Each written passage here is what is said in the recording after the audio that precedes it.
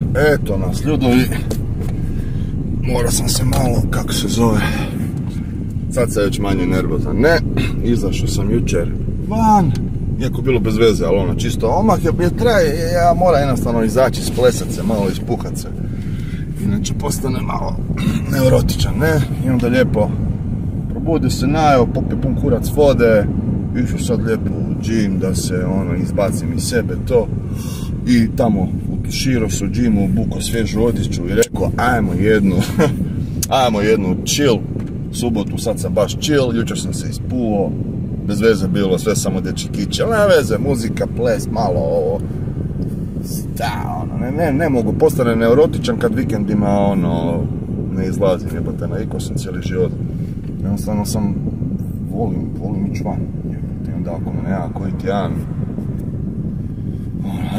ne slušam narodno, prezirem narodnjake i onda u Zagrebu nema niš za mene. I onda di sam išao na outpunkte. Evo sve muški, sve stranci, ne znam, bar malo sam izašao.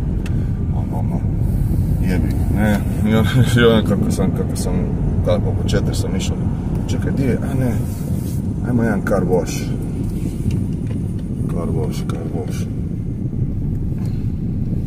Da, malo da ga, jer od prašine i ptice su srale po njemu, ajde, ono, baš da se dobro osjećam, pošto ja ako sad lijepo dobro osjećam, pogotovo nakon dobre gym sesije, da se ja auto dobro osjećam, malo da se sjaje, čisto ćemo ga malo, neću ga ići utrljavat, ono, jer nema ništa bez mikrofiber krpe, pravo pranje, ja ga napjenim, to je prvo je opično ispiranje, spere i onda pjene, nabijem, i onda ga, ali to zato idem po noći da nikom ne smetam u boksu, da nije gužno, da me ljudi čekaju dok ja trljam. I onda uzem mikrofiber, spužu, cijeli auto s rukom fizički sve proći. Inače, nikakvo to pranje, ništa.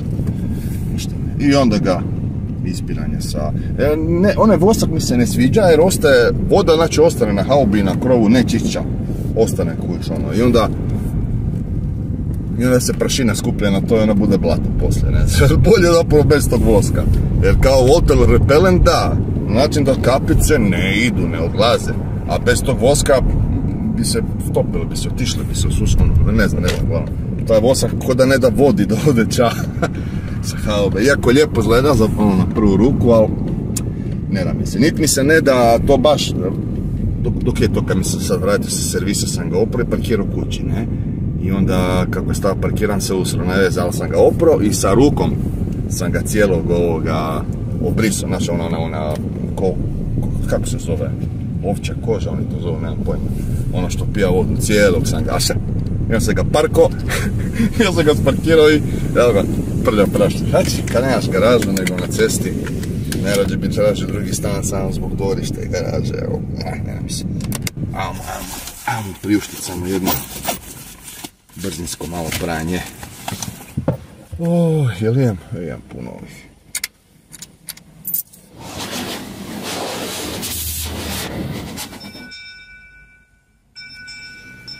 Luka!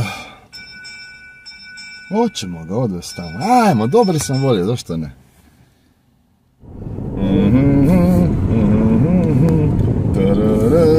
Ćemo upaliti, slušao bi si muzikicu, ali velim, pošto će ovo biti dugačak video bez edita, sigurno će svaku pjesmu uhvatiti ovaj YouTube-ov copyright algoritam i onda ću imat danima ću morat samo skidat. Šta je ovo tamo?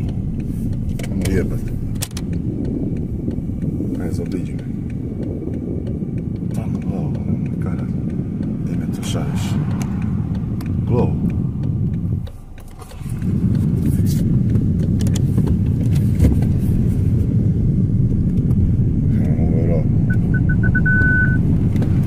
A dobro, ako je to cesta, ja si gledam koji kurac. Da, onda bi mi rima kao proces, kad mi, ako YouTube nađe da kao neku pjesmu, da je sve su pjesme copyrightane, ne? Ili šta je ovo? O, brate. Kad ja slušam Boltovu navigaciju.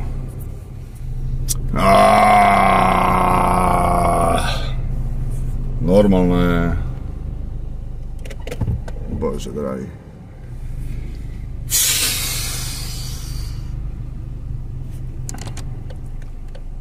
kad ja slušam Boltovu navigaciju. Ovoga. Šta sam ti ja reći?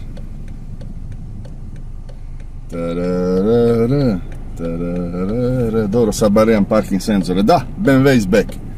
Dobio je zadnja dva nova zračna amortizera. Mislim, zamjenski, koliko?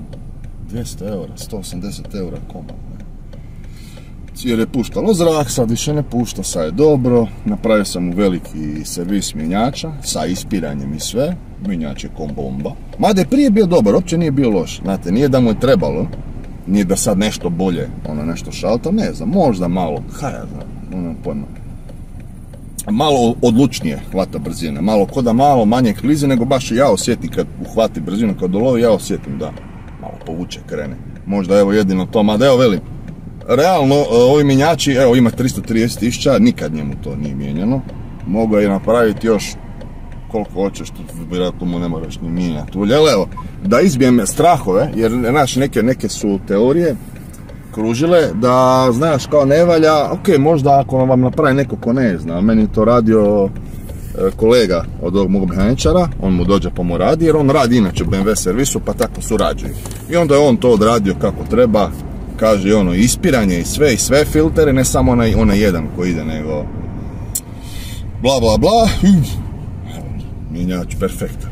Ali stvarno je dobar taj ZF8, eto, nikad njemu ulje nije mijenjano, 330, 340, koliko je, 1000 km, ne?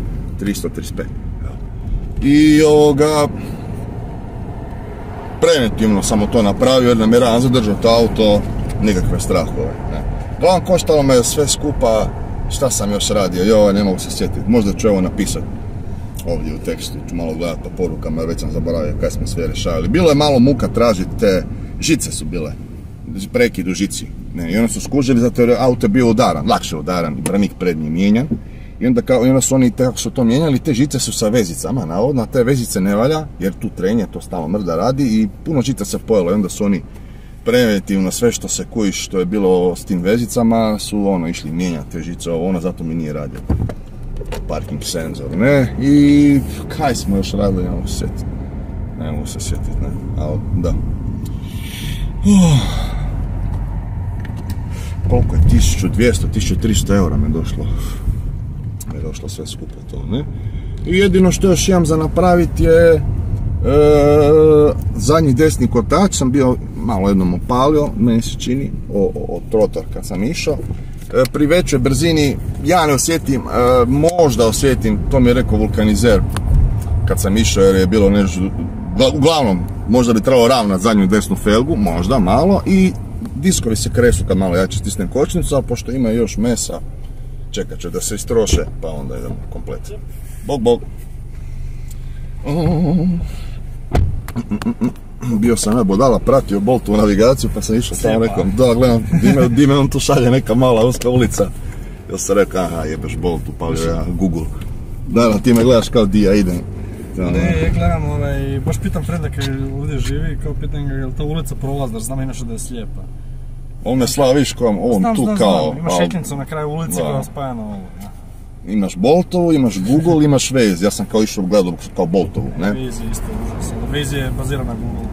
Da, samo ružnije sučelje to meni Google ima ljepši interfejs. Bolje community na Waze. Jedno to, imaš to kao zaustavljeno, policija, sve to, fora, finta, kamere, da. Svaka kamera označena. I samo što Waze preferira previše skretanja, kao da skratiš minutu, on će te slati da zaobiđeš neki semafor, a Google više voli da se držim glavne ravne ceste, pa meni isto to draže za vožnju, nego tako da. I sviđa mi se što mi nudi naš siva ruta, da, i samo jedno dugme, evo, i gledam i biram, a Waze je moram ovako napraviti, swajpat i onda stisnut na overview. Ne mogu se na to sučelje od Waze nikako naviknuti. 360 kamera može. Da, smeće je realno, ali evo, snimam za YouTube. Imam i GoPro, ali evo sad malo da se igram s njom za promjenu. A ne valja, desinkronizira se sam svoj audio sa videom. Pa kasnije gledam kako otvaram usta, nije sama se desinkronizira. Idi u kurac, baš mi daje posla kod edita. Ali mene mene je znalo, potom ne da Bog kad idem od Sesveta do mene tu, da stavim, gdje može se preko Novog Selca, ali stavim na Waze, onda me vuče kroz one uske ulice gdje ni ljudi koji žive tamo da nisu prošli. Da. Google se uvijek neko voli držati. Mada i on zna neke halucinirati, ali zna više od mene, definitivno. Da. Ma dobro, živim ja u Zagrebu, ali inače iz Pula, ne. Tu sam, čekao 4 godine sam ovdje. Kaj kvartal? Maksimir. Pa dobro. Ja većinom ovaj deo grada. Ma dobro, i ovo je, mislim, ja sam tamo iznad Maksimira, Donji Bukovac, taj džir. Ovo tu Dubrava, to je kao moj krug, ne, tu idem u teretanu ovdje, tamo Gym for you. Ovo je moj dio grada, manje više. Ma i sviđa mi se tu, ovako je, kućice su, nisu zgrade, ne volim zgrade, meni je ovo kao mirnije, nekako ljepše, kućice male. Sad ovaj potez do mene, samo kućice. Je to ono trokatnice zgrade. Ma da, to je to, ne, i ovo kad vidim nebodere, pa tamo ne možeš parkirati auto, i ovo, zamisli da tamo živiš i da imaš auto, i ono kad dođeš s posla, kružiš, tražiš, di ćeš mjao, pa ne bi tamo živio, biješ. Bio sam živio 2 godine kod mame u centru grada, u džamiji. Ajoj. A to, gledaj, to je za civili life, znaš, ko ima zašetat 500 metara do posla ili tramvajem, tako, ono, gradski ljudi, pješari, a ja sam dijete sa sela, odrastao u šumi, ja kad znam za sebe vozim motore, aute, nije za mene grad, centar, to ne mogu ja mrzim šetat. To je Kneza Višeslava, to je jednosmjerna ulica, sa parkingom, a pored su one srednje škole 4. I onda sad ekipa ide ostaviti djecu u školu, pa oni parkirati tamo. Nema šanse vidjeti naš parking. Predno će da se ljudi skupiti. Isus. No dobro, Dubrava, to je... Ma i kod mene isto mirno parkiram, ima ovih mjesta kod mene ispred kuće. Par auta jedan parkiram ispred kuće. To je okej. A opet blizu mi je sve manje više. Tik-tak, ono sam. Mada šta mi treba, imam sve tu, i Konzume, i Kauflanda, ja nemam šta ići osobno nikad u centar Zagreba, dok vozim taksi, ali ja ne idem nikad, osim kad idem van, kad idem kao van, ali što napravim, parkiram auto i tako sam sinoć, nije mi se dalo hodat do bunkera, jedno tamo ima, od bunkera, ja niš drugo, sad ću. I ja uzeo romobil, stavio ga u gepek, parko auto, na električni romobil, ispred bunkera zavezao ga, ne da mi se koliko mi treba, 8 minuta hodanja, 8 minuta. I evo da, ne da mi se, idem van, kujiš ono, hajpa sam, nema mi se hoda. Ja na romobil lištim. Jedine bunker radim pred ljetom. Da, pošto sve ostalo narodnjaci, ima cajki po gradu i to. Ovo je, klubove se prebačili na more ili ajmo reći vintage garden sad. Da, vintage je kafić koji će. Vintage je. I išao, ja sam uvijek išao vintage. Prije dok... Kad je bio dok nisu počeli za cigare. A to je užas. Prije par mjeseci je bilo. To je bilo super, kao ovako. Ja, sad više, nigdje pušenje. Jedno, pazi, na narodnjačke klubove to ne dira. Tamo i dalje si puši. Aj ti reci tamo čobanu, nemoj pušiti. Pa nema tamo i dalje. Ali tu Katran, Vintage, Bugalu, mjesta za normalne ljude, tamo nema više mislim, nije vlasnik to odredio, nego država zabranila, vlasnik bi dozvolio, njemu to ne smeta, ali evo... Tvornica Mali Pogon se smije. Di? Tvornica Mali Pogon. Ali to je samo kad su koncerti, to nije jedno... Da. Ali smisao Mali Pogon je unutra kafić generalno. I tad se smije unutra puštiti. Pa ne znam, nisam nikad bio tamo. Možda sam jednom bio kad je bio neki ala, ali... Da, to je koncertna hala. Ja volim ići ono klasika, Saturday the Night, neki klub, nešto. Eto, Vintage i Katran je meni bilo 1-2, kako? Jedan tjedan vamo, jedan tjedan tamo, to je bilo to. Katran se isto ne smije. Da, ne smije. Mislim, ne smije se, još od prije 15 godina su donijeli zakon da se ne smije, nego su sad uleteli svima, ispisali kazne i ovi se boje, ali narodnjački klubovi se ne boje. Tamo pa ja sam ušao sam ono iz očaja, mislim imao, ajmo u Platinum jer mi je na putu za doma, ne? Ne da se puši, nego pepeljaru dobiješ, no normalno. Amen jeboj. Na primjer saks. Evo. U saksu, okej, ne volim baš tu ekipu, ali... Ništa, nikad ne znam šta je saks. Klub glazbenika u Hrvatskoj. Da, nisam ja tati. Ali ono, dobiš kapi za sokiće kao... Lijepi sokić, a? A da, kao one njihove staklenke. Da, znaš šta, ne smijemo staviti pepeljare, jer ako dođe inspekcija, aha, imate pepeljare. I onda svi stavljaju tanjuriće, ovo naš ono kao, da.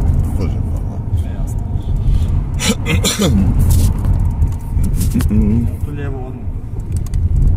Odmah s tu vrata, lijevo sam.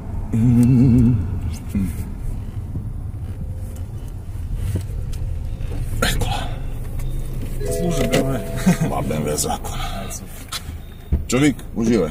Uživaj. Ugodno već. Bog, bog.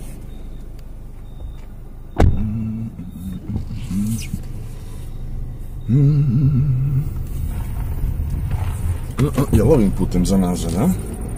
Ajmo reći da je.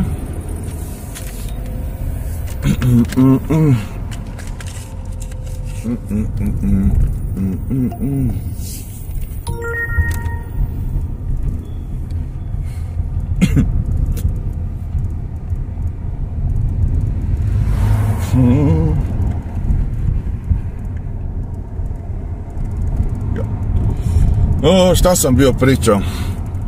Da, na BMW-za. Ej, još jedna zanimljiva stvar. Zove me neki jedan majstor da koliko sam platio uvoz onog drugog BMW-a. Ja sam rekao 2 soma ravno me došlo.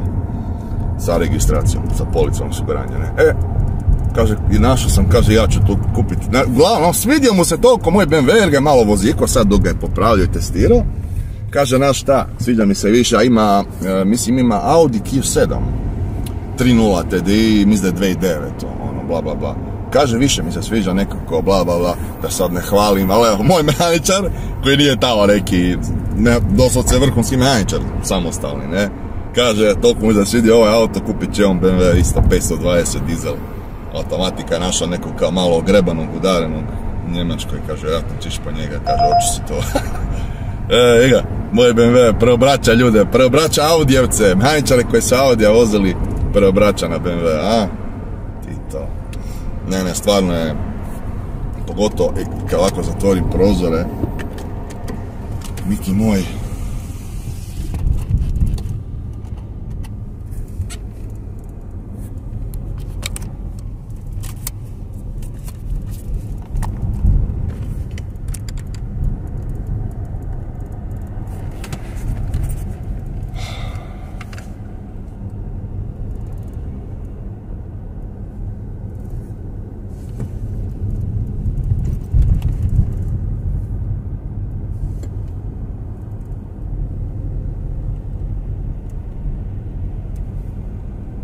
stvarno ga je lijepo vozit, baš je lijepo njemu biti. Ne znam kako pisati, glavno dobar mi je auto, eto, to je to, super mi je auto, ne može se mjeriti sa ovim Astrama i Meganima što sam, i onim C5 što sam vozio ovih zadnjih par videa, malo za promjenu, ne. Nema priče jednostavno, ovo je, baš je milina za vozit, ali, sigurno se sviđa, fakat sigurno se sviđa, imam mu staro, zato sam kupio još jednu kao poklon mom ocu, ne, jer je bio isto, kako dobar, bolje od Passata, bla bla bla bla, i ja naletio tamo na oglas, rekao, ajde da ja kupim tati nešto jednom u životu za što me donio na ovaj svijet, no.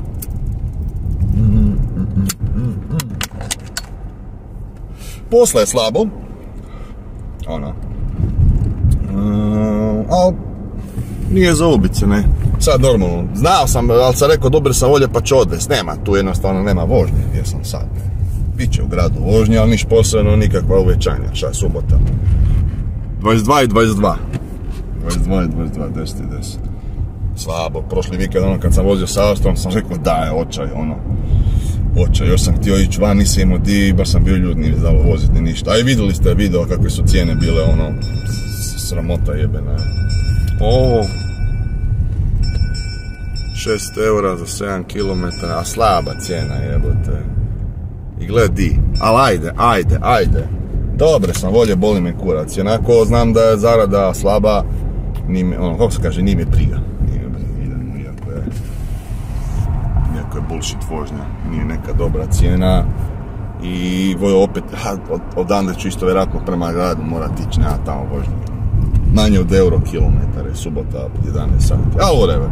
Nego šta sam htio bi reći, kao slabo. Ovako, znači ono što sam vozio ono videu, ono petak, ono pa je bila, šta kaže?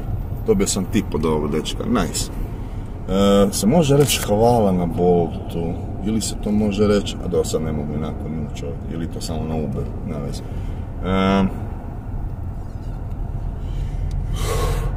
Šta sam htio reći? Da, znači 16... Daj da ugasim Uber, da ne... Bez veze.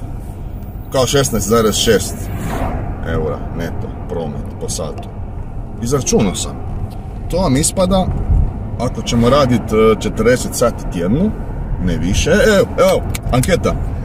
Jer me baš zanima, jer ono, ok, čitam ja na internetu tamo pa kažu plaće, ono, prosječne, ne znam ja, 1500, ali u Konzumu 900. Evo, pišite u komentarima, ono, na poslu gdje radite, za koliko sati tjedno, koji fond sati tjedno da radite i koja vam je mjesečna plaća. Ono, na primjer, radim 40 ili 48 sati tjedno u prosjeku i mjesečna plaća mi je 1500, 1600, koliko već me plaća i koji posao radite. Evo, baš me zanima.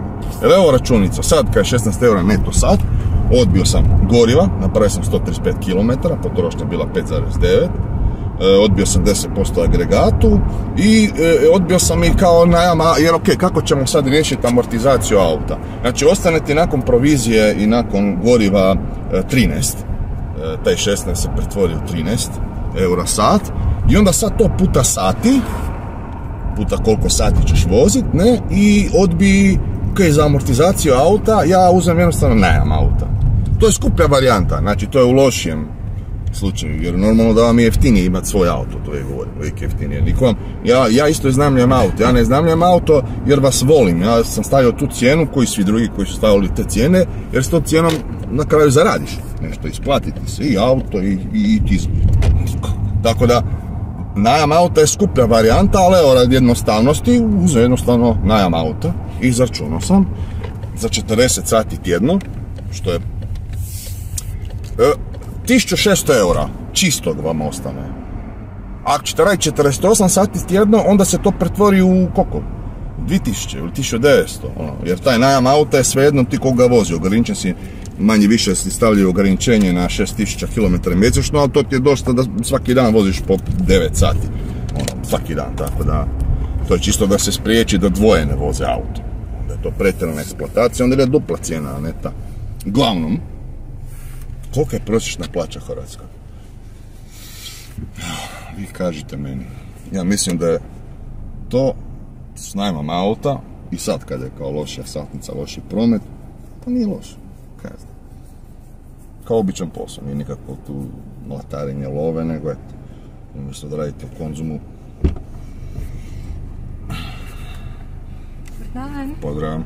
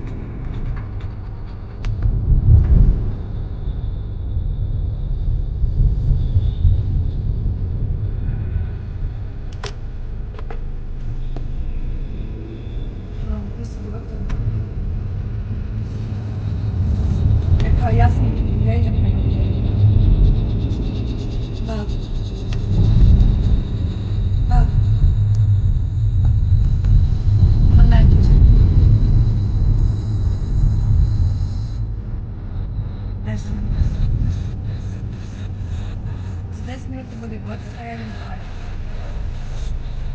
Kada mogu onda javiti ove kad se nalazim sasvim. Ajmo.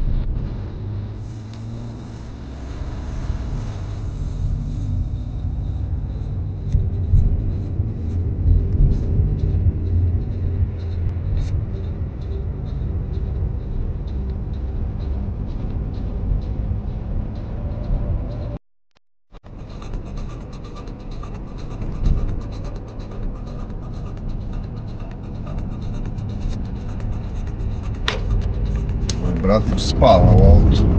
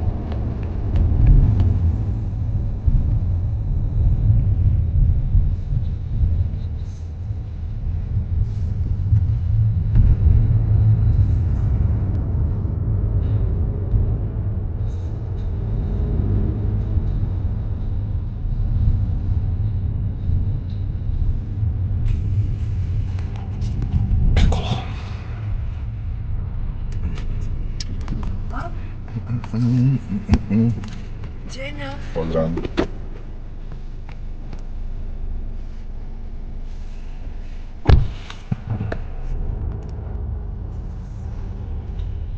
E sad, isto bez veze vožnje jer ćemo za nazad voziti prazni.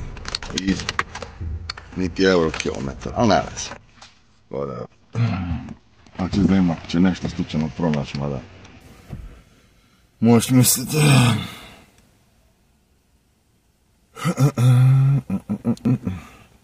Mada, nema tu ništa. Idemo prazni za nazad, whatever. Joj, ne mogu muziku puštat. Mislim, mogu, ali... I to znate šta je problem? Okej. Nek traje danima, jednom po jednu pjesmu i da YouTube-u da kao obriše. Nego ne se desi, ako imaš previše toga, YouTube ti kaže nije više dostupno. Ne skuži da previše mu uzimaš ovoga procesorske moći njihovih servera, da oni obrađuju miču kao audio tu muziku iz te pjesme, pa da više nije copyrightano, ne? I onda samo kažu nema više mogućnost, tehničke mogućnosti za brisanje audio, nego možeš samo mutirati cijeli klip. Ako hoćeš, možeš mutirati. Ili obrisati. Ja, rekao, ajde, bar će to brže trajati, bar će naš, pošto sad ne radi da kao samo miče taj audio. Ne, i što loše napravi, bude onako, nešto se čuje, ali ej, barem može ići video da nije klejman, ne. I opet isto može, ajde, mutaj sve, ili izreži klip. I opet cijeli dan, 24 sata, traje procesing tog jednog. I onda, a imaš tu ti se nareda tokom videa, tokom noći, kako pušta muziku, 50 pjesmi u loji. Naš listu od 50. I moraš na jednu po jednu, stisneš jednu i onda čekaš procesing od YouTube-a pozitivno, koji može trajati 2-4 sata, pa do 6, 12, 24. Jednom je znalo zapet 2 dana. Remember da samo stealing proces. Tako da je muka Isusova sa tom fucking muzom. A evo, vi meni kažete, ma nema, jednostavno ne postoji muzika koja je dobra, da nije copyrightana. Svaka muzika koja je dobra, koja je organski možeš ponijeti, ono, dobra je, normalno da je copyrightao autor tu pjesmu. I ona fuck it. Jevi ga. I ovo na radiju što slušam čisto vjerojatno hvatat. Whatever. A ne da mi se podcaste slušati. Šta znam, nije me bolje. Ne da mi se. Spavat će podcast.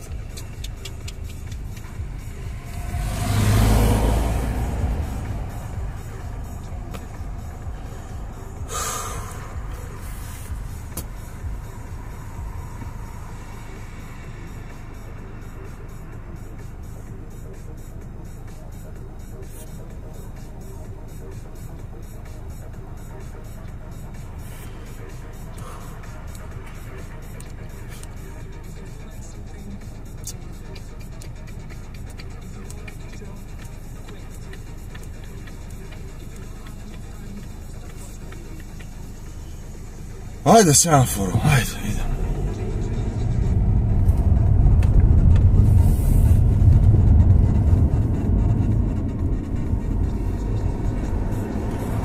Ba ne, da uopće pokušavam tražiti necopyrightan music, nemoguće.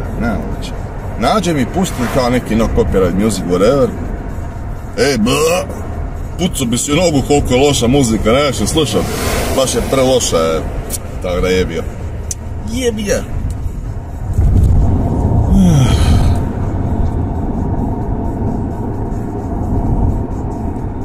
Jedino da stavim...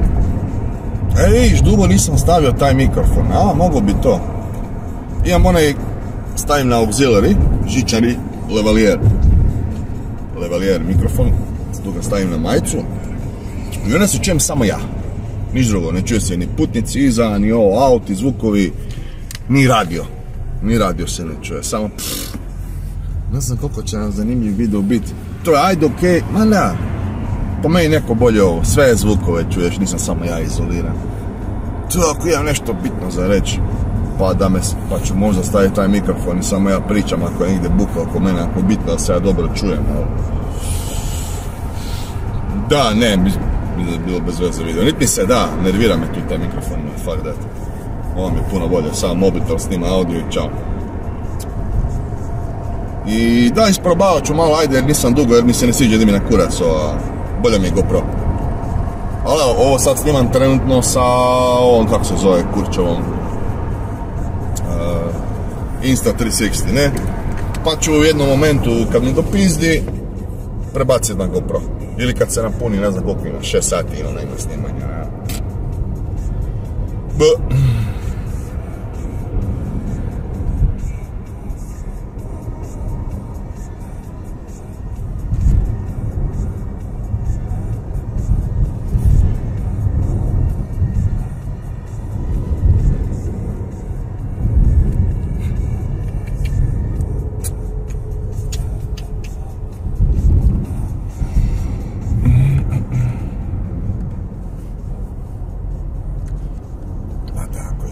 Bez veze, nemam pojma.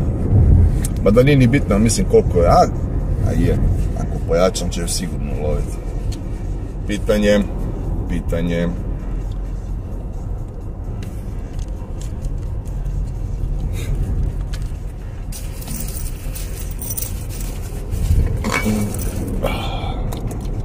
Majne sok.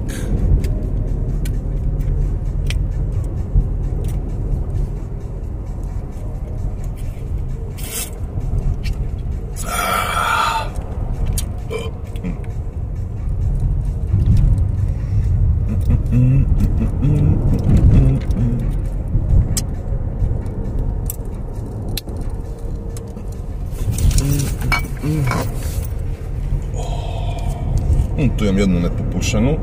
Šteta je to bacit. Sad ćemo to.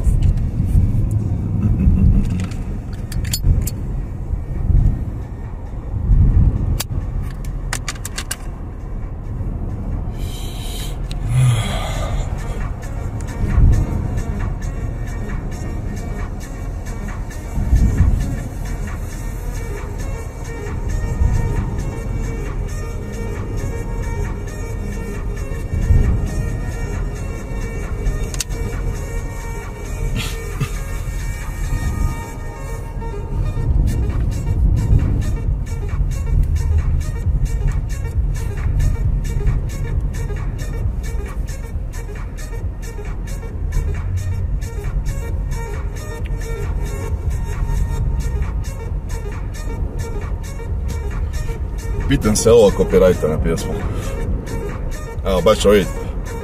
Na kraju kad pljujem na YouTube, da li ću ju klepiti, ili ću ju ono brisat, ne? Ili ćete čuti ovo. Gledaj, dobar bit. Čim je dobar bit, normalno ne copyrightama. Ali ajde, ne loviš svaku pjesmu. I ovisi nekad koliko dugo ju koristiš, nekad hoće, nekad neće, šta ja znam, ne. Ali recimo, evo, onaj video, jučer koji sam objavio, samo jednu pjesmu je prepoznao. Od Madone, ja ono, kad je Madonna bila, nema pojma, na radiju, nisam niti ni čuo. Ali evo, neke pjesme su ekstra osjetljive, takvi ti ultra popularni šupci, samo nek 5 sekundi nađe dio slučajno te pjesme, odmah. Tu sam se stisnuo briši, to je za par sati je brisao i fuck off, jedina koju je lovio, ne?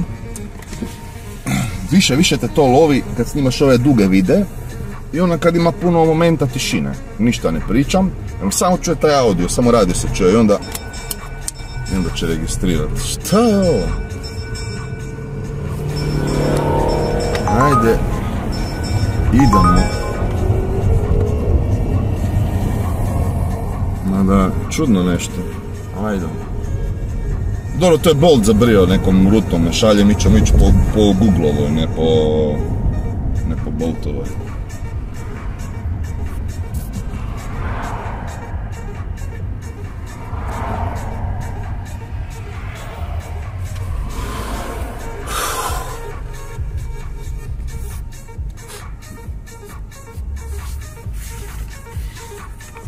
Uzet ću poslije malo krpicu i vode i ispraznit pepeljaru. Evo vidi tamo, ne mogu tu staviti.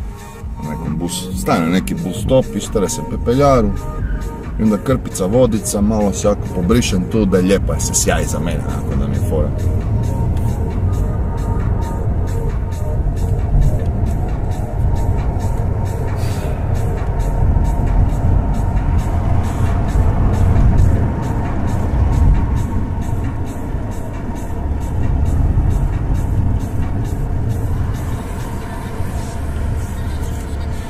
Ćemo vrtit malo GoPro ovu kameru, ajmo da nije uvijek isti smjer, evo malo ovako.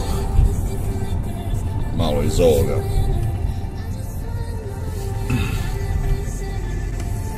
Tako, bez veze, da gledate moj čubuk kako sam ružan. Tu se reže, di se reže, ovdje reže. Nada.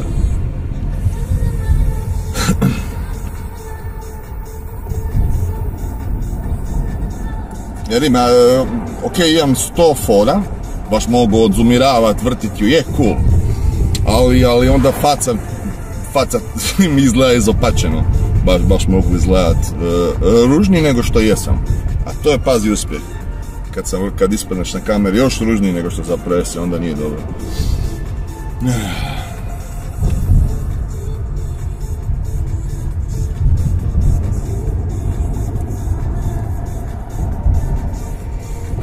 Filipa.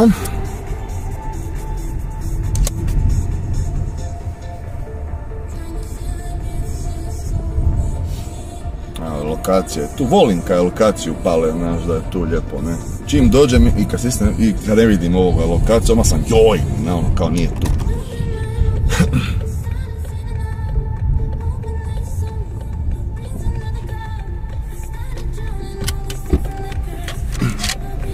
Obo, samo da istresim pepeljaru kad sam tu.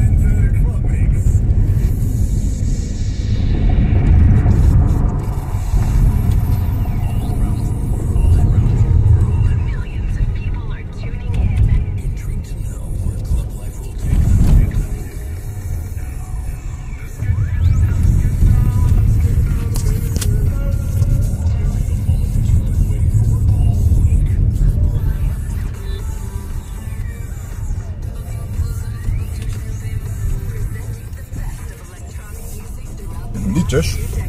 Možeš mi to ostaviti.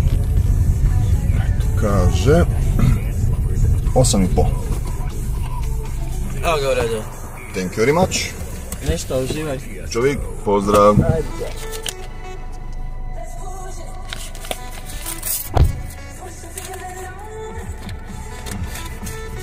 Jebi ga. Ipak je, kada ovako vozim BMW-a, bolja bakša.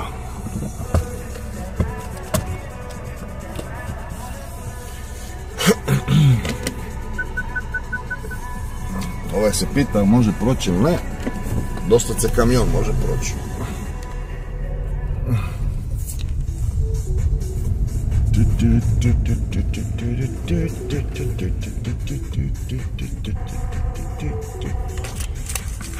Jebote, ova klima tako ledi. Grlo me pecka, čeče, moram smanjiti. Idemo na prozore, baš je lijepo sa neki povjetarac vani. Fino, a bilo je ovih dana i danas isto. Vruće je stvarno dobro, ovih dana zapravo spavam po danu, jebote. Da, hoće. Ovu pjesmu znam da će lovit copyright, tako da ću gasiti. Nek bude blažena tišina. I, mrtvilo. U centru smo ne zvoni niš, katastrofa. Tu ćemo stati, čekat vožnju.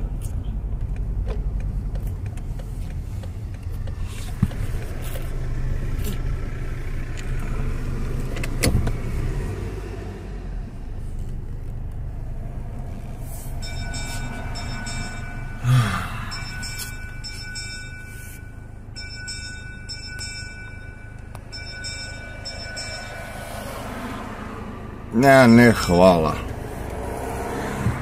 Ne da mi se u Dubravu opet tamo ići. Mrtvo je, ne da mi se.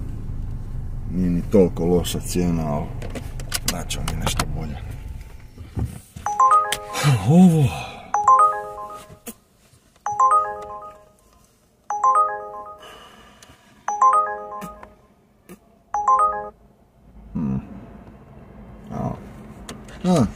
Not great, not terrible. Treba sam i prihvatiti, ali.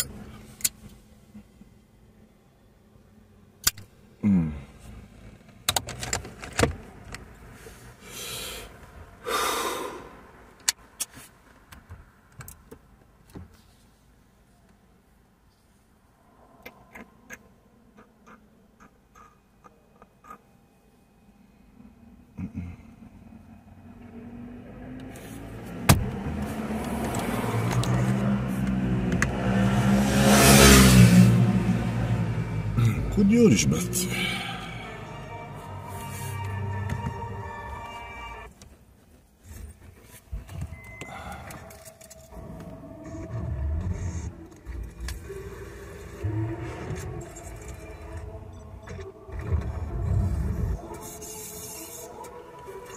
Royalty free radio.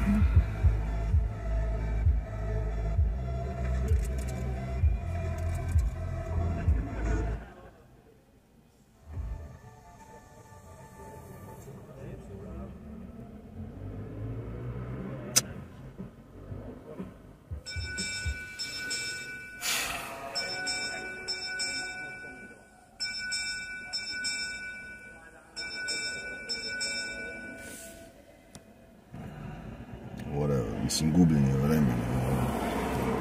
Ali whatever.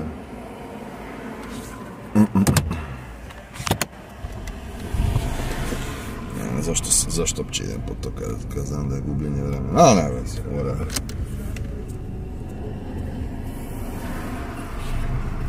Dobre sam volje, pa ajmo. Ali velim, gubljenje vremena. Ovo je šta za 3 eura? Ići po njega, šta je ovo? Ići po njega 3-4 minute i vozit ga koliko minuta za 3 eura.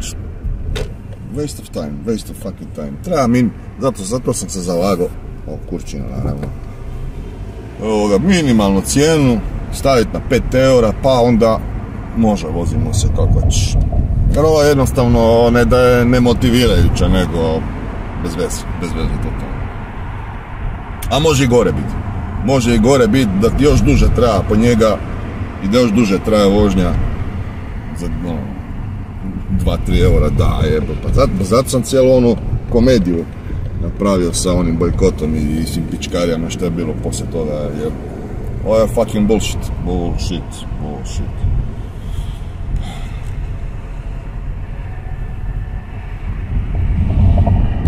To je smeće.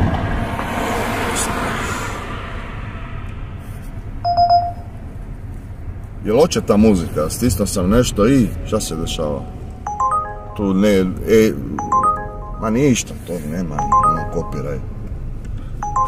Viš paket, a da, 10 minuta od mene paket. Ništa radio.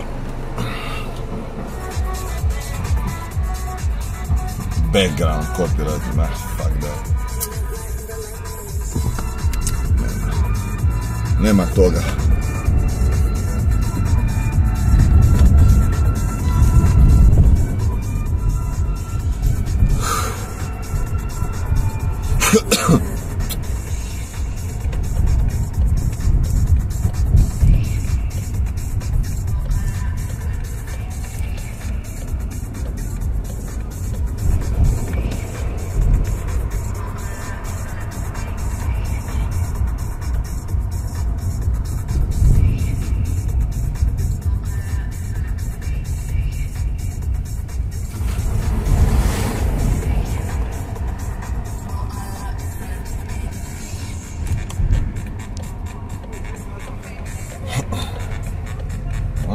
To je on.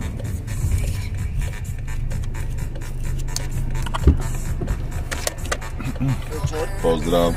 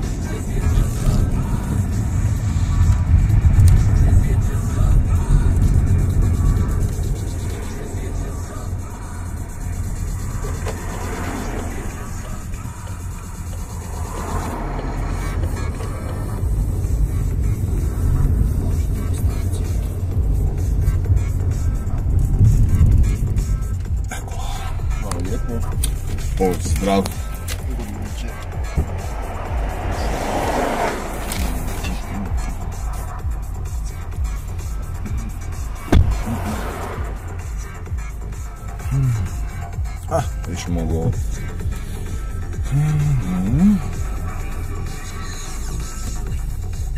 Ajmo šamo čekat dalje.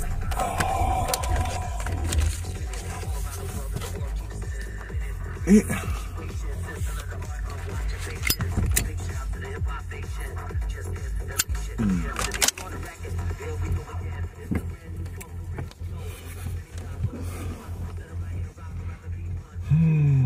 Da onda neki podcast opičim.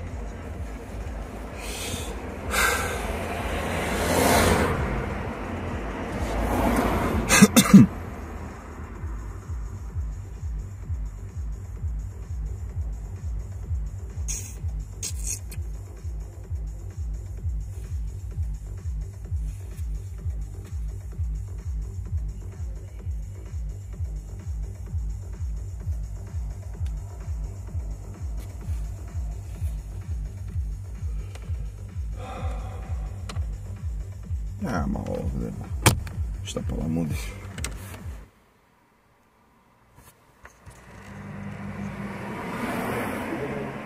Professor of Neurobiology and Ophthalmology at Stanford School of Medicine. My guest today is Alan Aragon. Alan Aragon is one of the most influential and respected figures in the fields of fitness and nutrition, alcohol, collagen, and more. Alan also explains how to determine your actual protein needs. Like all the discussion nowadays about protein, there's still a lot of confusion about this actually. He covers the real science on meal timing, protein and carbohydrate intake relative to your training, how women's hormone cycles impact their training and nutrition needs, eating and training for body composition changes for everyone. There is just so much advice and information online, but also in the peer-reviewed literature on nutrition and fitness nowadays, which makes it very challenging for anyone seeking to understand and implement what really matters toward their fitness and body composition goals. If ever there was a voice of practical reason who was grounded in the peer-reviewed data, but who was also willing to acknowledge individual differences and preferences when it comes to fitness and nutrition, it's Alan Aragon. And today he shares that information with us, and he also makes it clear and actionable as to what really works. Thanks to Alan, by the end of today's episode, you will be armed with the latest and best knowledge on nutrition and fitness that you can apply. And now for my discussion with Alan Aragon. Alan Aragon, welcome. Andrew, it is awesome to be here. Like, literally awesome. It's no exaggeration. This is, I'm super stoked. Thank you for having me on the show. Yeah, well, I've learned a ton from you through our online correspondence, and we've met once before in person. Let's get down to some important topics that are very actionable, because this is what I love so much about your work. It clarifies so much of the confusion that exists out there. I think this is really one of the signatures of your work, is that it clarifies. Let's start off with something that many people have heard, which is that we can only assimilate 30 grams of protein per meal. And the simple question is, what constitutes a meal? Like if I eat 30 grams of protein and an hour later I eat 30 grams of protein, did I just eat 2 meals? Can I assimilate 30 grams in each? And can I assimilate more than 30 grams of protein under certain circumstances? So what's the deal with this protein assimilation? Okay, well, you elucidated one of the issues right in the question. It's like, are we talking about isolated, quickly digested protein, or are we talking about a slower digesting protein, or are we talking about any one of those within the context of a mixed macronutrient meal with carbohydrate, fat, fiber?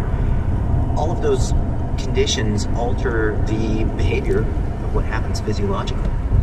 And so the origin of the whole 25 grams of protein max is all you can use is the confusion of the two separate concepts. So there is digestion and utilization at the kind of entire body level, where protein has various metabolic fates for various systems, and just various homeostatic needs of the body. And then there is the specific phenomenon of the muscle anabolic response, or muscle protein synthesis. So we have to separate, okay, digestion and absorption in general, or muscle protein synthesis. So the 25, 30 gram cutoff, it's usually listed, like some people say 20, that refers specifically to muscle protein synthesis, where there seems to be a plateau at 25-ish, 30-ish grams. And we thought this all the way until, gosh, from the late 90s, early 2000s, all the way up till 2016-ish or so. 2016, when McNaughton and colleagues compared 20 grams of protein versus 40 grams of protein, but instead of doing what previous researchers did with the training bouts being very low volume, like 8 to 12 sets, you know, a couple different leg exercises, you know, leg extensions, leg presses, 12 sets total, and then you assess the muscle protein synthetic response to the protein dose. What McNaughton and colleagues did, they hit the subjects with a 24-ish set regimen full body. So it was a little bit more ecologically valid in the sense that they tried to mirror what goes on in the real world with training regimens with people who are trying to build muscle and really elicit this anabolic response. So when they ran this experiment and they compared 20 versus 40 grams of protein, the 40 grams of protein actually had a greater muscle protein synthesis response than the 20 grams. And it took us all the way to 2016 to figure that out. And then a series of studies just kind of progressed from there and proceeded to kind of debunk this idea that muscle protein synthesis plateaus at 20, 25 grams. But now, and there's some interesting recent studies on that as well, up to 100 grams. That's exactly the study I was going to bring up. That's by John Tromlin and colleagues, where they compared a 25 gram dose with a 100 gram dose post-exercise. They used a slow digesting protein. They used milk protein, which is 80% casein, which is a slow digesting 20% whey, which is fast. So mostly a slow digesting protein. And there was significantly greater muscle protein synthesis with the 100 gram dose compared to the 25 gram dose. But my big issue with that study is they really, really needed to include an intermediate dose to see whether there would have been a plateau in MPS with something like, let's say, 40 or 50 grams.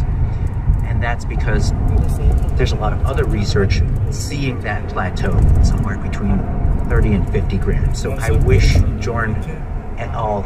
Included an intermediate dose of that. Maybe a future study. Let me just pause you for a second and ask a couple of questions. Sure. If you can give an across-the-board recommendation of how much protein people should consume post-resistance training, let's just leave cardiovascular training separately for the moment. Post-resistance training, what would that number be? Would it be 20, 30, 50, or 100? Should it scale with body weight? And how long after training should one consume that protein if the goal is muscle protein synthesis? To maximize muscle protein synthesis, regardless of whether it's post-exercise, and MPS will be larger with the protein dosing post-exercise than at resting or fasting. To maximize MPS, we really haven't seen doses beyond 50-ish grams, 30 or so to 50. My colleague Brad Schoenfeld and I, we scoured the literature and we wrote this paper on what is the maximum anabolic dose of protein per meal for the goal of muscle building. And we boiled it down to somewhere between 0.4 to roughly 0.6 grams per kilogram of body weight. And so in freedom units, we're talking 0.2 to 0.25 grams per pound. And that is what appears to max out muscle protein synthesis. 0.2 to 0.5 grams. 0.2 to 0.25. 0.25. Yes. Okay. Yeah, so like about a quarter of your body weight in pounds if you're looking at grams of protein to maximize per muscle protein. Yes, per meal. Okay, sorry, because I think many people, including myself, are going to say, okay, But this is only in the meal post workout. I mean, I wake up in the morning and I try to work out before I eat because I like to do that. Sometimes I'll have a little bit of protein, but let's assume two conditions just for simplicity.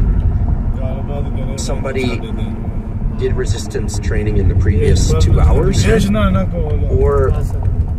they're trying to evaluate how much protein to eat at that meal in order to maximize muscle protein synthesis, or they're eating a meal separate on a day they're not resistance training, right? And then that's just kind of a generic example of a meal that doesn't follow resistance training in the window of 2 hours or so. How much protein should be consumed at these two different meals? The answer to that is so weird, Andrew, honestly. Really? Why does it have to be so weird? Freaking weird, and it's complicated. That's because... Okay, so if we go all the way back to 2003, 2004, and then we walk forward 20 years. So John Ivey and Robert Portman put out this book called Nutrient Timing, and they focused on this narrow post-exercise window of opportunity, they called it. So the anabolic window.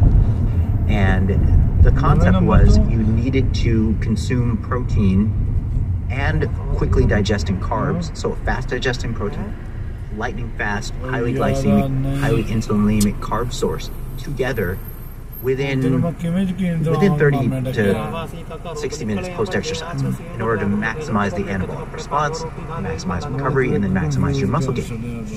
So that was their hypothesis. This was all based on subjects who were training after an overnight fast. And so what happens when you consume a meal pre-exercise, or at any point, let's say, in a regular old mixed meal, medium size, the anabolic / anti-catabolic effect of that meal is going to last anywhere from 3 to 6 hours, depending on the size of the meal. So when you're somebody whose goal it is, of all the other goals, is to gain muscle at the quickest rate possible, you're almost never going to train fast. Exercise meal at some point, at least a couple hours pre-exercise.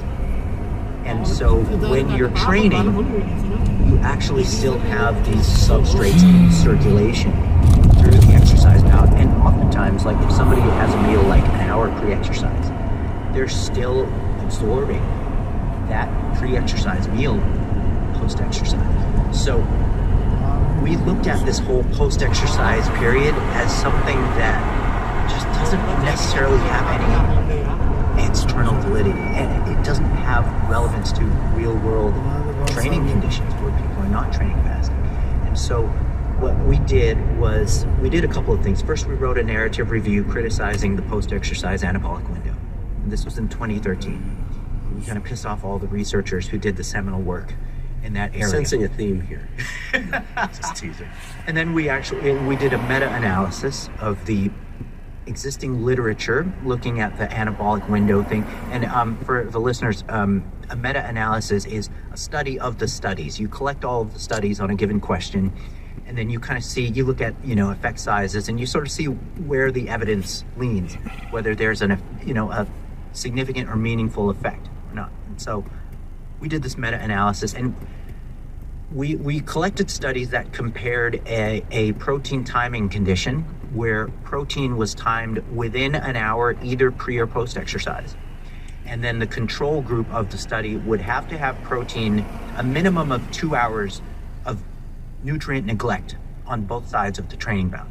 So we collected all the studies that compared these conditions. And we had a brilliant stats guy, James Krieger. He ran the regression analysis, and essentially we found that as long as total daily protein was about 1.66, 1.7 grams per kilogram of body weight, so about 0.7 grams per pound, as long as total daily protein was at that or more, then the timing relative to the training bout didn't make a difference. This is important for people to hear, because what this translates to in my ears is a very simple takeaway, which is that you don't need to obsess about the post-training anabolic window, especially if you're eating prior to training. Yes. Because you have nutrients circulating. Now, if you eat your last bite of food at 8 p.m. and you wake up at 7 a.m. and you're training at 10 a.m., then perhaps by the time you finish your leg workout or whatever resistance training workout, you want to prioritize getting some protein and other nutrients into your system. What you're saying basically, it's so logical now that I hear it, which is that you have nutrients circulating in your body and stored in your glycogen, and so you're pulling from a reservoir. Fasted doesn't necessarily mean starving. General rule of thumb, if you're burping your pre-exercise meal towards the end of your workout, then you don't need to run towards this. This is why I don't like to ingest anything prior to training. Okay. Besides caffeine, electrolytes, and water. The reason why there's a weird and complex answer to this is like a single resistance training bout causes this sort of, this interesting cascade of things where muscle protein synthesis will peak 24 hours after the resistance training bout. And it'll take as long as 48 to 72 hours to kind of come down to baseline levels to where you had not done the resistance training bout. So the anabolic window is actually not hours, but days. So it's more a matter of making sure you are consuming, well, first in the order of importance is total daily protein. So there's this hierarchy of importance. If you get total daily protein right, then the timing of the constituent doses of the total are just a distant secondary concern. Even if it's only distributed across 2 meals, then let's say I train in the morning, and maybe I have some caffeine and a scoop of a protein shake for like some whey protein, maybe a few almonds to slow digestion down, whatever. Train, and then I don't get to eat until 3 p.m. I only train for an hour. Let's say, and then at 3 p.m. I have a little bit of chicken breast and a salad, maybe a slice of bread because I'm on the fly. And then that night I get home and I'm hungry and I eat 2 ribeye steaks. I'm exaggerating here. I'd like to. Those 2 ribeye steaks probably give you 75 or even 100 grams of protein and a bunch of other things too. Can you use all of that for muscle protein synthesis? The short answer is yes. The nuanced answer is, let me tell you about a couple studies. Okay. Well, as you do that, but let me ask you a little differently. Not to shut down the emphasis on studies, because that's why you're here. But is there anything wrong with consuming a high or very high protein meal every once in a while? Especially if you're not eating much or consuming much protein throughout the day. And the reason I ask this is for practical reasons. Many people find it difficult to distribute their protein evenly through the day. Many people also find it difficult to get enough protein in the middle of the day meals or the morning meals. It can be done, and I know people will say, well, you have some eggs and some protein. There are ways to do it, sure. But at least in this country, most people tend to emphasize dinner as their largest meal, for better or worse. And you can usually order high quality, high protein foods at a restaurant, like steak, chicken breast, fish, etc. So a lot of people stack their protein heavily towards the end of the day. Assuming caloric load is appropriate, etc., is there anything fundamentally wrong or bad about doing that from the perspective of body composition and health? I would say no. And then there's levels to it, right? Like what population are we looking at? Are we looking at guys who are trying to win a national competition in bodybuilding, for example? No, we're talking about men and women, teens up to 75 years old, who are trying to be fit by doing a combination of resistance training and hopefully some cardiovascular training as well, trying to get their steps in. We're talking about the general population, not somebody who's trying to win a physique competition or what. Okay, so generally no, and I want to qualify that a little bit. So my colleagues and I did a study testing out this anabolic window thing. This was in 2014, where we tested immediate pre-exercise 25 grams of whey protein versus immediate post-exercise 25 grams of whey protein. We ran the experiment for 10 weeks. Yeah, 8 or 10, probably 10. And there was no significant advantage of either condition. So, and our thinking was, look, everybody's harping about this post-exercise anabolic window. So, it really, if there is this opportunity to consume nutrients at prime time to feed the hungry muscles, then you would want to focus on availability of nutrients in circulation and not when you actually consume the nutrients, because there's this time course for them for the nutrients to peak in circulation. It's usually somewhere between 1 and 2 hours after you ingest the stuff. So how about we consume protein immediately pre, and then it'll be peaking in the blood like an hour-ish later, and then you'll be right in the anabolic window. So we didn't see any advantage to the immediate pre-protein versus the immediate post-protein. That was in 2014. So fast forward to 2024-ish, 23, 24.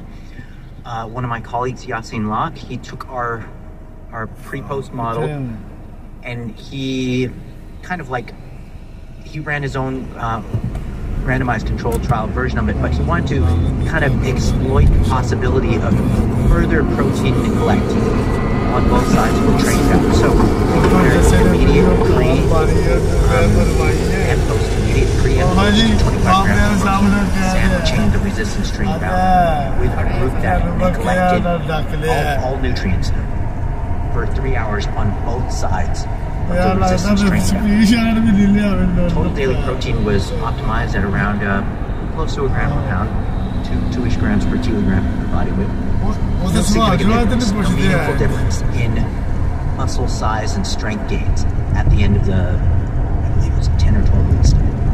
That's very reassuring to me. I mean, because I have a busy schedule as many people, and sometimes I'm a little hungry before I train, and I'll want a scoop of protein powder, and I'll think, oh, it's better. We'll talk about whether or not it's better to train fasted for all sorts of reasons. Sometimes people don't like to train fasted.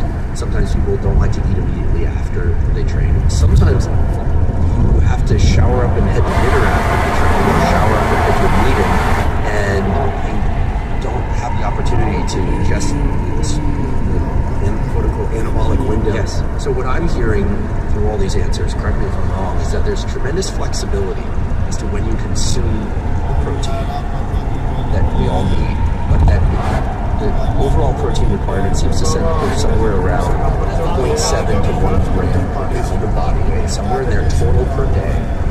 If the amount in a given meal is a bit higher than 20 or 30 grams, you're fine. If it's a bit lower, you're probably fine. But the thing that also everyone needs to find, that most people don't talk about, is distinguishing between what's in circulation versus when you ingest something. We love to think that we drink 30 grams of protein or eat the chicken breast or the piece of steak or have the eggs, and suddenly those amino acids are available. And it makes so much more rational sense now that you describe it, that eating first makes those amino acids available for the muscles a couple hours later. And we just don't learn about it that way, so I'm very grateful that you're bringing it up that way. I realize we could probably drill into protein requirements ad nauseum. But think about it this way. The way I like to put it is total daily protein is the cake.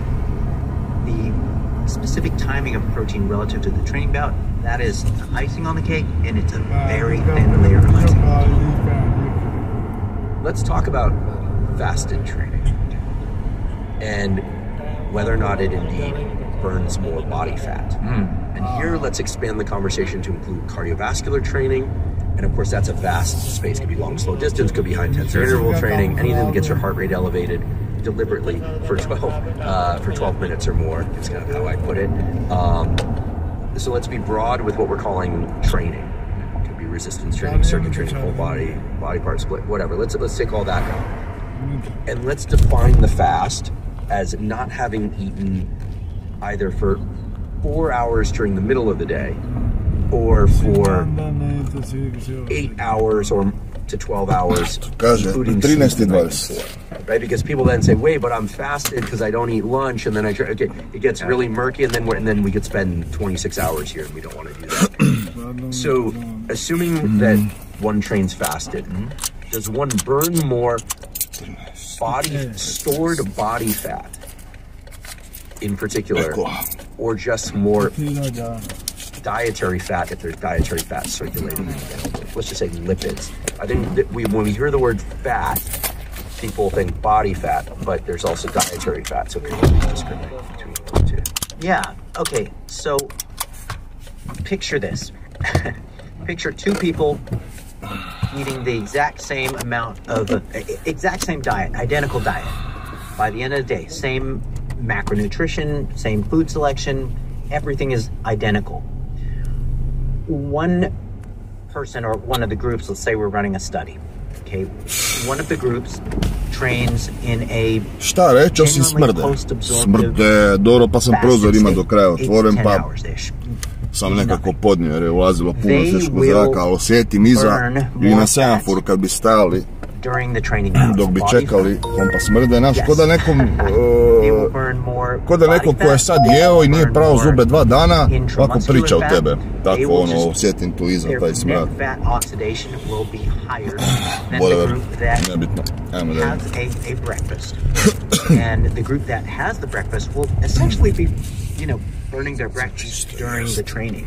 So, yes, during the training, there is greater fat burning in the fasted group. But once again, we're looking at two groups who are consuming the exact same diet. So, the group who consume their breakfast is going to consume... Jednostavno presporo, previše, daj pređi na stvar, kaži da, to je tako, ali kasnije ćemo, finese neke, nego da, to je to, da, ovo treba tako, da, to treba tako. Okej, i onda kasnije se vrati, nego on sve... Znači ovdje, to je pitanje i to je, ovdje je odgovor na pitanje, ovo.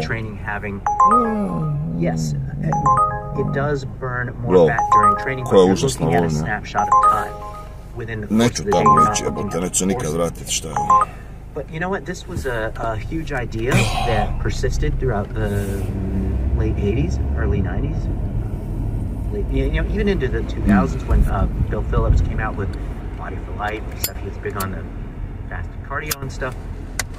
And so this kind of lore is really cool if you know scientists who are able to rope you in and help you, investigate this stuff. So.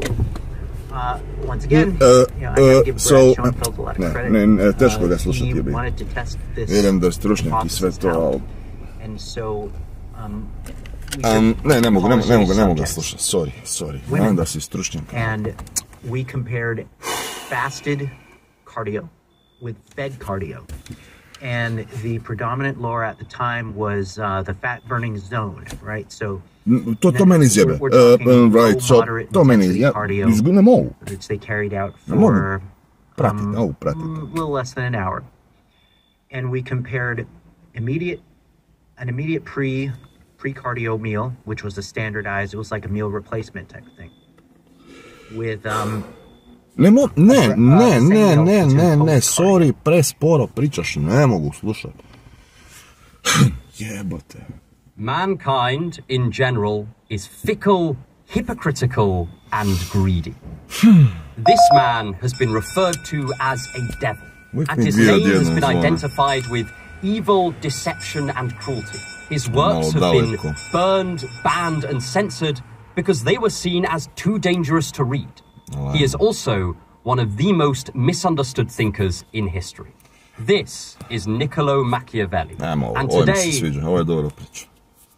I wanted to talk about the science of willpower, habits, motivation, some of the busiest topics at the moment. Why do you think this is such a popular area of discussion for people on the internet? I'm really happy that it's a popular area of discussion on the internet. The internet has plenty of stuff on there that just junk. Most of my stuff, for example, what am I really mostly about? Vanity, it sucks. But it's really awesome that so many people, at least by search volume, seem to be interested in motivation and habits and willpower, because that tells me that people are doing two things. One, recognizing that they want success or to achieve some goals. And two is recognizing that their motivational structure is a potential limiting factor to that success. And so if you're like, things in the outside world are important, and I'm going to try to architect myself to be better at them, man, like that really is a great thing and really does set you up for a significant amount of more success than you would if you never asked the question of like, how do I get maximally motivated? And you just kind of assumed that you at like whatever motivation level. We're going to take a look at his controversial recommendations for rulers.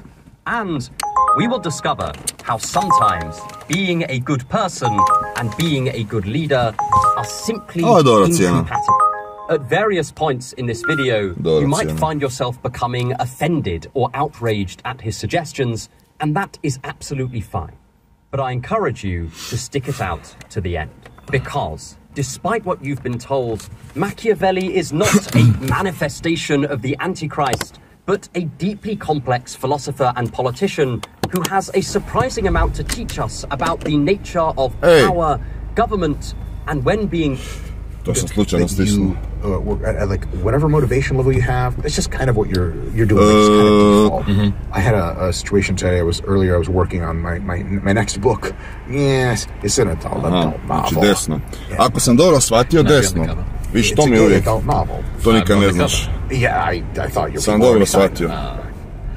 Je, dobro. Tako često, kad se tek pokrene navigacija, ona ne zna. Ne koristi giroskop i kompas, nego samo koristi zadnju pređenu distancu da te orijentira, ne? Šeta, volio bi da ima opcijama postavke Google karte i to. Da, ne, koristi kompas kao orijentaciju, ako ću mobitel koristiti ovako za navigaciju i kad gleda tamo, di god gleda, tamo gleda auto, ne? Nemate opcije, nego se bazira cijela ta navigacija samo po GPS-u ili ti ga po pređenom, šta koliko si prešao. I onda po tom on skuži kojim smjeru ideš. Ovo, giroskop, kompas, što ima sve te senzore, mobitel, navigacija, nažalost, baš i ne koristi. Šteta, barem opciju, daj opciju, to je jednostavno.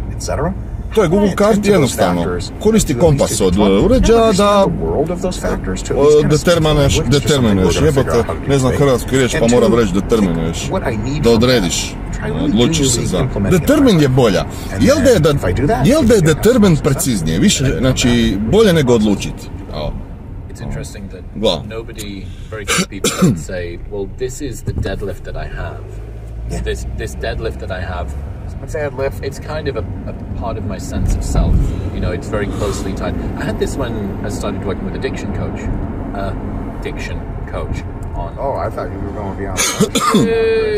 What for, bro? You're like, what not for, man? Austin rips you off. Slinging it. When I started working with my speech coach, Miles,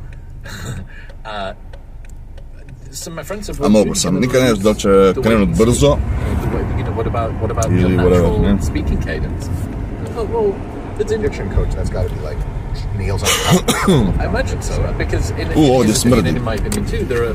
Jel da? Ovo je onaj kvart koji smrdi, ako se ne varam. To make words come out of your faces. In the same way as you saying, hey, you're a saxophone player or a singer, and you started working with a teacher, but what about your natural way? It's like, my natural way of playing the saxophone fucking sucks.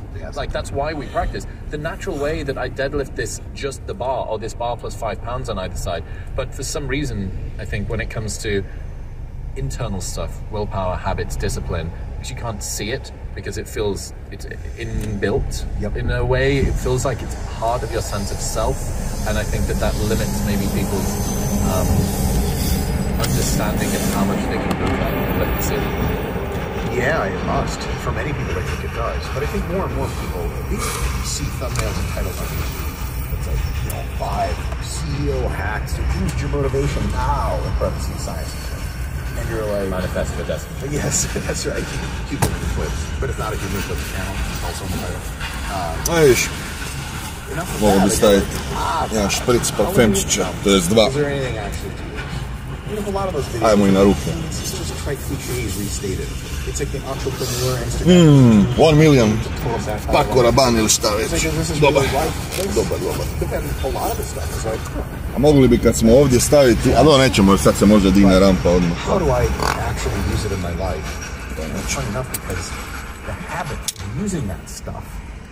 Part of this whole discussion in and of itself. Okay, there's 2 things you can be doing with your time. Stuff that you want to be doing right now, things you feel like doing and stuff that you don't want to do. You don't feel like doing right now. This sounds like elementary education, kindergarten type of shit. But I gotta tell you, Chris, there is a lot of stuff that us internet guru people end up saying.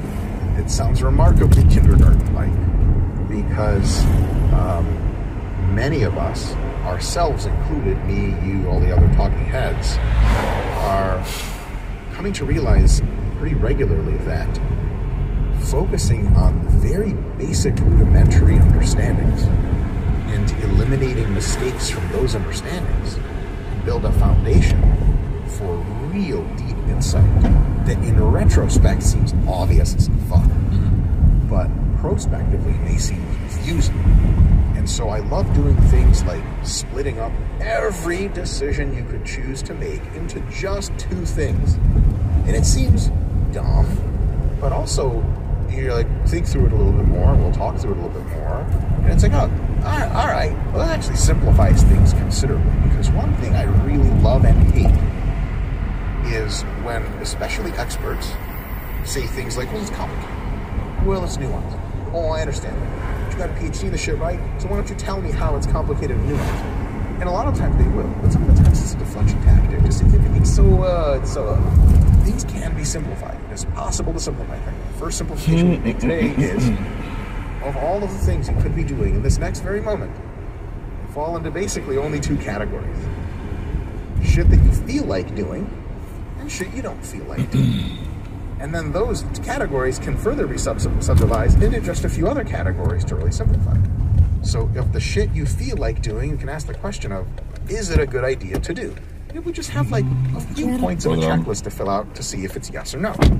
One thing is like, do I have anything pressing that I need to be doing right now? Let's say the answer is no. Okay. Does this thing that I want to do hurt me and my future self in any way? Like I want to do crack right now. Give me a fucking rock, Chris. That's not good for me. It's gonna be bad. Is it gonna hurt someone else? No. Okay, fine. So if I don't need to be doing anything else. The thing I'm gonna be doing doesn't hurt me in any way in the future, and it's not gonna hurt anyone else. I can probably do the thing, no problem. Then if you look at the universe of things that you have to be doing, that, okay, I don't want to do this, the real question is, okay, is there a compelling reason that doing this thing you don't want to do improves future outcomes for future you? If the answer is no, well then, no. Like gangsters ride up and they're like, hey, get in with us. We're going to go do a shooting, or whatever gangsters say. Like, well, gee whiz, that sounds dangerous and socially irresponsible. So you're just like, no thanks, fellas, but hey, best of aim to you. Oh, boy. And then you just don't get in the car because it's, future you doesn't want to live in jail or shot to death. But if the thing you don't want to do is a thing that substantially enhances your future outcomes, you might want to consider doing that thing, even though you don't want to do that thing now. So the ultimate situation here in this whole construct of motivation, inspiration, all of that is setting up a better world for yourself in the future. Because, like, I'm living pretty goddamn good right now, if I say so myself, and almost none of it has to do with shit I'm doing right now. And sometimes that confuses my brain.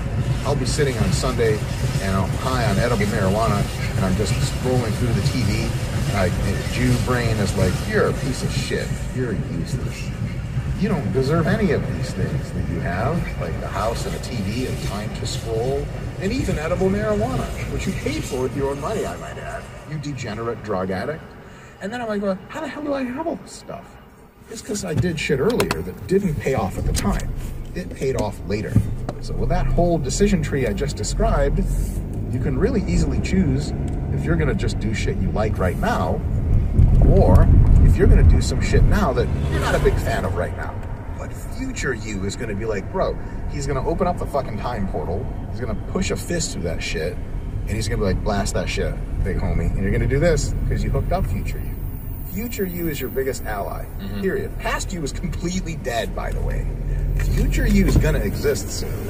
And you're going to want to be a future you that you look back at as many points as possible in future you world to be like, damn, dude, old me set the shit up good. Yeah, Gwynder Bogle says your future self is watching you through your memories, whether it's with pride or regret, depends on what you do now. Or in my case, with like a physical skeeved out, like, ooh, I'm still with this guy. Jack Butcher, it's a beautiful day to remember that the second order effect of what you are doing now will arrive much later. So, that is fire quote. But, however, I will say this, and you can probably agree to this, Chris, because you and I are in our later years now. Vintage Chris Williamson. Much later, sure as shit feels like it arrives really goddamn soon, huh? Right. And this is something that, if you deeply understand and even believe on a surface level, can really help you as a revelation. The younger you can accept that reality, the better. Like, tomorrow you is someone you really want to have, like, their back. Short of, like, you're 95, you have a terminal prostate cancer diagnosis. At that point, if it's not hookers or alcohol coming into my room, there's a do not enter sign. But up until that point, I kind of want to reserve at least some fertile ground for the future. And when you're younger, and when you're in your middle age and you're really building something, you might even consider that. I mean, you know, if I do a lot of stuff that I don't like particularly want to do right now all the time, and I do that now, and I plow away for a while, I might like end up in a world later where future me has just got it goddamn easy, and the living is good. And then future you is going to be like, dude, past me fucked shit up. And then, if you're like me, you're like, oh, there's still another future me in the future. Better work even harder. How do you avoid too much delayed gratification? No, I have no idea. You're the wrong guy in this fucking chair, Chris. Holy shit.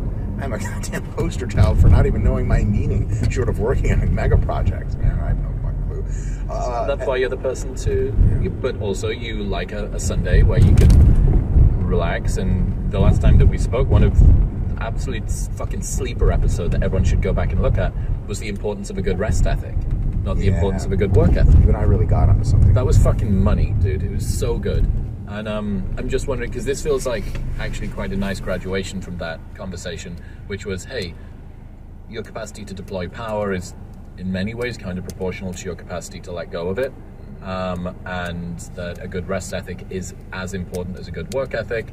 And certainly some people, I am one of these people, I don't have a nervous system that's built for endurance anything. Not running, not working, I'm not built for that, right? Okay, I'm built for like good short bursts of power, as any sexual partner of mine knows. And then a big refractory period. And a lot of cigarette smoke and disappointment. Yeah, my Coolidge effect is fucking massive. But this feels like the next little sort of twist on that. It's like, right, okay, you want to achieve things in your life. You're going to presumably, hopefully, be here for a good amount of time. You have this sense of investment for the future. You kind of hinted toward regret minimization frameworks a little bit here. That's a comedic way to put it, Chris. It's totally true. I don't like to put it like that because running away from bad things is a typically not great success strategy in general. I can tell you why. It's interesting, like, if you can even model it mathematically.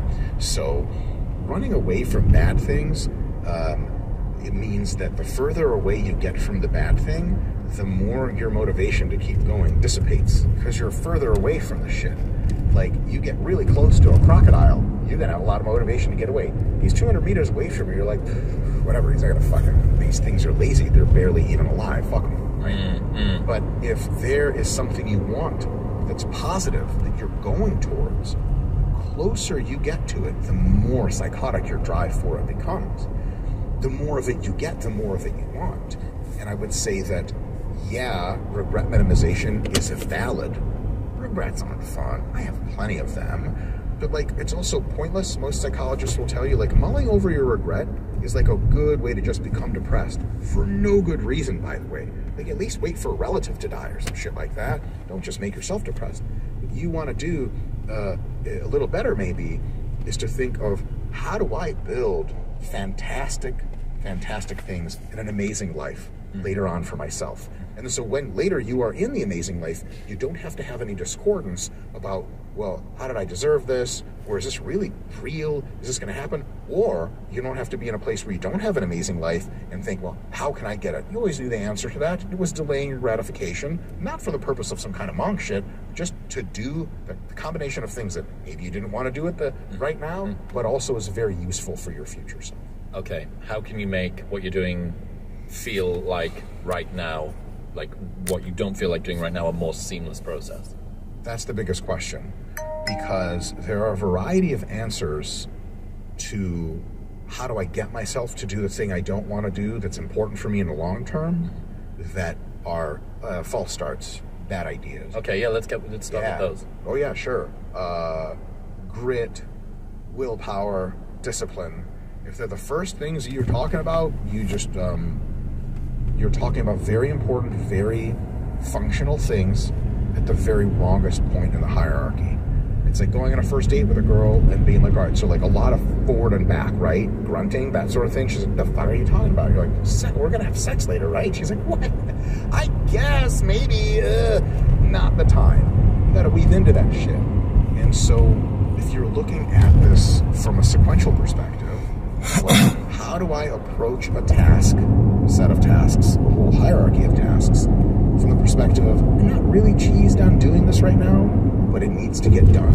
And I want to do it as well as I can, and thus as seamlessly as possible.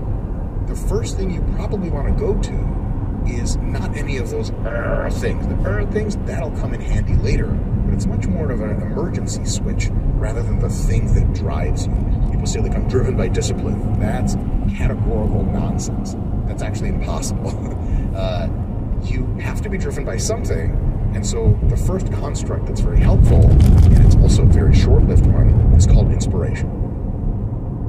Inspiration, real simple to define, it's the thing that gets you going. A little squirt of juice in your thigh, in my case, literal steroids, of course, and that's the inspiration. So next, no, I'm kidding. Inspiration is a thing that can be either positive or negative, and it jolts you into deciding to take action on this thing that you might not have wanted to do, but now you're more keen on doing. So, for example, you go out on a date,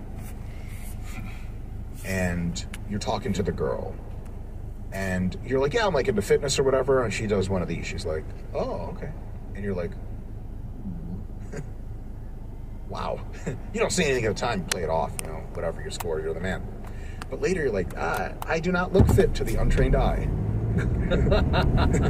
You look in the mirror and you're like, oh, I really let myself go. Yeah. That's negative, inspirational moment for you to be like, tomorrow I'm not again joining an Austin running club so I can get laid. Isn't that what those things are for? Correct, yeah. Thinly veiled dating organization. I love it, yeah. By the way, the Whole Foods here is like a crip show, basically.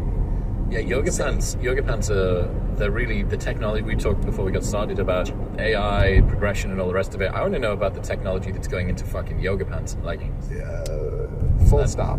Long line butt scrunch thing. You managed to make two ass cheeks out of a single ass through clothing. Yeah. It's kind of magic. Yeah, I just see like 1950s, 60s marketing people be like, Betsy, do you have an ass? She's like, well, no, I don't, Robert. Not anymore. See, you have two asses. Well, that new design, 4 asses. But what do I need 4 asses for? Well, just you'll find out. See, they'll always come in handy later. Smoking 5 cigarettes. Indoor cigarette smoking is goated. Yeah. Nothing. The only thing better than smoking in the office, while rampant sexual harassment occurs right in front of you, is smoking in a doctor's office when you're the doctor. Ideally seeing a pregnant woman who's late term. You know, the ultimate. And the 50s had it figured out. Anyway, inspiration. So it could be negative in the sense if you're like, fuck this, I need to do something about this. Money inspiration. You know, like you want to take a girl out and you just don't have the money to go to where she wants to go. You're like, oh shit.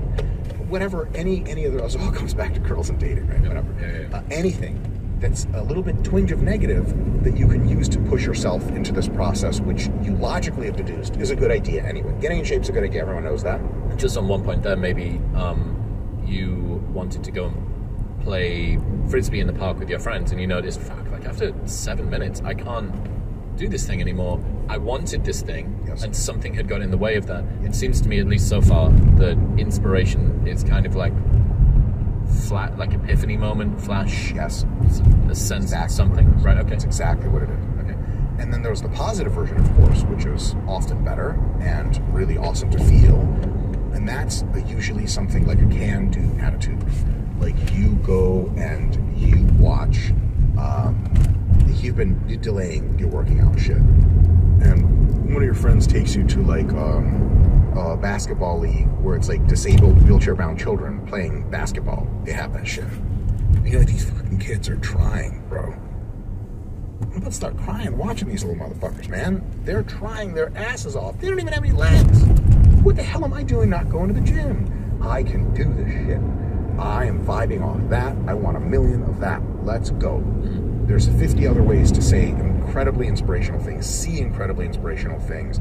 I mean, there's always that one lady at the gym that's like really overweight, it's just covered in sweat, huffing and puffing her ass off. You know, there's a guy, Betty, get that shit. The Golds that you went to, maybe the last time you were here, the most strip mall, boilerplate, nice, big Gold's Gym that everyone that's listening to this will have been some version of. And there's a gentleman in there who must be in his probably mid-70s. He's maybe 260 pounds, maybe 280 pounds. It's like gravity's really fucking hitting on it. And he's got his walking stick and he does laps of that little sort of running track he's walking. And he'll get onto the machines, and every time that I see him, I'm way more fucking pumped to see him get after it than I am, you know, millennial 190-pound single-digit body fat barking guy number 5 that I see on the morning. Yeah. And that's, you're right, that's an odd form of inspiration, because I think a lot of the time when we think about inspiration, we think about aspiration as well, like, upward aiming. That counts also. That's a thing I want that in me, that's a trait that I want to imbibe in me, but also, actually that's a lie, because that is also, I'm seeing a trait that I want, it just happens to be in a person that is kind of like orthogonal has to me. The audacity to display that trait, which means that trait's really fucking strong. Because if you're a like jacked guy, how much motivation do you need? You don't need any inspiration. You just show up and you do your thing. Gym is fun because you always look great. You're rolling down. Now if you're rolling uphill like crazy, oh man, like I'm vibe with that. But also, scrolling through social media and seeing beautiful physiques, seeing amazing meals put together by fit people who are eating them is also really good inspiration. So inspiration is critical. Because if nothing inspires you to do something about what it is, whatever you want to do, is maybe like definitionally impossible for you to do it, or if you grant some leeway there, highly unlikely. Like, almost no one, how many people have you started here or talked to who really got into it, really changed their shit? Dobili smo tokom vožnje još jednom kada djeluje dobro. M je blizu, M šta je pisalo, 9 nešto eura za 7 nešto kilometara, rekao ajde.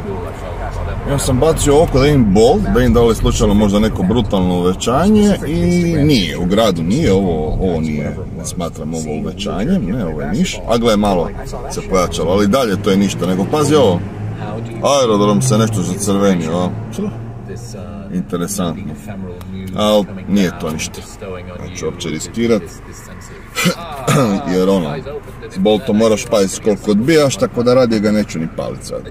Osim ako se baš ne zacrveni, onda ćemo provat da vidimo šta je. Ovo je Uberu ovo ok zvoni. I šta kaže potrošnja? 8,3 nije potrošnja. 87 km od resetiranja sam napravio. Ajmo resetirati, zato jer sam puno stajao sa upaljenim autom na mjestu i to mi kvari prosjek, to kad sam bio sinoć van, lijepo hladio se s klimom. Ajde sad ću resetirati pa da vidimo sad koliko će biti potrošnja.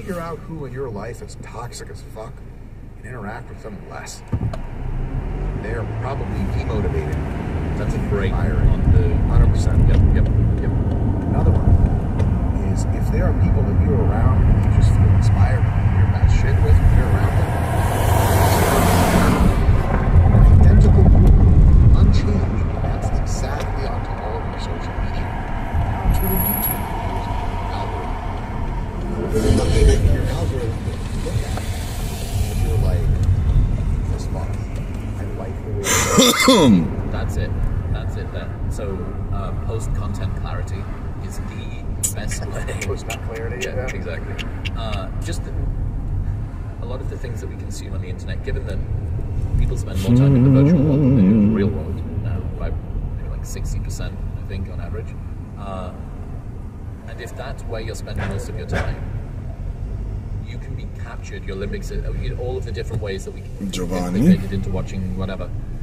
You need to be very careful because you will watch the thing that's most compelling to you at the time, and the question you need to ask yourself is, how did that make me feel after I finished watching it? Yeah. I watch one of your videos, and I think, fuck, like, I learned something about, you know, whatever this thing is that Mike was talking about. That. What was that? Like Giovanni, yeah? Yeah, I feel regulated. And then this other channel, you know, Piers Morgan is an interesting fella, and I respect very much what he does, and I've had fun on his show.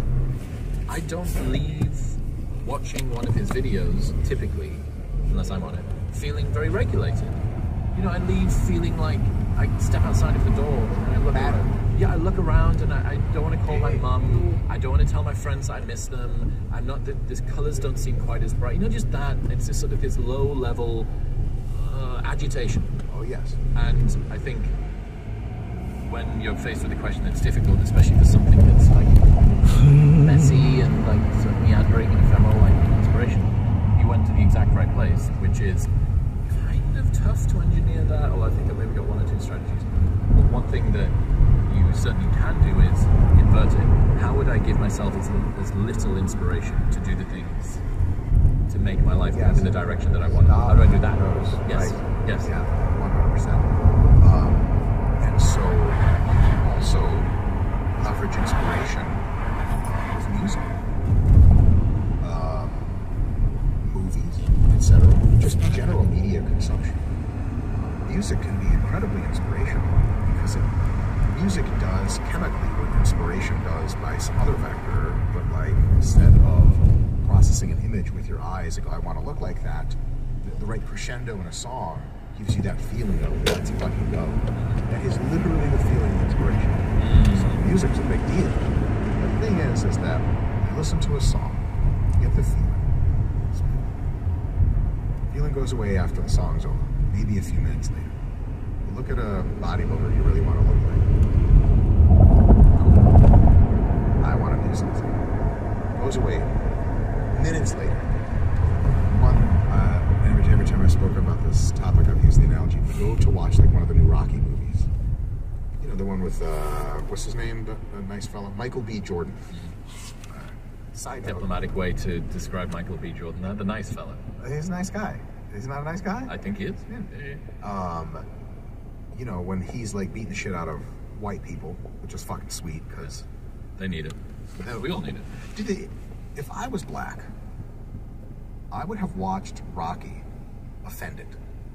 Nobody beating a fucking black man. Get the fuck out of here. White people, you must be crazy. Show me some realistic shit. I want to see a black man start undefeated and fucking end undefeated. John Jones, goddamn. That's my hero.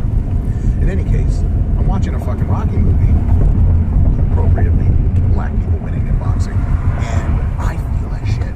I come out of the theater swinging. The police get involved, obviously. And the next morning, I'm going to sign up for a boxing gym. Maybe, but unlikely. So the one thing we have to notice about inspiration is that inspiration is two things. Cheap, which is nice. It's insanely overproductive. It's insanely produced. Available. If you want to get inspired, just go to any fitness, anything on YouTube. It's inspiration, enter in the YouTube search. You'll just be on there for forever. But it just doesn't, it's like, it goes whoop, like that. It's like a hit of cocaine at the club. You feel great for however long cocaine lasts, and then afterwards you're like, and so inspiration is essential to kicking you in the ass. But it's just one kick in the ass and you're out the door. And then the next question is, what now? Because a lot of people over-index on inspiration. They want to know, how do I get inspired to go to the gym?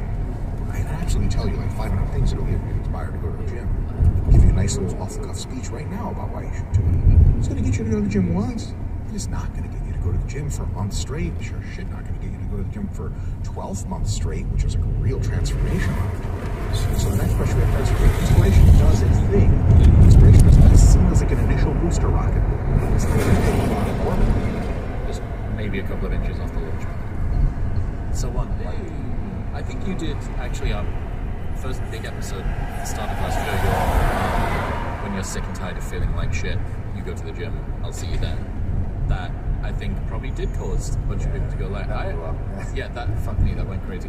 But a couple of, or at least one thing that to me typically gives me types of inspiration, gives me boosts of inspiration that seem to be step changes, even if they're not long lasting, is doing new things, doing things that you didn't, because I think if you continue to expose yourself to the same routine, which everybody likes, it's important. You need to have some sort of set structure to your day, and you want to stuff. If it's too chaotic, it's very hard to eat anything sufficient times to get good at doing anything. Locking habits, that's what we'll talk about. But when I say yes to going and trying an improv piece, when I say yes to going to a random jazz bar, when I say yes to going and watching a movie that I wouldn't have done typically, or going on a road trip with a bunch of friends, maybe I'd like 2 other friends or whatever. This Sunday, I'm fucking alpha shit, dude. I'm learning to drift. Maybe he's you simply through osmosis, the vaginal secretion. Alone. Probably Tokyo Drift. You could call that your sex tape. Tokyo Drift. It's already out. It's not a lot. And it's an interesting one for me, and it's especially more interesting as I get a little bit older. Openness to experience seems to decline a little bit as you get older as a personality trait. I think you think you know who you are, what the world has to offer. If you've never been to an Italian restaurant, you have no idea about what a good or bad Italian restaurant is. And then when you step into one, you go, huh, that was the best and the worst Italian restaurant I've ever been into. It was the most inspirational and least inspirational Italian restaurant I've ever been to. The most Italian. And least at the same time. Yeah. And then you go, okay, well, I go to the second one, and then you start to rank order stuff. And after a while, you have a big enough data set, and you think, well, after been quite a few Italian restaurants in life, it's going to be very hard to beat. This is meant to be the best, and even close to the best of the processes. And then I need a higher level of evidence. You have to go here. The reviews are insane. Look, people line out the door, etc., etc. But for me, reminding myself that when I say yes to doing new things, last summer I went to Bozeman, Montana and Big Sky, Montana, and I got to see professional bull riding 3 times, PBR events 3 times. I'd never been to one before in my life, and I was blown away. These guys are like fucking tiny, brave Brazilian dudes, no fucking helmet, like swagger, everything was cool. A guy jumped out of the helicopter while a cherub 12-year-old sang the national anthem, flying a flag behind him and landed in the middle of it. I'm like, this is fucking sick, that's inspiration. But had I not decided to say yes to going to the PBR, I would never get to see that. So,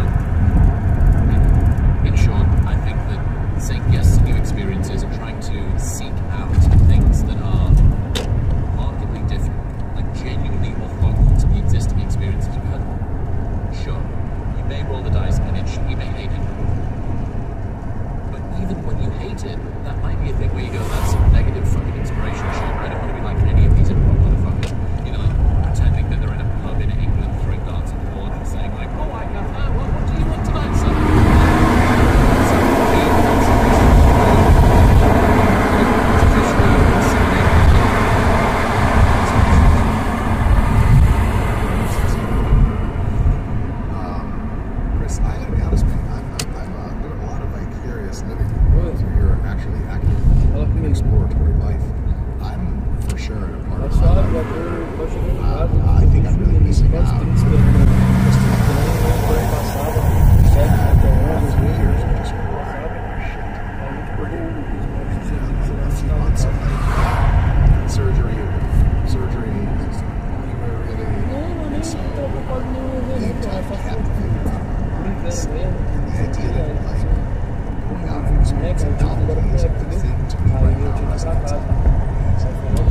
Because it's the thing that you can't do. But then when it's the thing that you're in, so I do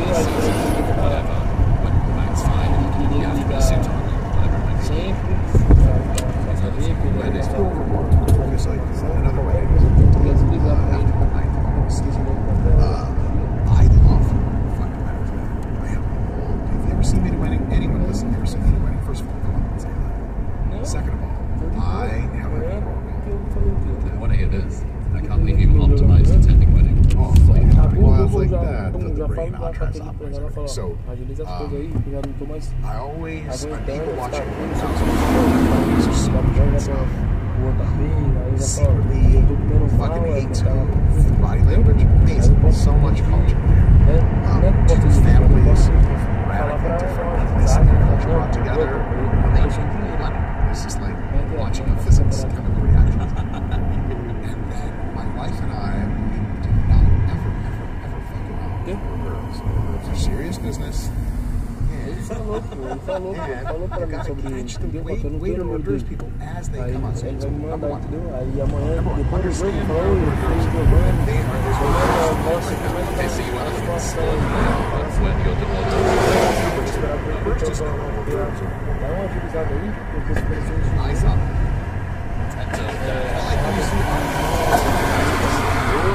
eu vou tipo assim, falar isso aí, os caras agilizar logo a minha moradia. Idiots, and then two, randomly that instantiate quantum light wherever, people point them out. Friendly people you want to make eye contact with, smile, be very kind to, be kind to everyone. Those people you really want to be one of these, because if they catch your eye, they know two things. One, I don't want to push hors d'oeuvres on unwitting people. And two, I'm supposed to be giving hors d'oeuvres to people. It's literally my job. If they catch your eye, they're like, that fat motherfucker with a giant head clearly needs hors d'oeuvres. And his shorter, also thick wife, clearly, she also... None of us need hors d'oeuvres. These people want hors d'oeuvres. They want them. And so the spawn points are absolutely critical. So bang up there. Yeah. And then so you... Now, the other thing you have to watch out for is that some people are better at this shit than you are. Chris and I were at a wedding where one of the people was Chinese. Yo, overseas Chinese ladies, do not fuck around. They're on the spawn points quick. And also, let's Chinese ladies, I have like a Chinese lady impression that I do for friends because we get the answers. Maybe with crystals on. They are so fucking ruthless in the most hilarious and awesome way possible. They, like, you know, like what we consider socially tactful and not tactful. They don't give a fuck. Also, they run like an empire. They're richer than you, more successful. You're not above. You can't judge them. Social hierarchy wise, like, these colors, like, that lady runs the organization, the major self. They take handfuls of hors d'oeuvres off the fucking plate. So if you let them beat you to it, there are no hors d'oeuvres. These are discriminating folks. They don't just take any bullshit. They take the fucking lobster shit, the good stuff. You know when the hors d'oeuvres come around and it's like, oh, it's like celery with cream cheese in it. How did you guys leave this on the wedding plan list? No one wants this. You know no one wants it. And so the whole system is designed, wake up, hors d'oeuvres are coming, check all the points, eye contact, and you want to be a person that's known for two things. I promise this right.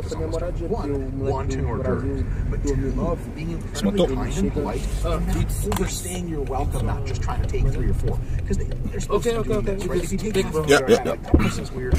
They got enough. Goodbye. You want to be like, oh my god, instantly eat it. Be like, that is so good. I'm gonna see you in a bit. Fucking weirdo. And they walk off, and later when they come back, they know you're good for it. You're a comfort to their eyes because you know you're an order booty. They scroll through their phone. Becky, that's gonna get complicated. Stacy, she's cool, but is she with him again? I don't know. Mike and Crystal. Verifikaciju zna. And look at him. He's just salivating. So Bolt. I onda mi nije nudilo nove zahtjeve tokom vožnje jer čeka da se verificira. Baš je naporan, ali dobro. Ali, ove stranice su okej. Mirišu lijepo, čak neki parfemić osjetim i lijepo pričaju, to se isto zaskužio. Onaj prvi, onaj Somalijance na Boltu koji sam vozio, ne kuži kurca šta pričaju, ali po glasnoći priča glasno i po intonaciji mi se ne sviđa, ko neko govedo mi djeluje, ono, po načinu, po intonaciji, ne znam da li ima smisla to što govorim, dok ovaj način na koji on priča, neko lijepo, neko tiše, vidim da nije seljačina. Ono koji sam vozio prije, neki seljačine, ono, žešće i smrde. Ovi, fino mirišavi i fino lijepo pričaju. Eto, nisu ni svi stranci isti. Randomly attend certain fans' weddings that like invited I don't go, yeah?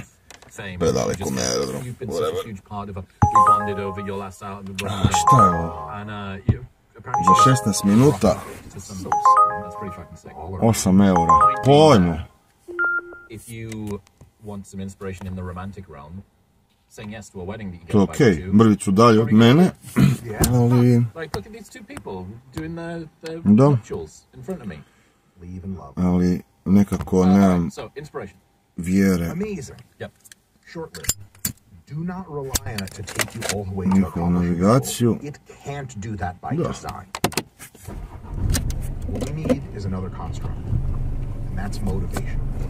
A lot of people say motivation is all of these things, but if you look into the technical shit, it's actually just a subcomponent. It's just the most popular phrasing.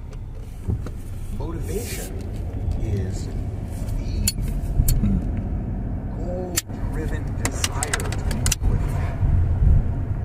It's seeing the top that's many valleys away and going, I want that, I want to go up there. Because if you're inspired to do some hiking and some mountaineering, that gets you with your pole in hand, with your white people flannel clothes on, with your all the white people, you know, the Arc'teryx bags, and just says you're really white, you know what I'm saying? Outdoorsy Montana people. You got all your shit together, you show up to the head of the trail, inspiration will get you there, it will get you to go further. Because after a while, like, sure, a lot of bugs at the fucking hike. Yep. You need a top of the mountain to be like, anytime you forget where you're going, that is huge. So inherent, yes, inherent in motivation is some sort of goal, and how do you define goal? Anything, any kind of end state that you find more preferable than your current state. Generally, those are the easiest thing in the world to figure out. However, it has to be a specific goal. That's a big one. So, for example, if you say, I want to get in shape, you are exhibiting inspiration. Congratulations. What the hell does in shape mean? You can put after a day, you have slightly better shape. You put after a week, that's blood work change and everything. What does in shape mean? And on the other dark side, for idiots like you and I who can't switch off, it's like, yeah, I'm like, I have striated glutes, but it's not enough, it's never enough, because you never set a goal, and you just roll. You went over the mountain, back the other way, and you're just like, out of the country, you're not even Peru anymore, you're in Colombia now, like, who the fuck knows, right? And so, a specific, concrete goal is really, really important. Now, there are ways to choose that goal that have a much higher probability of giving you two things. One, awesome things that you wanted, and two, actually attaining those things. Reasonable, realistic thing. For example, you start lifting weights and you're like, I want to look like Ronnie Coleman. Let's see, my bodybuilding acumen. Eric Helms is going to judge me for this. 2001, Mr. Olympia, Ronnie Coleman. 2001 Arnold, Ronnie Coleman. Just the freakiest, most symmetrical, beautiful Ronnie ever. Is that when he wore the cloak, the king? No, that was later. King Ronnie. I had a chance to meet him a while back, and I just basically said almost nothing without shitting my pants. Well, you look like you don't even lift. I'm just kidding. I thought that's probably what he was thinking. He probably thinks that about all of us. You're not gonna accomplish Ronnie Coleman's physique, almost certainly. That, as a goal, is setting yourself up for failure. It's also a goal that's like, oh, I want to climb Mount Everest, but I'm gonna start in South America. You can't even see the shit. It's on the other side of the earth. Are you out of your fucking mind? So you want to pick goals that are tractable. Like, you can bite off a chunk and get closer to the goal in a measurable way, but also goals that are something that you will really pat yourself on the back for doing. So, for example, I'm going to be, like, on my diet, I'm going to do good meat on my diet. What's the end state of that? How are you going to look? Not noticeably different? Something you want? Not going to diet for 3 months. Hey, that's going to accomplish some measurable stuff. So goals are really good if they get you feeling like, if I accomplish this, things will be different. I will really feel good about it. But not so crazy that it's too hazy off in the distance, and not so close that it's too easy to accomplish right away and you never ne vidim njegovu lokaciju. And it should be as specific as reasonably possible, concrete.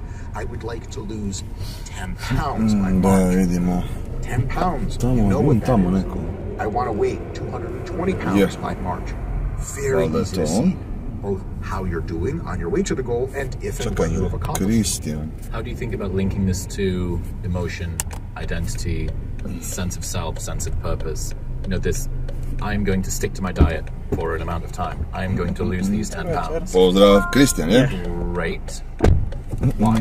Why are you going to do that? Is the why question even important in this sense? It can be important, but it was architected outside of this. Understood. So what we're talking about, these 6 to 7, depending on age, 6 constructs of adherence, they're like a spear. I don't tell you what to poke the spear at, but I give you one hell of a spear. What to poke the spear at, how to feel about it afterwards, that's on you. I mean, you could have a motivation like, I'm gonna run the best pimp job in this city. You know, I'm gonna be the greatest pimp. This could be mildly unethical. You could regret it a lot. You could get shot to death by rival pimps and be jailed. But, you know, you could use all of these strategies to do your best pimping. Both sides of the hand. We did inversion on the inspiration thing. What about inversion on the motivation thing? What would demotivation look like? What's bad motivation? How do you avoid motivation? That's a great question. One thing I'll say is there is a function for running away from bad stuff. This whole, remember the bipolarity thing really applies to motivation. Here's an example. Fat person. Had enough of it. I don't want to be fat anymore. Not a good motivation. First of all, it's not operationalized well. What's your cutoff for fat or not fat? Because as you get into physique sport, you will realize there is no... the leanest bodybuilder of all time has at least one person in his comment section. Yeah, I'd like to see his glutes a little drier. Son of a bitch. It's also, you're running away from something. And the further away you get from it, the more deflated you are. It's like trying to get... You have like a little ship you build with, you know, like one of those little mock sailboats, and you have like a blow dryer at the beginning, and then it gets away from the blow dryer, it's just not moving anymore. Yep. You're like, oh fuck, a great analogy. So, worst shit I come up with on the spot. Blow dryer? Why? Where do you plug in the blow dryer, Chris? That's where they have a Tesla by the lake. It plugs in anything. So that is not dependable, and it causes a lot of people a bit of existential question marking when they're halfway or 2/3 of the way through their journey. Someone's like, "Are you like almost there? How you've done so well?" And they're like, "I'm far from where I didn't want to be." Right?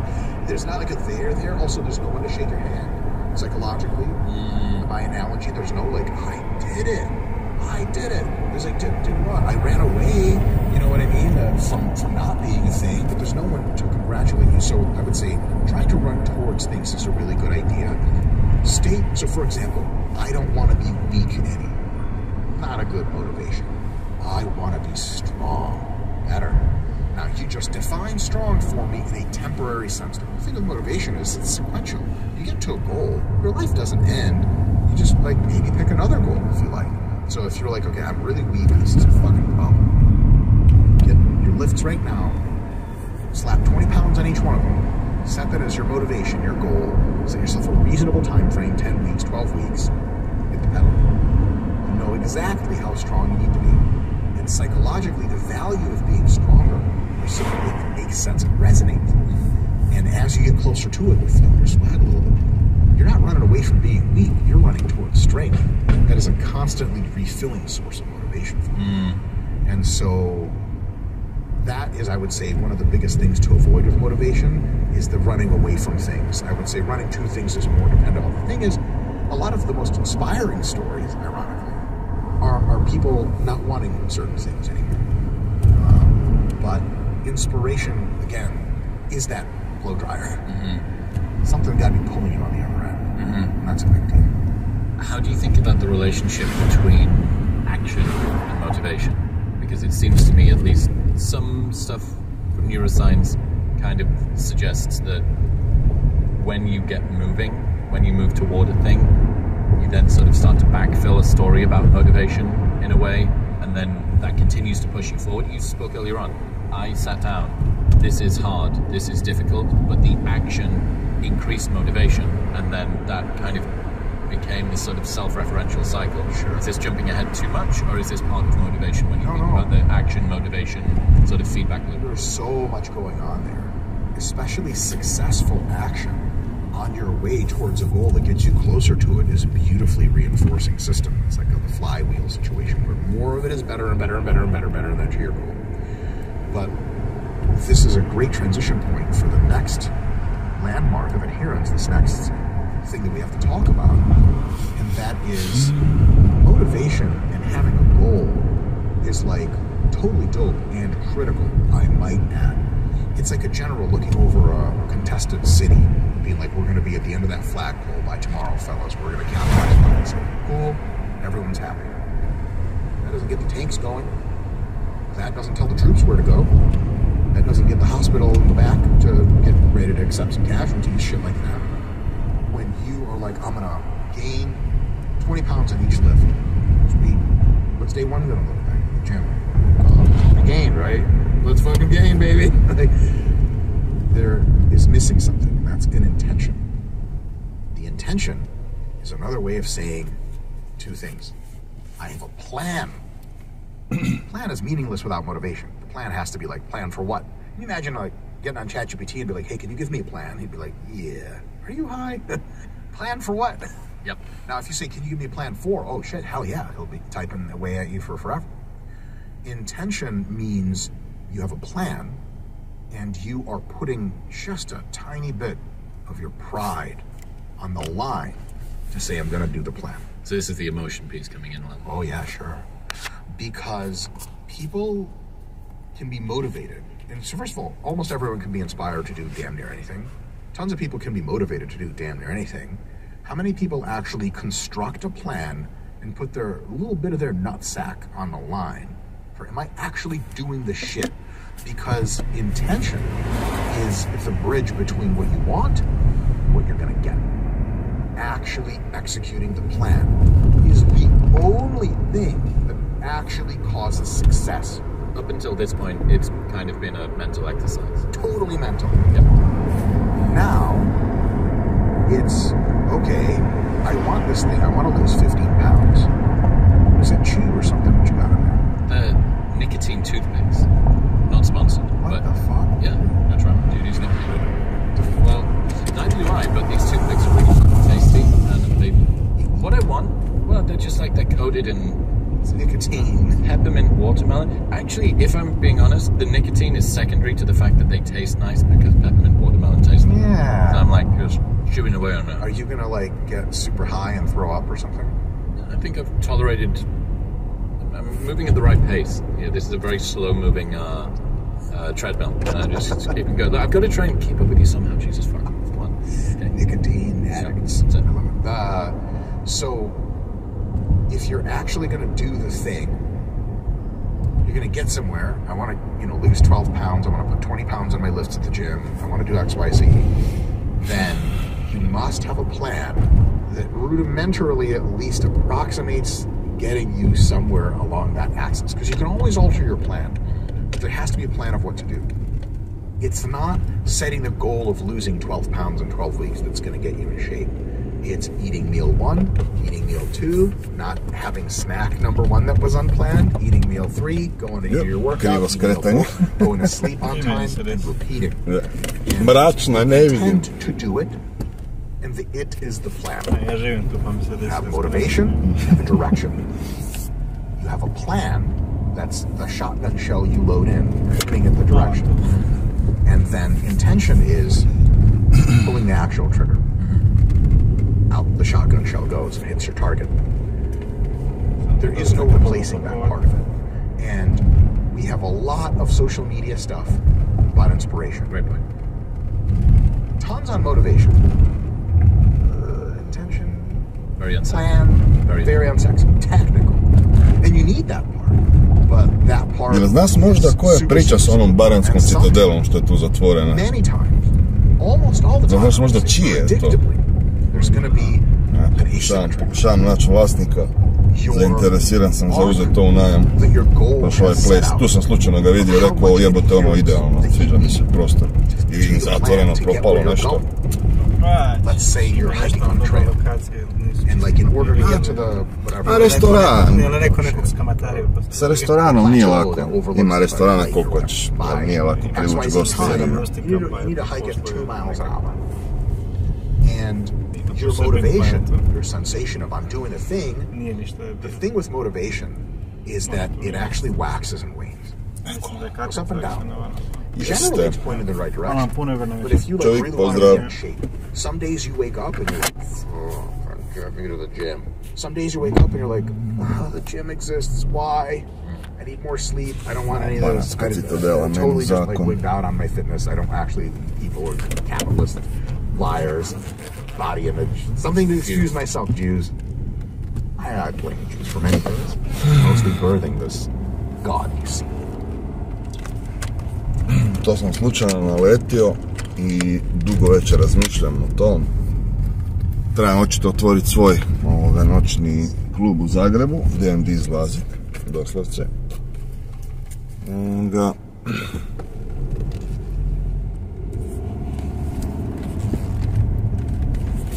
I random, tu sam bio jednu vozi još prije koju godinu i stao se popišat po zimi, ne? Gledam, parking, zelena travica, poslovni objekt, znači nemaš problema sa stanarima, niko tu ne živi, za buku i to. Vidim kao zatvoren, propao neki restoran. Uvijek ne. Gdje je to? Fula. Ili je to još ravno? A ne, evo ga, to je. To je to. Tu sam htio sad stati pišat, ali glupo mi jer to već neke ekipe sve okuplja. Glupo doći tamo parkirati, sam da se ispišem. Sviđa mi se ovaj prostor. Aj, piša mi se kad sam već kod toga. Gdje bi mogli? In front of you. In any case, at some point, your desire, your human feeling for what you need to be doing, for your honoring your intention, for checkboxing the plan, is going to be here. Like they're swimming downstream. Isto dobro, gledaj. Because the motivation is moving them toward the thing. Neko već uzeo. The intention is like, this probably means it's kind of going to be hard, and I'm going to have to sort of negotiate with the world in a way, and I'm going to have to tap into this sort of stuff. Imam ugašen običan volt, tamo ga upali na 60. Radical asymmetry of the human brain. The prefrontal cortex and all Ovo je bila dobra, treba sam prihvatiti više. Of delayed gratification.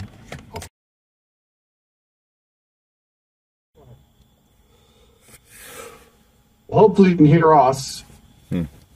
We're late, and I don't want to say whose fault it is, but it wasn't me, and he's brown, so work it out.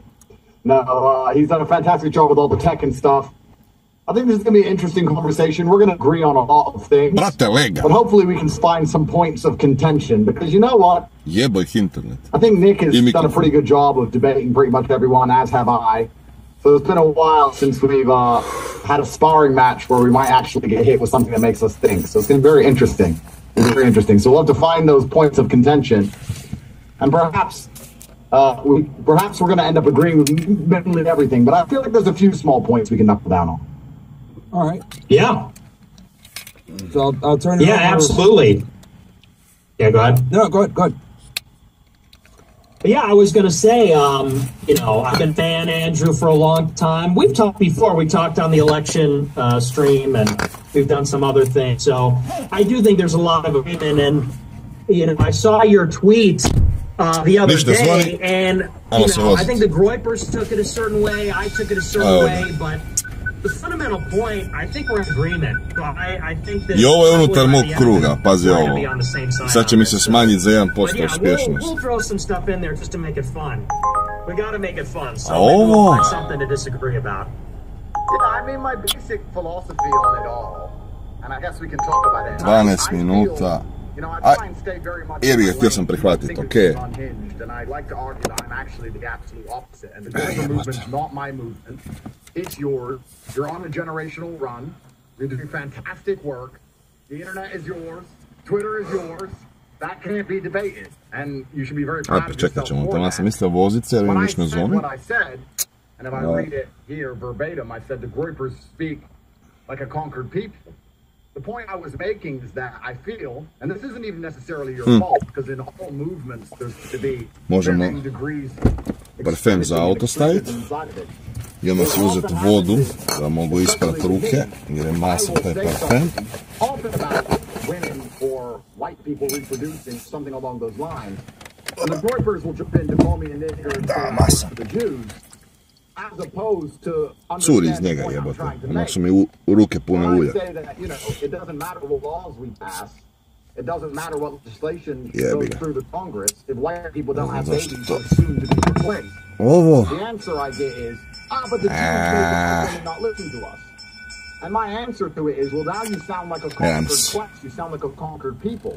If the Jews are really trying so hard to subvert you from having children, vodu, neću ni ovu staklenu bocu da diram, imam u gepeku. the answer to my tweet is, they tried to stop me from having a bunch of white kids, but I did have a bunch of white kids. Look what I've achieved, irregardless of their attempts to subvert me.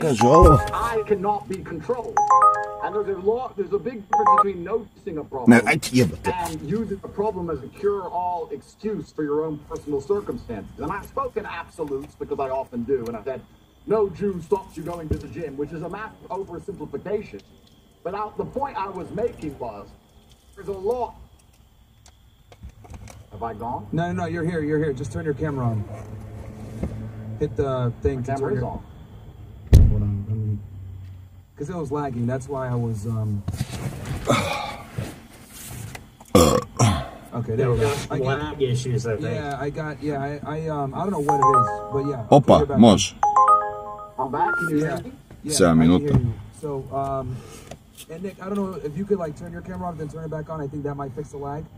But go ahead, Andrew. They can still hear you guys though, fine. Da, odlično. I think that fixes. Bolt. It's less lagging. Okay. Well, yeah, the point I was making is that, you know, we have to make a very important distinction here.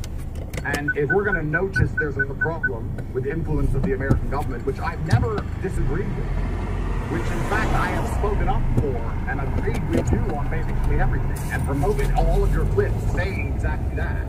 There is a large distinction between noticing a problem and highlighting it and combating against it and using it as an excuse. And I feel like some of the Groypers, not all, some sound a bit like the blacks about the system. And I know plenty of those. And that's the point I was trying to make, that nobody can stop you winning if you want to win. That's the point I was making. I don't have a large problem with the movement en masse. Yeah, I mean, I do agree.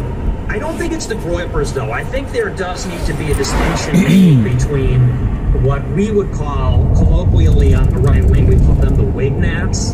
I don't know if you've ever heard that term before, but we call them Wignats. That stands for Whigger nationalist. Whigger meaning, you know. And the reason we call them Whiggers, as opposed to Groypers or something else, is because you're right. I would say that what is typified by black people is this sort of victim mentality that says, oh, is it because I'm black? Oh, you only have a problem with me because I'm black. Oh, you're keeping the black man down. All this kind of stuff. The reason we call them Whigger nationalists is because they have kind of adopted the worst aspects of black identity politics, which is to say, oh, you have a problem with me because I'm white? Oh, they're keeping the white man down. Oh, well, they'll just call us racist. Well, they'll just call us Nazis.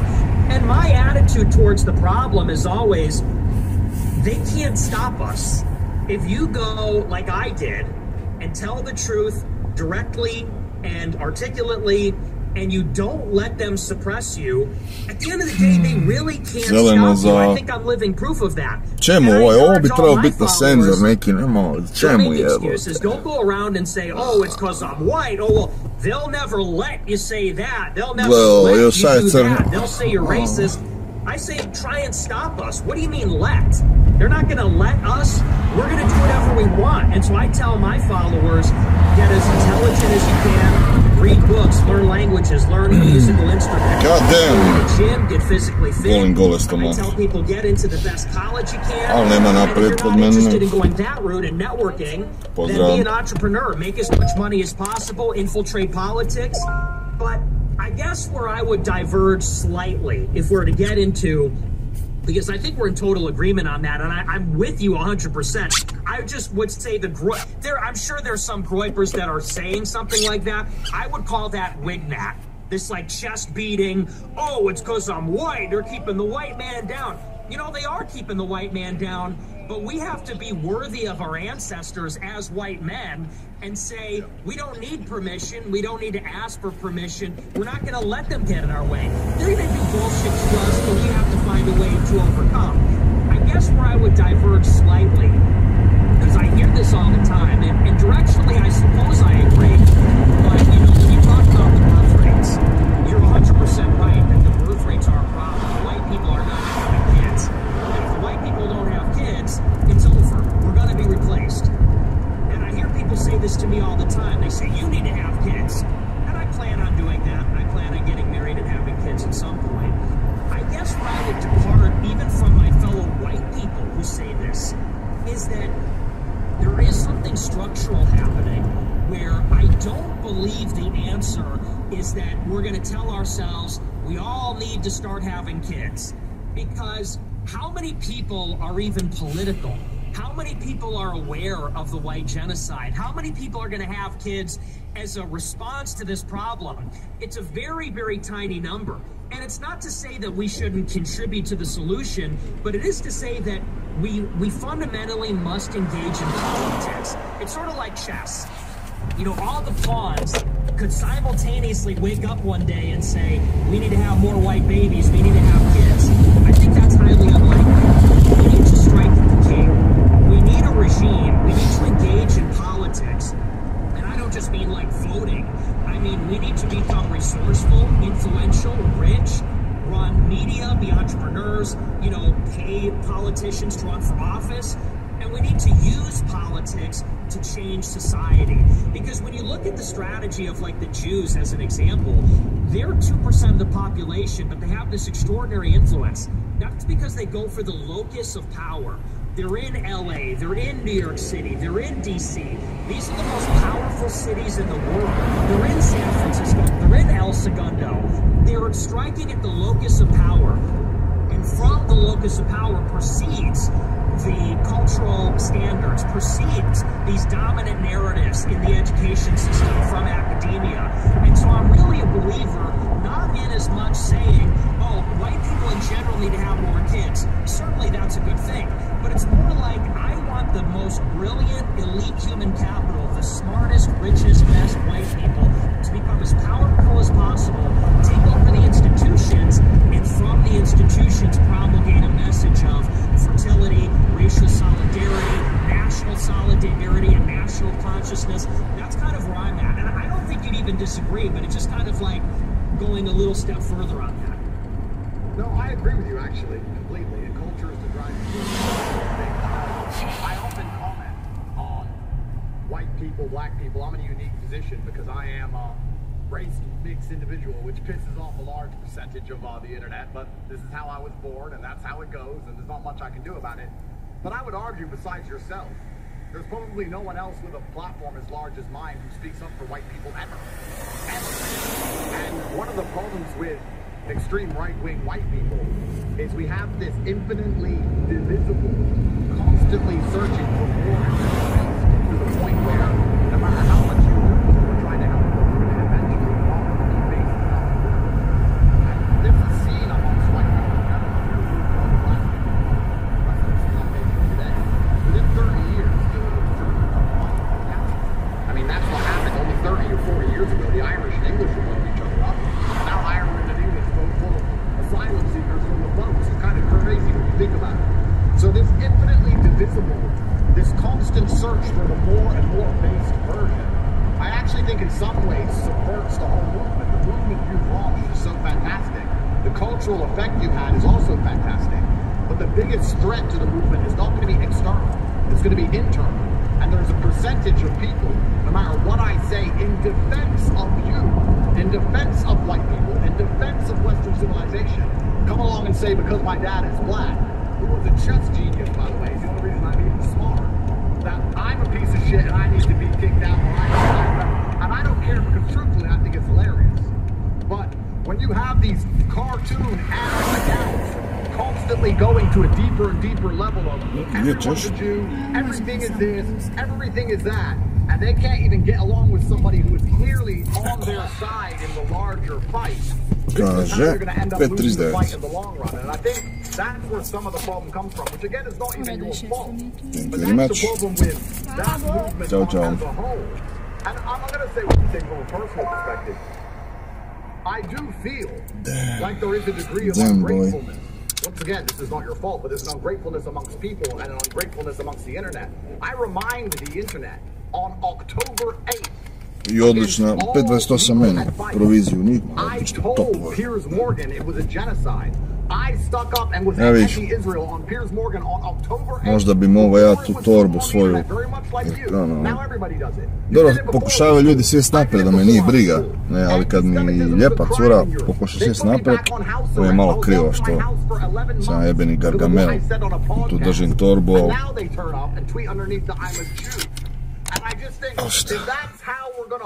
Jebi ga, Gargamel sam. Ne želi mi u gepek, ne želi mi ni na po... A gledaj, zapravo čisti, pogledao. A čisti, da, jer sam opravo ovo sve. A gledam. Ne znam zašto, jer ako mi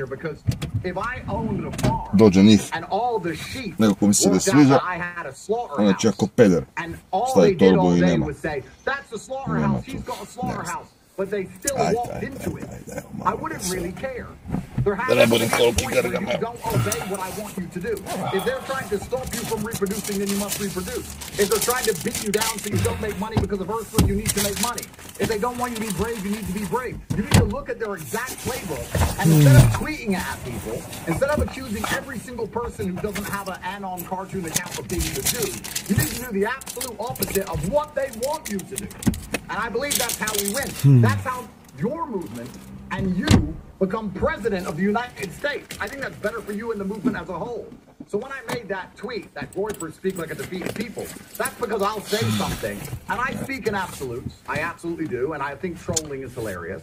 And I make it clear that, you know, a white man, I say white man can't get a kid out of a woman unless he buys her 2 houses and 3 cars and a nanny, ha ha ha. The Somalian can get 11 kids out of Fatima without a job. And I make a joke of it.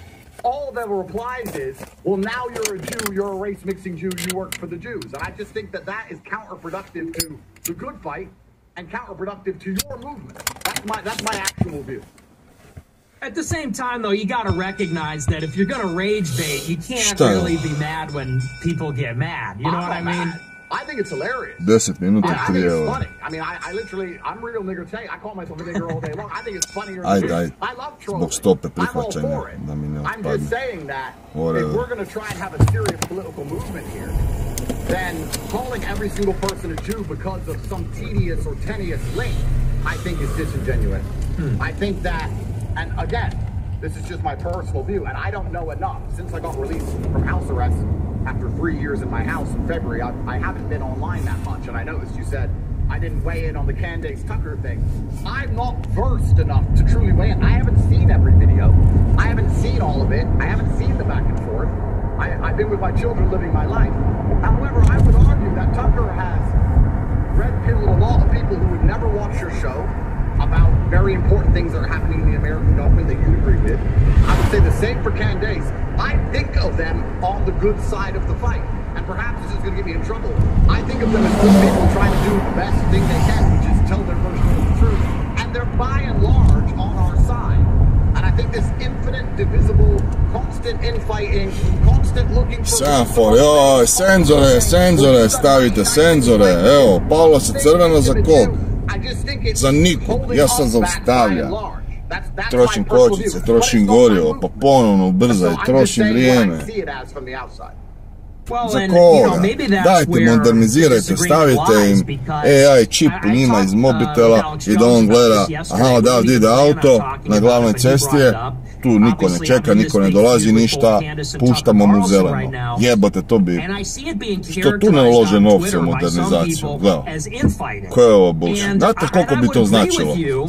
Na levelu puta 100.000 koliko auta tu prođe, ono, dnevno, dok je dnevno, zabrijavam, nemam pojma koliko auta dnevno tu prođe. Ali kućite na toj jednoj, na toj razini koliko bi to značilo uštede vremena, goriva, CO2 emisije.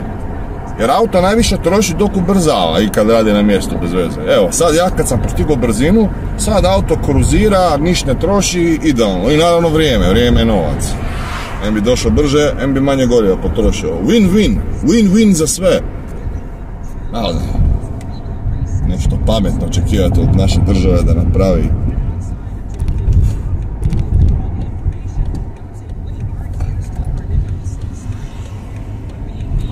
Smart semafori. Svaki semafor čip, kameru, senzor, da bude redundancy, i kamera i senzor, da oba dva, znači ima auto. Ako jedan od tih senzora ne šteka, onda da ide na safe opciju, znači da ne radi zajeb. Ali evo, kamera, obična, jer AI je dovoljno pametan da iz doslovce videa može detektirati, aha, to je automobil, i jedan senzor, neki infracrveni, laserski, neki isto kao čisto detektor objekta, i ta dva da komuniciraju zajedno i na osnovu toga auto tamo je, nije, i onda umrežit, naravno to bilo što je super umrežit sa cijelim gradom da on funkcije. Šta je to? Pa jedan mobitel bi mogao sve to napajati. Kompa moje te procesi, te algoritme. Pa ne koliko su danas procesori jaki. Procesor iz mobitela, ovaj ARM glupan, bi mogao napajati kompa algoritam da funkcionira cijela mreža cijelog zada. Ništa to nije za danas. To tako lako bi se moglo to tehničko rješenje napraviti. I kako bi promet, kad bi sve semafori bili ovoga regulirani ono sa, evo ga, pametna upotreba je ono AI-a, ne? To napravite, svi bi bili oduševljeni. Manje gužve, isto je ono kad su gužve po gradu, on bi gledao gdje je manje protočno, ono recimo kad svi u zelenom valu se uvale i hoće tamo na ilicu izaći, ne? A na ilici ne nikog. Duže, onda on bi duže regulirao, semafor bi duže držao zeleno, jer tamo onako ilica je rijetka, sve smo mi napravili čep što idemo po zelenom valu i vadio, ono ne bi bilo gužve. Realno, on bi non stop radio na optimizaciji, ne bi bilo gužve. To. Isto, skinite sve ležeće i lijepo kamera, neka snima brzinu i ko napravi, ne znam, 30-40 preko, plip i šalje mu kaznu. Jebote, ležeći policajci na svakom koraku, pičku mater, isto. Samo jebem auto, usporavam, hoćem opet ubrzavaj.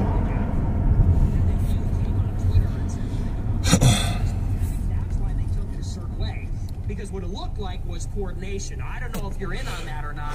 I don't believe you were, but certainly something weird is going on, and it all coincided with what you said, which is I'm on this generational run. I have broken containment. I'm going mainstream.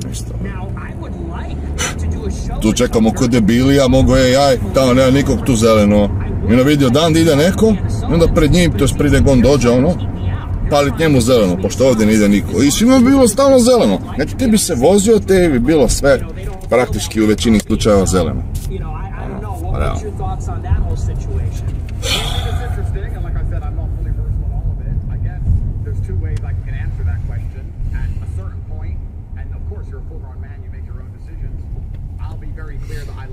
Tu su Rikers.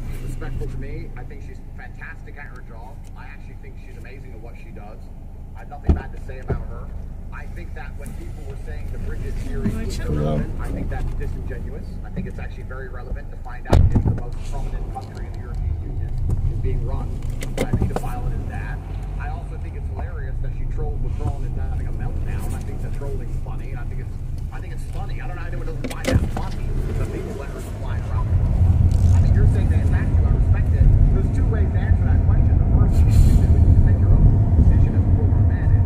Is it about you and your own personal feelings, which is allowed to be, by the way, or is it about the movement by and large who have come out to me guns blazing? But I believe they were 65% on the same side as me, and I defended myself, and I thought, you know what, they're doing more harm than good. And instead of arguing about the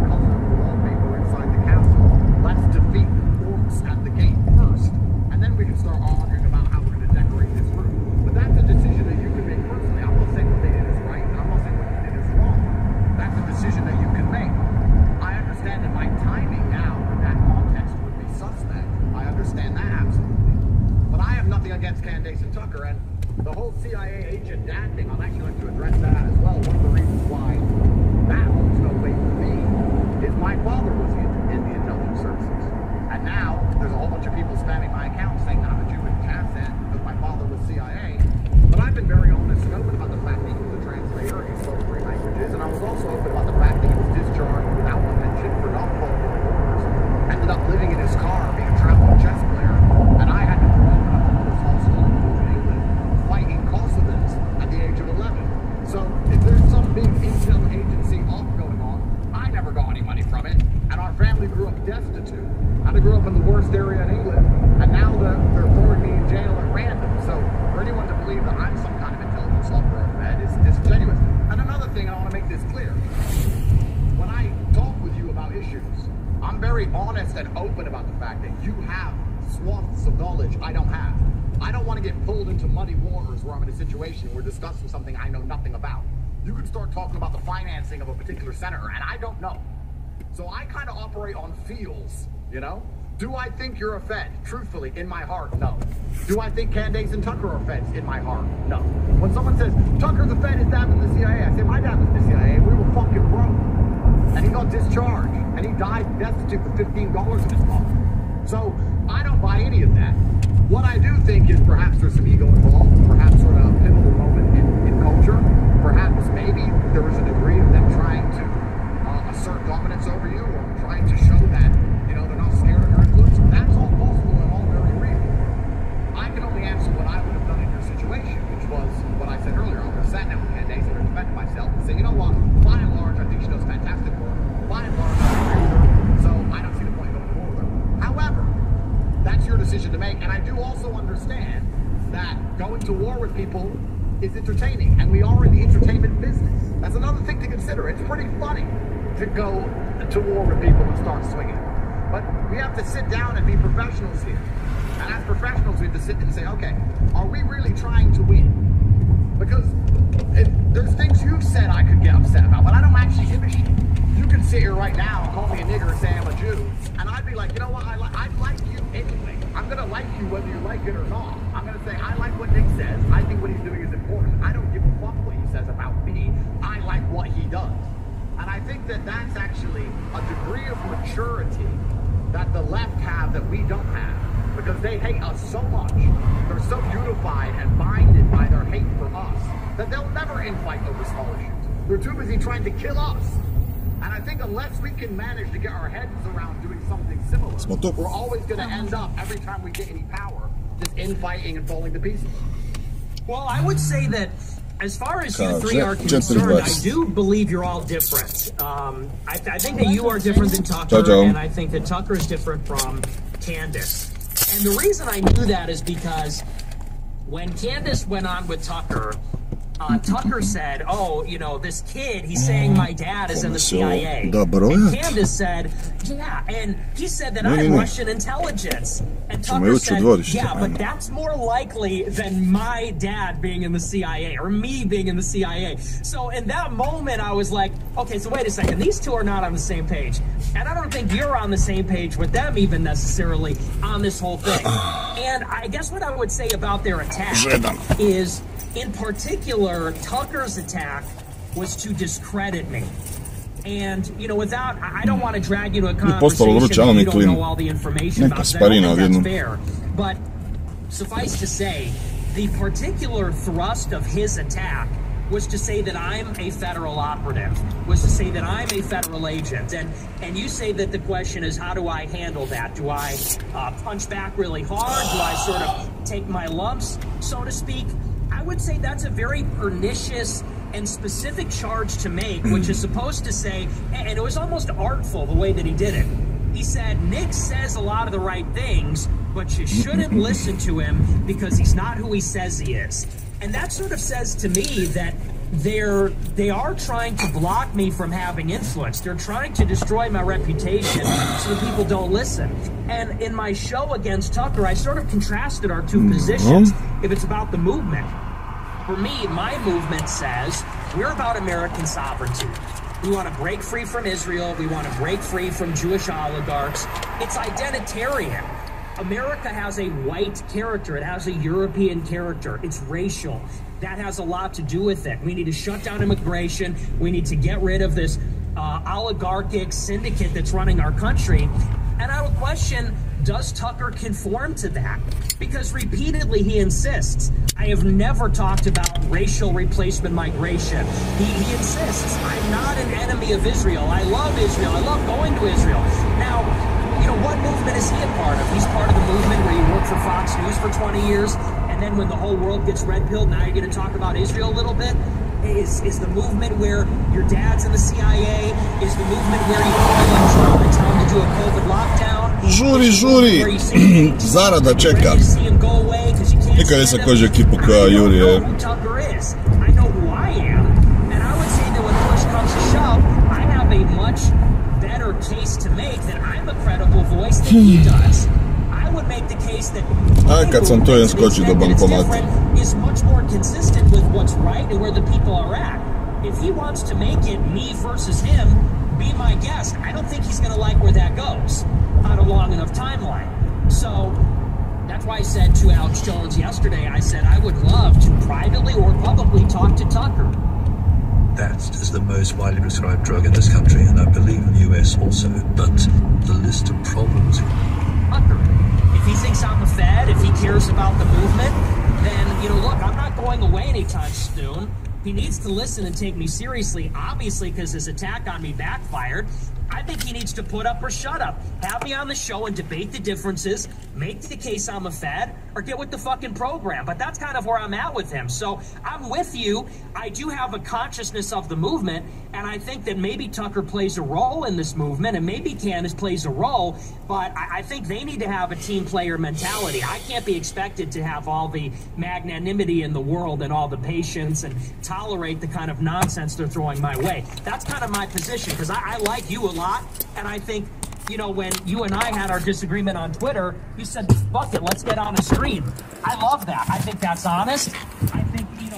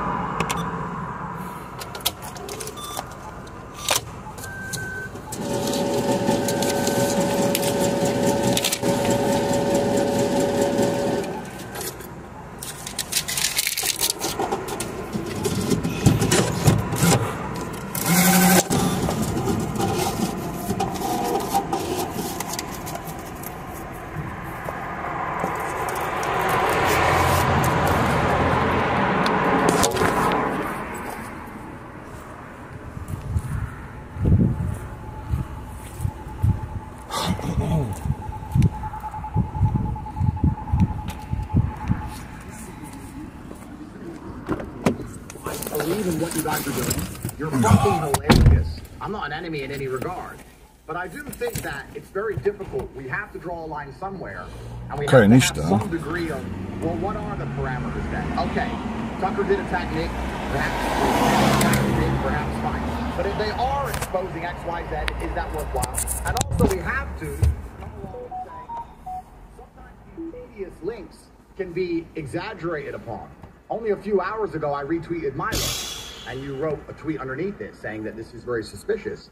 This was a few hours ago. And I retweeted Milo because Milo defended me, saying that all these court cases against me, nobody can seem to put me in jail, nobody has any proof. I didn't think, Milo and Nick, I don't know the story of you two, to be honest. I now know you don't like each other. I don't know why. And with all due respect, I don't care. He defended me, so I retweeted it. I also retweeted a 3-person account who defended me with 3 followers. He could be a pedo. I don't fucking know. I just retweeted it. So sometimes there's too much noticing, and there's too many strings drawn, and there's too much, you know, people are looking for insult where it doesn't really exist. I think that's one of the other things, separate to Candace's effort, that was very deliberate against you, as you just explained. One of the other things that I catch flack for from your movement is I breathe in the wrong direction, and perhaps a Jew was pointing that way when he breathed in 1941, and before you know it, I've got these spurgs spamming all over Twitter. And the reason that that's a bad thing is not because I give a shit, it's because it genuinely delegitimizes what you're trying to do. Well, and I think you're legit. I think that, you know, as far as the Milo thing is concerned, the only reason I even mentioned it is because Candace did her show with me, she did her show with Tucker, and then she does a show with Milo. Elon Musk replies to Milo calling me a fat. You know, then you come in and kind of, you didn't really pick a side, but you sort of said the Brigitte Macron thing's legit, and you said the Groypers talk too much about the Jews, or you know, that they blame the Jews or something, and then you retweeted Milo. It looked like it was coordinated. I hope you understand that. And I think that people need to scrutinize these things because, as you know, and you know, you're brilliant on politics. I consider you a friend too, and I consider what you have built to be one of the most positive things that's happened in the 2020s.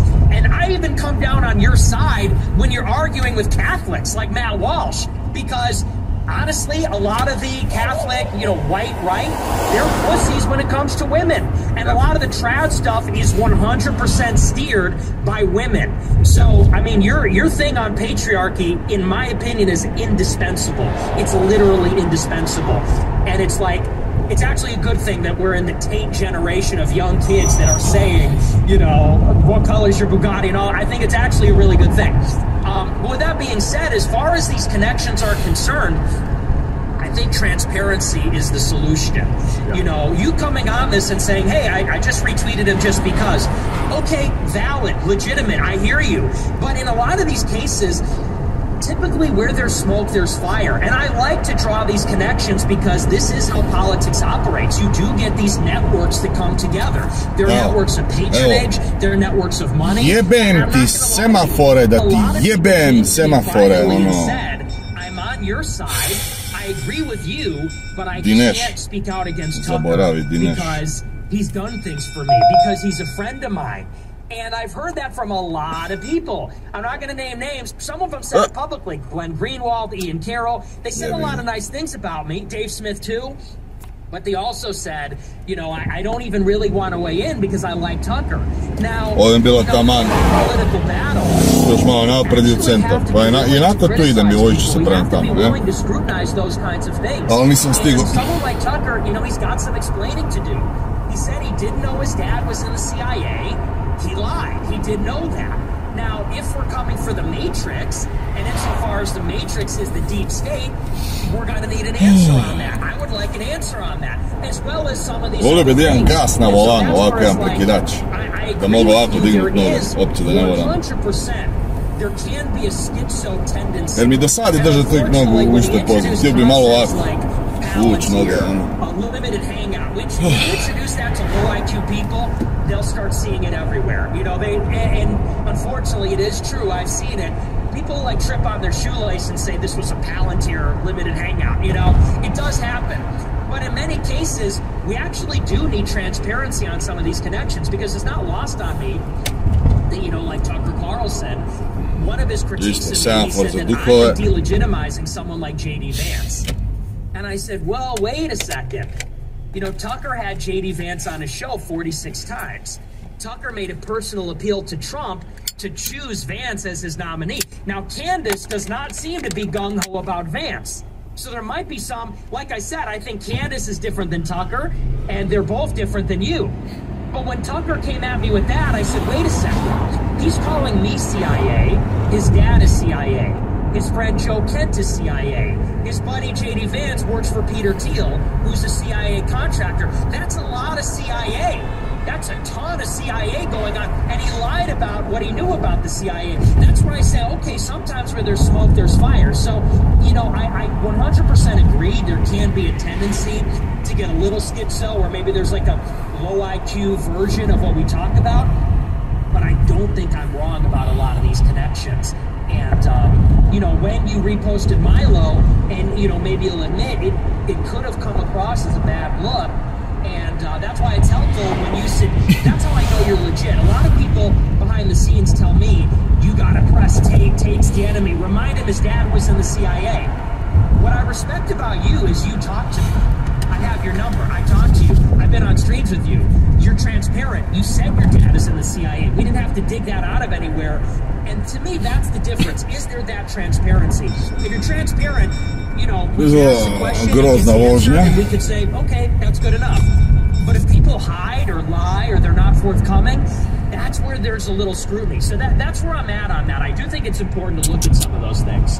No, it makes perfect sense. And just once again, from the very outside perspective, and I have to make it clear that I'm not as versed on all of these topics as a lot of the people who are watching this, but I've barely been online. I pop up online, I see there's this feud going on. The first thing I felt was a degree of sadness, to be honest. That's what I felt. And it was the same with Elon and Trump. I disagreed with Elon about H1B1. I think everybody did with a brain. Nobody wants that shit. It's a joke. But I think by and large, he's done fantastic things. I think that Twitter, if he never bought it, by now would be so fully locked down. I think he did help with the culture. I think he made some massive positive pushes in the correct direction. And maybe a lot of this is going to be personality driven. Perhaps this is just me from a personality perspective. But ili hajdemo u centar. I try very hard to not forget what they've done.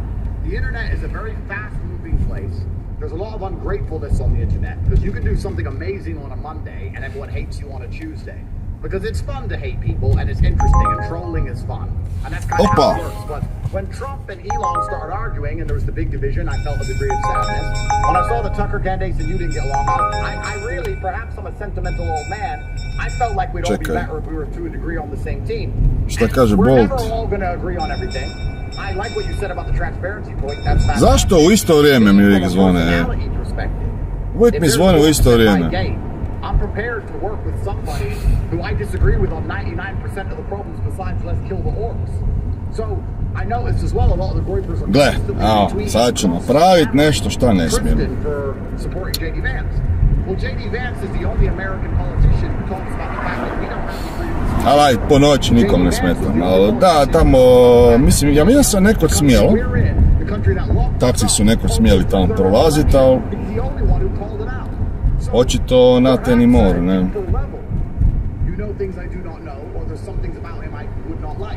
Baš je bila dobra skraćenica. The initial battle in Europe we can't even talk. He's the only one sticking up to us. And it's kind of like this infinitely divisible problem, which is a problem we're going to have in the entire world, especially if we're successful. The more successful we are, the more fragmented it's going to become. As I said, if we had a white-only nation, the Italians would fight the Spanish, would fight the Germans. And before you know it, the North and the South would hate each other. And you'd be a Texan, and you'd be from Chicago. Bilo dobro dok se tu smijelo. Samo evo, pješačka zona. That's why Europe was a constant war. So this infinite divisible problem is a real one. And we kind of have to find a way, and this is me speaking out of turn because it's your movement, it's not my movement. But for you, I would say, you have to kind of try to find a way to give some hard parameters and allow people who are not as intelligent as you, not as smart as you, not as well-versed as you, and most of your fans are not going to be, that's why you're the star, to sit and say, okay, where does someone fall? Are they on the good side or the bad side? Because perhaps they did this and this and this. Evo, uštedio sam si vremena, osim vozila s dozvolom. Da, pošto snimam za video, ja imam dozvolu za ovdje proći, by the way. Idu oni, vidite svi ove javiti. Ovo su sve auti s dozvolom, znate. Maybe I just don't know enough. Maybe I'm ignorant and dumb. But I was like, how the fuck is he a Jew? He's literally said the opposite the whole way through. So I do think this is some kind of issue which is going to be nearly impossible to solve because the internet's the internet and this is how it works. And also, I will state this, even my movement, there are people in my movement who are retards. And they'll go to the gym and they'll hit their chest and they'll tell every woman to fuck off. And, you know, they'll walk around with a gun saying they're a G. And they're fucking retards. And they're part of my movement. And that's going to be part of every single movement. That's part of it. I just think we need to try our very best if we want to make a serious political and genuine change you're right. We have to draw connections. We have to notice patterns. That's what you've done fantastically. That's what you've built your brand on. And perhaps my transparency allows me to sit down and explain that my father was discharged dishonorably for not following orders, and that we never even got a military pension and grew up destitute. You can all look that up online. Perhaps my transparency helps me, yes. But sometimes I see so much stuff being thrown around. I always like to think of things from the enemy's perspective. If I was them, and I saw you fighting with Candace, fighting with Tucker, and then I retweet someone, and then you say I'm part of them, and they're sitting there knowing none of us are part of them, they're laughing their fucking ass off. And I just think we have to be very conscious of that. That's the only point I'm making. Yeah, and I agree with that. I just, you know, then it's got to be all in the family, because they instigated with me. I would have been glad to join up with Tucker, and honestly, here's what I'll say on the stream. I still am. Because it's true that Tucker is getting torched by a lot of his erstwhile Jewish or pro-Israel allies. Yep. There's no question about that. And same with Candace Owens. Yep. Candace and Tucker, and to your point, you know, just to demonstrate, because I think I'm objective and I think I'm magnanimous, I think that Candace and Tucker, you're 1000% correct. They have brought a lot of people closer to the truth. There is just no question. Candace with the women, Tucker with the normies. And, you know, Candace with the normie women, I suppose, and you as well. I mean, you know, but we're talking about them in this case, and you without a doubt as well. So I do believe there's room for cooperation. It's just, it's like we said before, though. If that's sort of my perspective, I'm sort of coming to Candace to join up.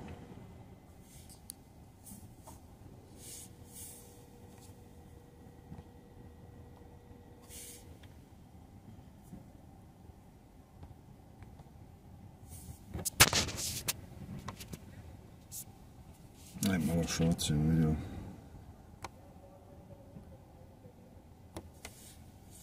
Tu piše. Ajmo.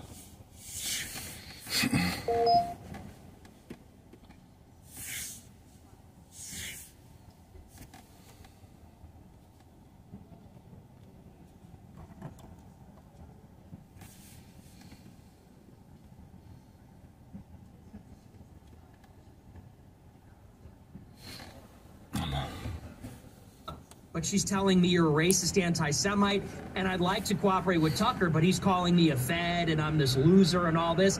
It's like, so I would extend the olive branch to someone like Tucker. And me, I have such a consciousness for the team. Me and Candace have a very vicious rivalry right now. For me, it is, and I say this, my right hand to God, it is not personality driven. It is not ego driven. I could forgive her tomorrow. I've called her a bitch like 100 times. And I know you probably don't love that. But I've called her a bitch a bunch of times.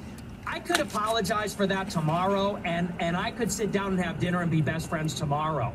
The question is there that willingness on the other side to get on the same page? Is there that willingness to kind of open up the space for someone who is a little bit further to the right? I do believe that.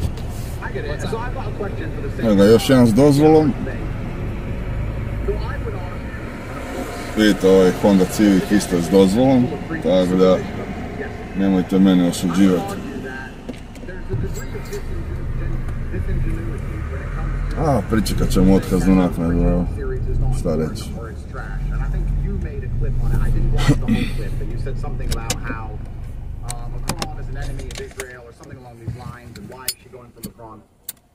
Truthfully, and I'm saying this from the heart, and I've only watched the series. I haven't even watched the whole thing, and I didn't even watch your whole clip.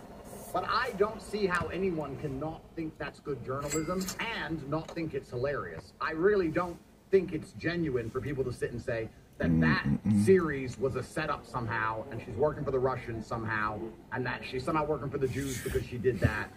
And I think that it's people disliking her, so instantly tarnishing her work. And I think that it's very important for us as professionals to be able to sit down and say, even if my worst enemy, I can sit and say, I don't like that person, but that work was good. Like, I think Matt Walsh, by and large, is not even a bad person. I think he just has no impact on the culture at all. I don't think anybody cares what he says. But when I saw some of his clips when he was making fun of the trannies, it was funny. Like, you know, okay, cool, that's good work. Like, I don't care who makes the work if the work is good.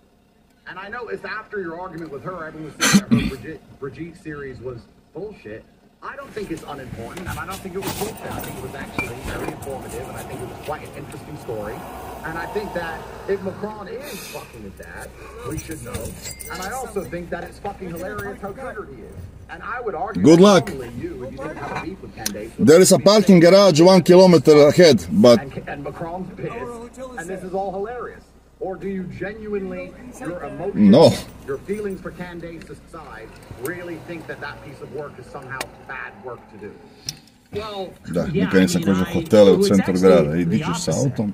I liked Candace last year, and I hated the Brigitte Macron thing. I just didn't say anything because I didn't want to mess with her thing. I'll give you a counterexample. She did an interview with Phil Turney, who's a survivor of the USS Liberty. I thought that was excellent. I thought that was brilliant. Got huge coverage. Totally drove the conversation forward. I'm objective. I'm honest. I tell it like it is. I do have a major problem with Candace right now, but that was awesome. And unquestionably so. I'll tell you my issue with the Brigitte Macron thing. It's a couple of things. One, I think it's weird. I think it's weird that Candace is so hung up on the French president, because in America, we just don't really talk about Europe. We don't really care about Europe that much. It's just not something we're engaged in. So for her to have this laser-like focus on that, to me, it kind of gives me a weird feeling from the beginning. Then you delve into kind of the history there, and for a long time, there's been an effort to go after Macron from this crew. Like, I don't know if you know, but back in 2017, there was this huge effort to say that Macron was gay, and that was being pushed by Russian media. It was being pushed by Sputnik in Russia Today. They were quoting Julian Assange. They leaked all Macron's email 2 days before the election in 2017. So there's been, for like 8 years, this concerted campaign to attack Macron personally, call him gay, say he's married to his dad. So that's another thing, is like it comes back over and over again. Then you get into the person pushing this, the guy Xavier Poussard. He wrote the book, Becoming Brigitte. This guy's crazy. Like, the guy that originated the theory, it's very fringe in France. He believes in the QAnon stuff. He thinks he's working for Trump. He thinks he's working for Putin. The guy's nuts. And when you get down into the actual information, at the end of the day, their proof is that there's a photograph of the person they say Brigitte is as a child, and using this Chinese facial recognition, it says there's an 80% match to Brigitte Macron today. And I don't think that's super good journalism. I think the evidence is flimsy. And I would say maybe there's something going on there. Maybe Brigitte Macron is weird or something. But to me, the evidence is very flimsy. So that's my problem with it. And the reason that I even call it out, why not let it alone? The reason I call it out is because, one, if it's an angle from Russia or some other thing, then that needs to be called out by itself. But two, I think it's so kooky, it just makes us look bad. I think it's one of those things where maybe people watch the USS Liberty show, but then if you're talking about aliens and secret transgenders and the Frankists and, space isn't real, it's like then we just look like we're crazy. So that's the other thing. But it's actually in reverse of what you said. If I liked Candace, I would not talk about my problems with it at all. If we had a working relationship, but since we're at odds, I'm more willing to criticize her. So it's totally the opposite.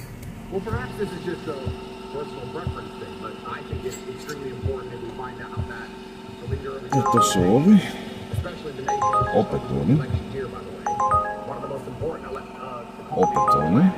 and Europe is by and large America's ally against China in the coming decade. Znači ne želi ih niko drugi prihvatiti. Naruči skupno vozi. Opet traži još nisu nešto, okej. Ipak ću gasiti običan uberik.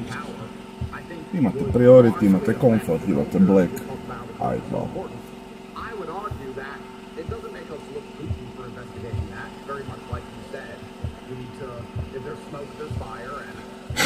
Što ovo radi? Kaj je to?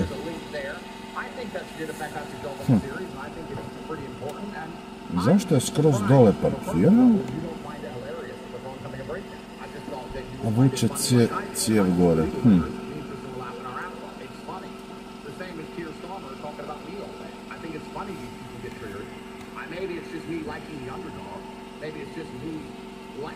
striking that we have some degree of power to actually influence the emotions of these people who are suppressing us, especially in Europe so heavily. So I was just surprised by your take on that, and my conclusion in my mind was, he's pretending that's not good work, but it's clearly hilarious. 5 kilometara, 6,9 ATDH. Ajde. If it turns out to be right, I think that's very important. I would argue that's extremely important. And I mean, right now we have the problem with Keir Starmer in the UK. He got caught fucking that. We're not allowed to say that. I'm about to catch another charge for saying that right now. I'm trapped in Europe. And perhaps maybe you're saying America first, and as Americans we don't care. I'm in Europe. They're the ones throwing me in jail. They're the ones fucking with my life.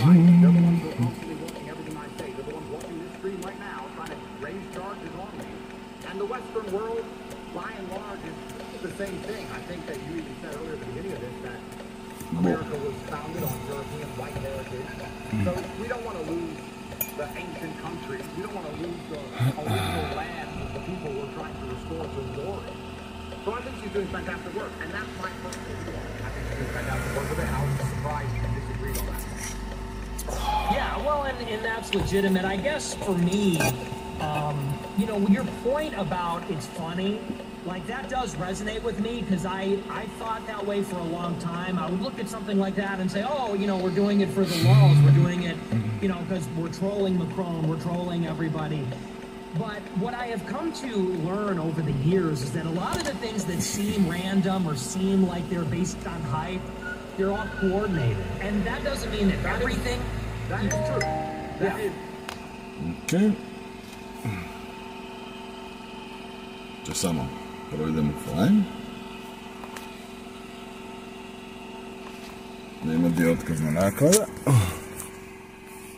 Ali nema je poštena cache, ali idemo probati, nikad ne da s ovim AI botom.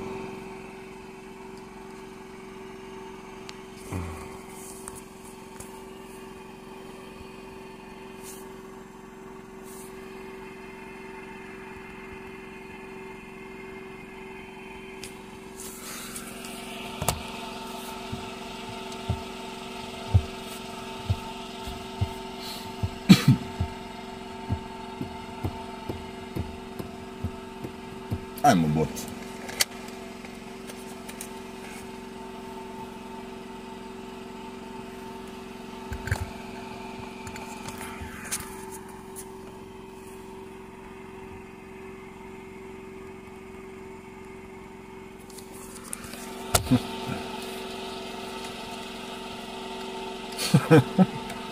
Samo određeni slučaj.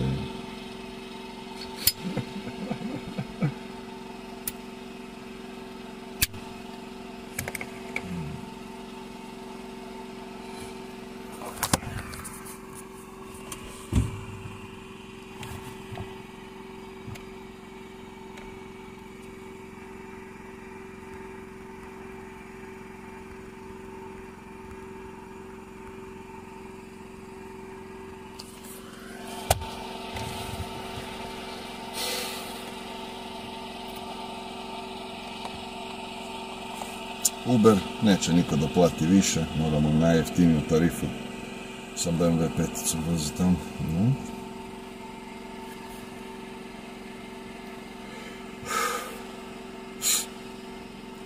Nekoliko.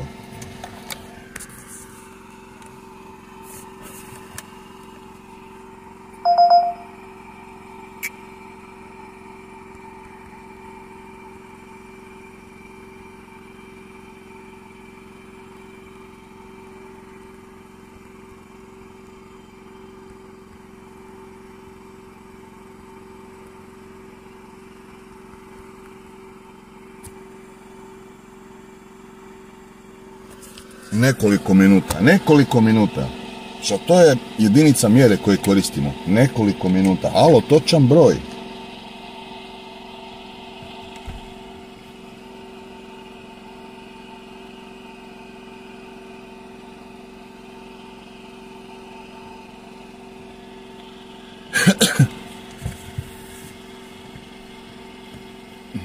Ja, stranka ima pravo 2 minute. Otkazati vožnju od kako je naručila, ali to je pod uvjetom da nisam već stigao. Ako sam stigao tu, ne znam da li je prošlo 2 minute, možda nije. Ne da mi se. Ajmo paliti Bolt i voziti nešto.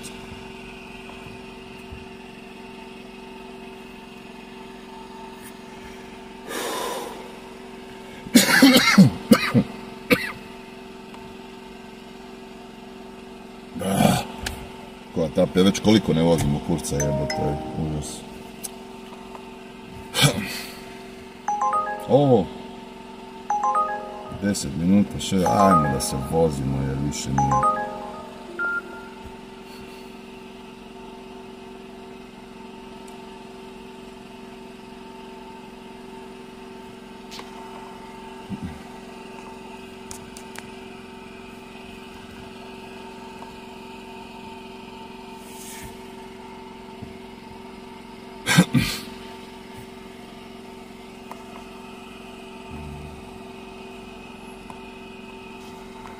Bože, dragi.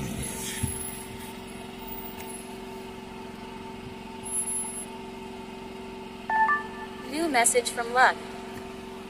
Be right there.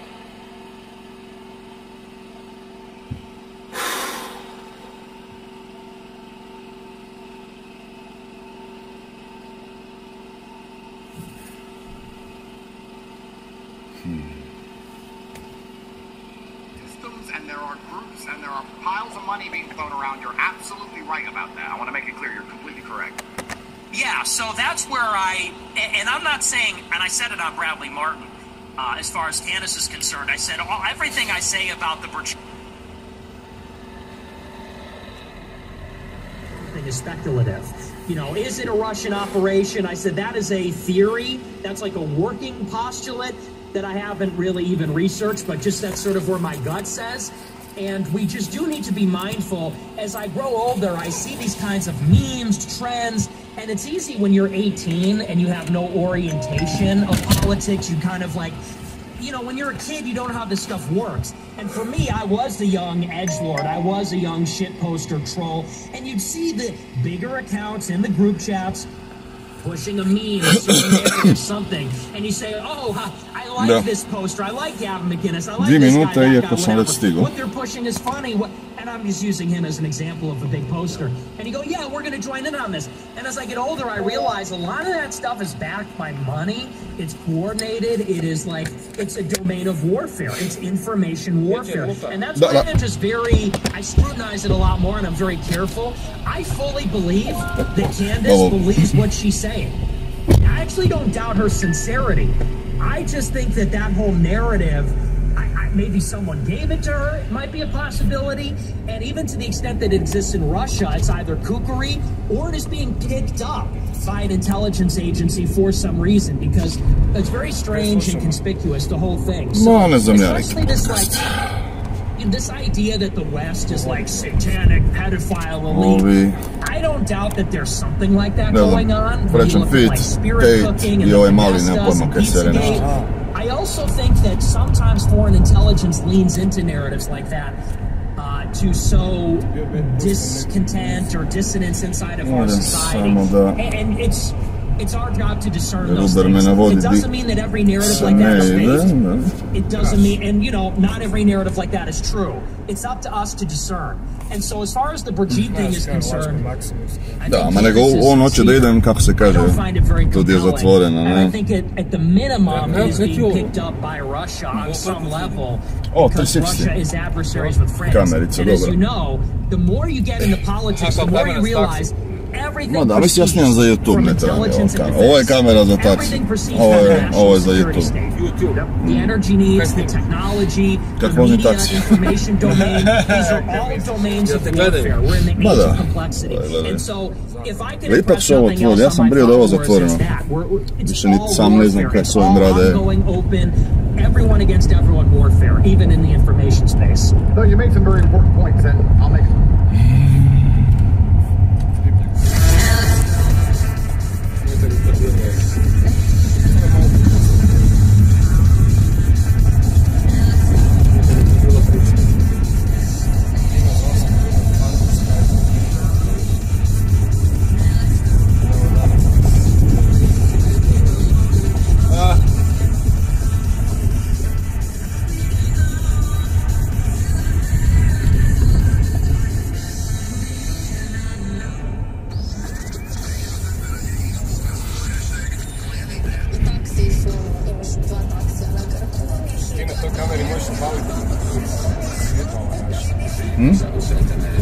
Ovo misliš? Ne, to je drugo. Čekaj, ću mi se završiti na YouTube-u? Ma ne, ja snimam naprijed, ali ja kasnije u editu mogu vrtiti sve, 360 kaj je god ono. To ne krši one GDPR, to strane. Pa ako objaviš lice čovjeka i sve to, da, realno krši ako se čovjek požali, ne, ali ja stavljam sebe i kako ja vozim, ljudi uđu, izađu, ne, ništa.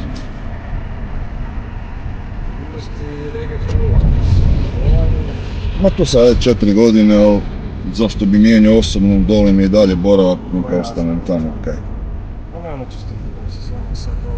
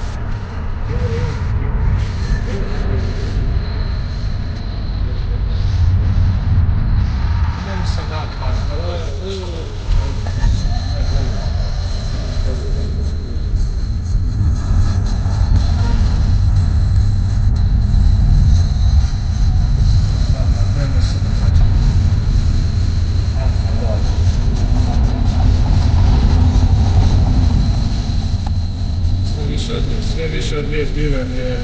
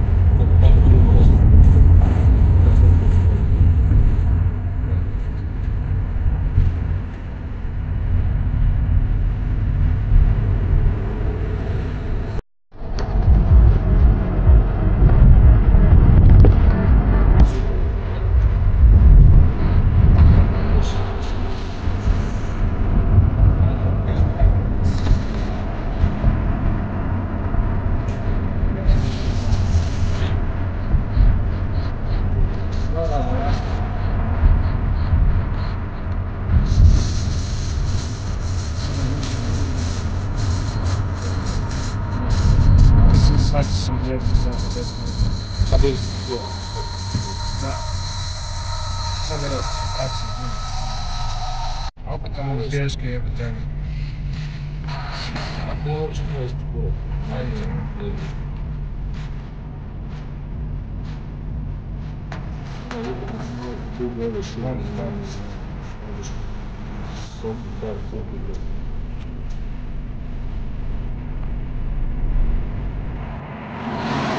Bakice, idemo.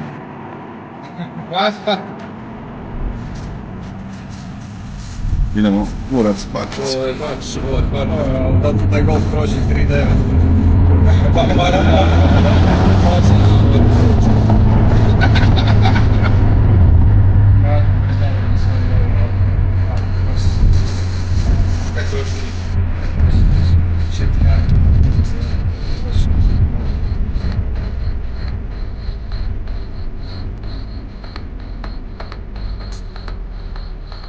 Sve je njim zamijenjeno, nemam šta vam.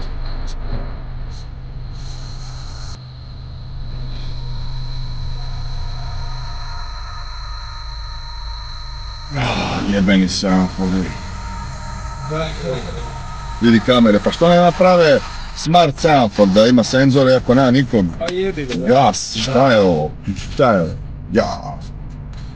Jebi ga. Eto, to bi im bila. 4 godine u Zagrebu već. To bi im bila dobra investicija. Neko bi promet dobro funkcionirao kad bi kao smart semafori bili, znaš, razmišljaju. To ono vide da tu ide, tamo vide nema nikog, ništa, zeleno. To je za sad samo na strelicama ili streljanje.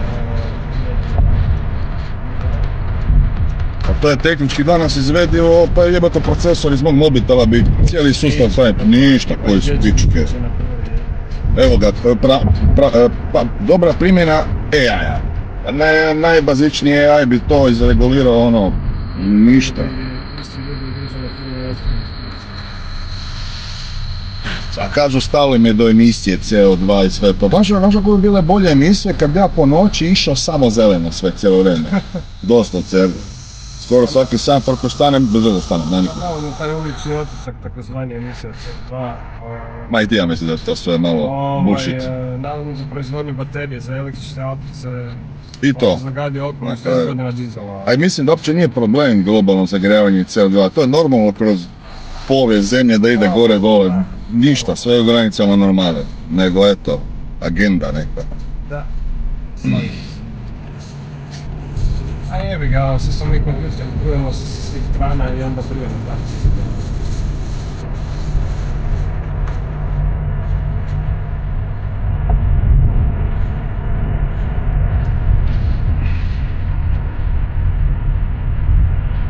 Šao Masters. Da. Jednom sam bio 99,7% muški, 0,3% žene. Rekao sam nikad više. Šta vidjeti tamo redovno? Sad smo bili svugdje iste situacije. Pa da. Ali ovdje pogotovo zbog taknjara. Nije ovdje ovisi, nekad zna biti dobro, nekad zna biti stranje. Eto. Tražimo pleći Bosnu na svoja priča.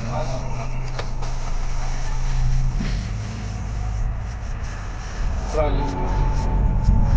A evo sam ništa dobro. Nemam parku, ništa. Pa ne.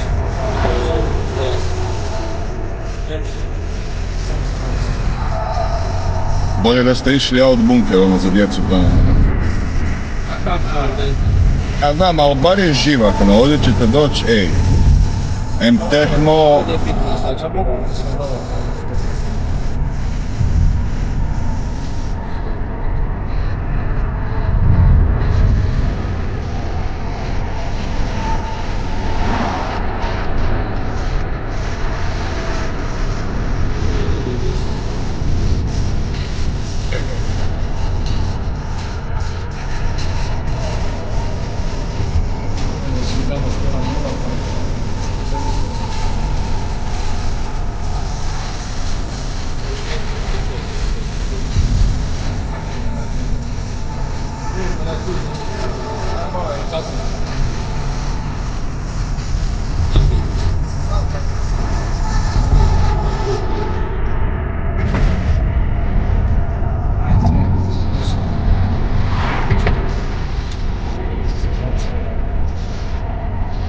Na kraju ćete u platinu završiti. Ako radi uopće, mislim da i on radi više.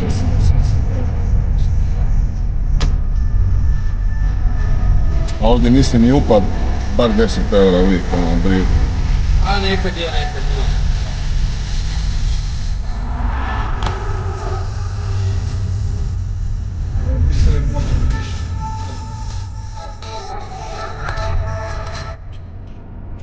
Gdje se uopće lazi, tu ili tamo? Pa sad postaje. Tu postaje.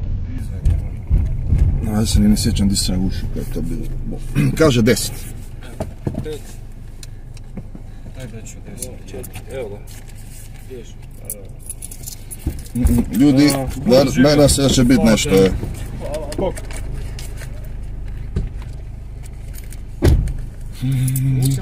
Mobitel ti je ostao u taksi. Da, vidiš. Bravo. Retak ili jebeni rekao da staviš mobitel. Bravo. Ajde bok.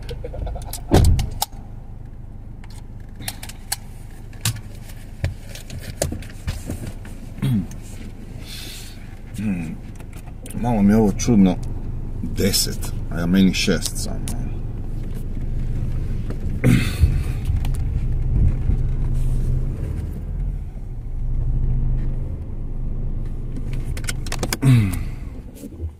Samo da vidimo tu vožnju, koliko proviziju je.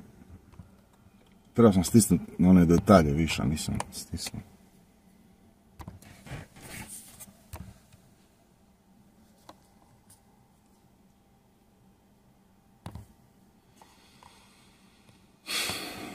Wow! 35% provizija, super Uberu. Gle, jednu vožnju bio uzo Nišu. Amo.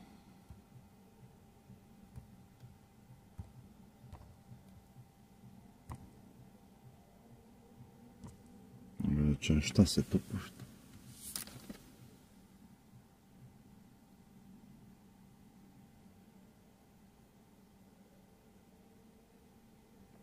Sranje se pušta, što drugo.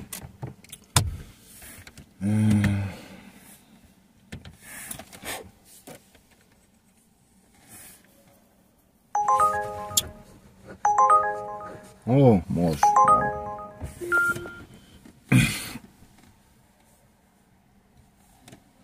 Luk. A to su oni.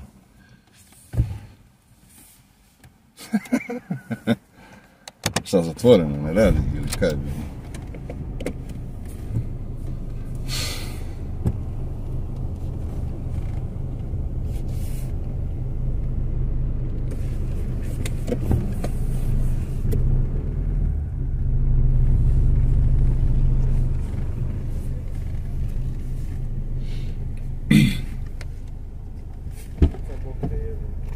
Pa kaj se desilo? Ne dela opće. Opće ne?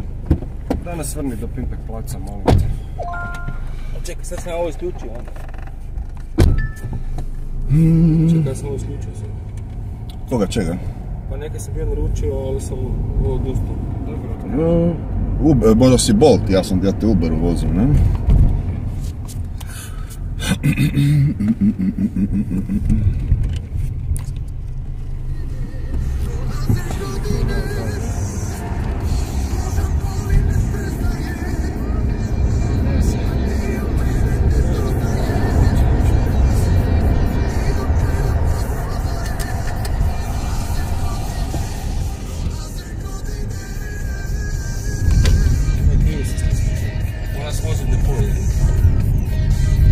Možeš mijenjati, slobodno, samo stavi drugu i on će meni ažurirati. Ti si stavio...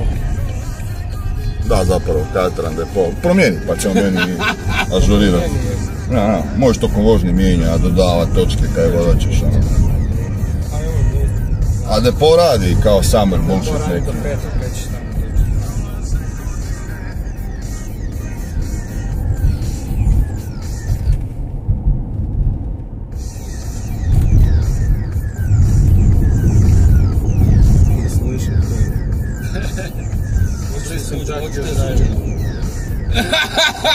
Moraš kontaktirati drivera, tako više. Ide. Koliko nam treba do tamo? Šta je, 6 minuta do depoa, ne? Jebote, ali ne mogu, probao sam cancel nedelje. Promijenit ću ti ja, sad ćemo tamo stati, pa ću ti ja tu. Hoćeš ili nećeš? Pa ne. Znaš kaj ne bi, svaki put kad stvaraš neki kurac prvi znači na tebe.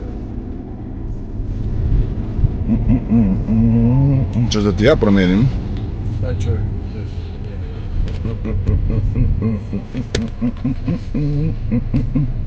Evo sada te naučim. Nećemo vi se 5 Ma može se sve. Ne cancel jebote. Nego... okej.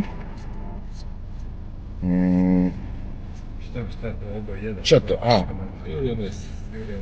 Okej, destination, stisnimo to. Heading to depot, ajmo ovdje. Ovdje kao edit. Viš tu možda dava točke i sve. Di ćeš? Julija Vez. Kako? Julija Vez. To je samo sad tebi. Julija Vez, nego samo potvrdi i meni će. Malo je viš, meni treba gledam di je, šta je, saklicu to. Trebalo bi biti ono malo pristupačno. Da.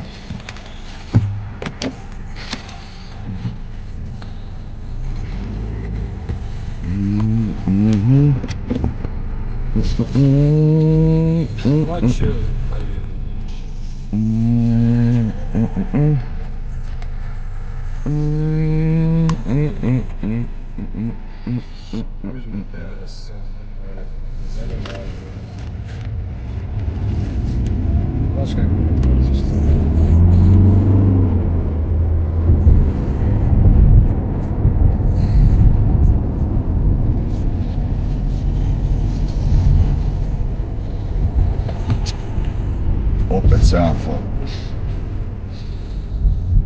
Ako ne prođe nijedan auto, bit će gotovo. Znaš kad sam ja, to bi baš tebi bilo začuo, nisam dobra faze eksperimentirati u život. Uvijek pretpostavi najbolji namjer. Ovo je semafor, ovo je stroj, ali onak... Zastarjelo, imamo tehnologiju koja može puno efikasnije biti. Zašto još uvijek to tako?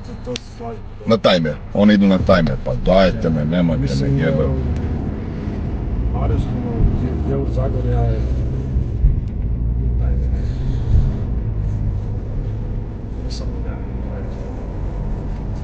Isto sam vidio starinska tehnologija, ali super, piše za koliko sekundi se pali, to sam vidio negdje. Da znaš da li da žurim, da li da ne, neće opće stići, koliko da čekam, to je, mislim, za starinsko, ne, ali malo pomodno.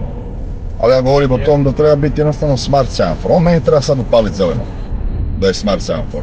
Jer tamo je zeleno za nikog, i on bi trebao kako se ja dolazio, rekao, aha, ovo je prošao, nema nikog. To bi onda bilo 20. To je kultura, mislim da je pomogitelima se kasno startaju. Polani su zbog toga. Ej, kako bi smart semafori pomogli gužve? Optimiziralo bi se sve. Znalo ono kad svi hoćemo po zelenom valu izaći na onu ilicu, a ilici nema nikom. Onda bi se AI bi sam produžio, ajmo vadit da duže traje. Cijeli tako bi svijet bio ljepši kad bi neko rekao ajmo tu 10 milijuna eura uložiti. Ali ne.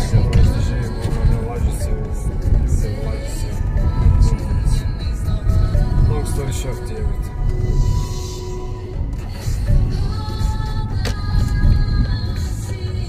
Ja ne mogu pogasiti.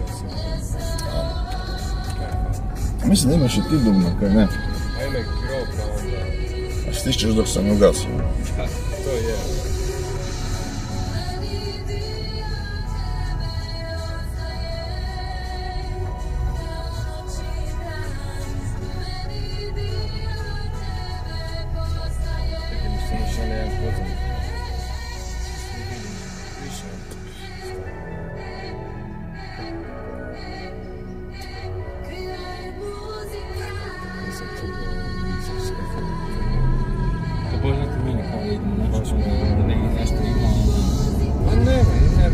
Jedino bunker. Jest da su djeca, ali živahno je i najbitnije od svega, smiješ pušiti unutra.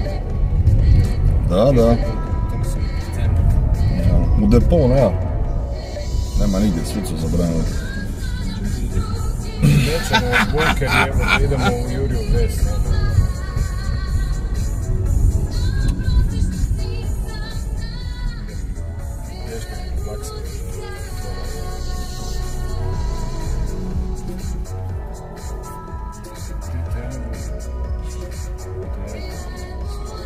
Mogu spati, stvari ima na 5 mjesta.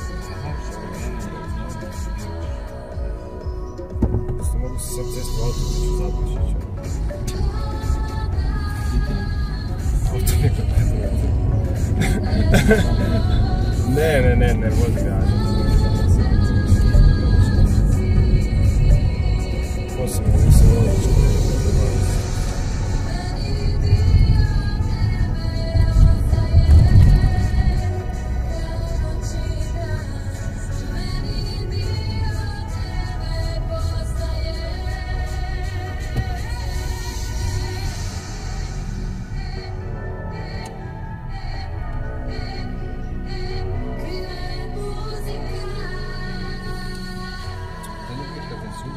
auta, se na parkingu prebacio rikvic i sa prednjim desnim dijelom normalno nikao njegov zadnji dan. Tako se mislim, kukurac. Ja imam 17 godina vozičku, aktivan sam vozač. Nikad nijedna greška, ulazio sam mrtvo pijano u auto i onako izađem iz parkinga kod da se parkirate.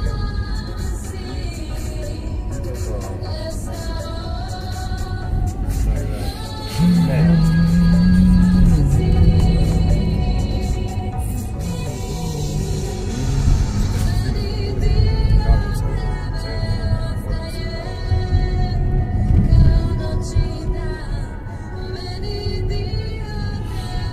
Je prohodna ova tu ravno? Ne, može se proći.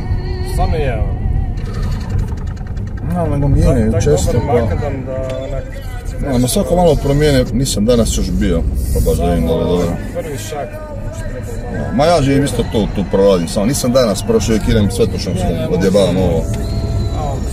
Može se samo šak. Da nisu pogoršali, valjda naš ono kao dopizdim. Nisu, znaš kao ovaj znaka da mi je tak ravan da nemaš ovo. Ja sam danas prošao. Samo odmah ti je šakt kad uđeš sad, pa ga s desne strane zove. Bar sam ga ja s desne strane zove. Napred i nazad. I sad se miram do šaka pred krajem. Tak je bilo i neki dan isto, ne? Da.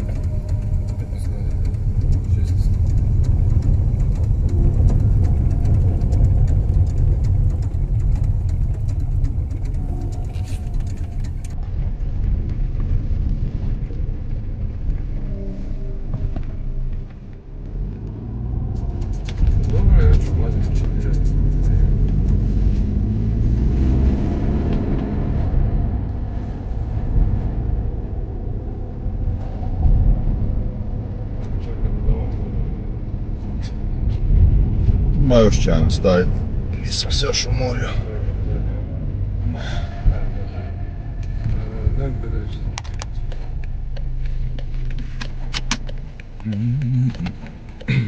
Kaže 12. Stavim na jedno mjesto.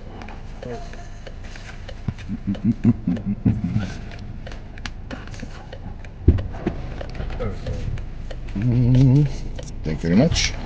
Hvala tebi. Ljudi, uživajte. Živio budu ovako noć.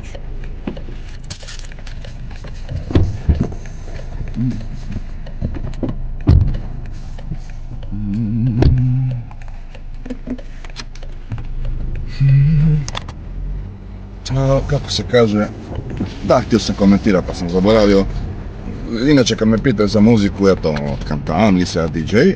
Osim ako je okej, ekipa je samo po njima po vibri da su okej i pristojno su pitanje, onda može. Inače to kao da je pusti na muziku, ja kažem da umoram se raditi.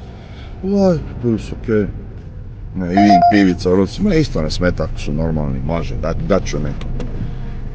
Ne smeta mi ni to. Malo retardirano. I ne volim ovo multiple stops, znači da ih je više, gubljenje vremena. Živio parking senzor. Dajmo i bol tu palit.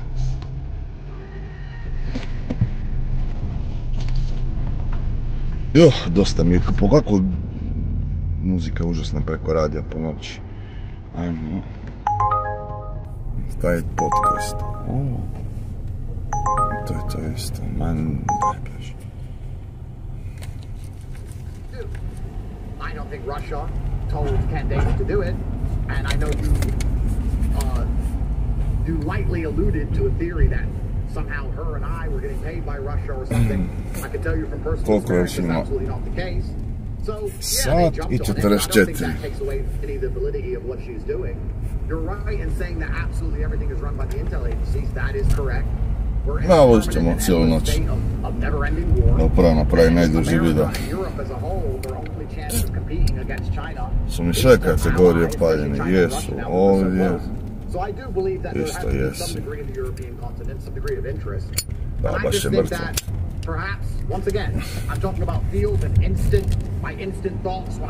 Potrošnja, ajde da istresamo pepeljaru, ajde da se popišem isto, sve jednom ćemo napraviti. I wasn't the one who was attacked by them like you were, but I have been attacked by a question here. And I think it'll be interesting because, you know, we can sit here and talk about certain topics and stuff like that, but I think these questions will give people a better insight into, Mada, skoro sam kući, mogu bi ići kući. So what I'll do is I got these questions. I'll answer it first to give you guys time to, you know, come up with your own things because some of them are pretty thought-provoking. So I'll kind of keep it simple. So the first one I was going to ask was, looking back, what book, person, or event red-pilled you, right? And how did that change the trajectory of your content or public persona? So for me, da, neću, još svoj strajk.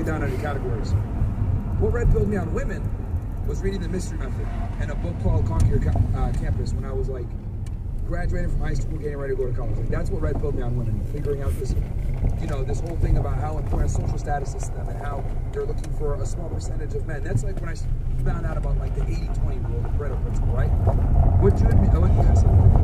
What red-pilled me on the Jews was 9/11 and JFK, right? No matter how you slice and dice it, there was absolutely Israeli fingerprints all over 9/11, all over the JFK assassination, especially when you look at the nuclear weapon component, which is almost never mentioned in mainstream American media. Now, look at the movie JFK by Oliver Stone. Do everything in their power to omit the nuclear weapons angle. And you find out that the movie was funded by a guy named Arne Milchan, who was literally Israeli intelligence from the unacknowledged nuclear program. So like they had an incentive to keep that information from Americans. And this stuff has been like suppressed for a while. So that definitely red pill. Preslaba cijena bježde. Real estate usury and basically Uber puno bolje radi. So I'll turn it to you guys. I mean, if you want to break it down in categories, you can. But those are the things that I would say red pill me on those three topics. Andrew, you want to go in and yeah, I go can first. Isn't that how it works? Yeah, so the question is basically I'm at the back of the bus. Looking back, what book, person, or event red-pilled you? Right? And change the way that you would make content, or change the trajectory of how you would make content for the rest of your life. What was the red pill on women, so to speak, or the red pill on finance, or whatever. But either one of you guys can take it. I'll run it then. I'll go. Should I go? Yeah, go ahead.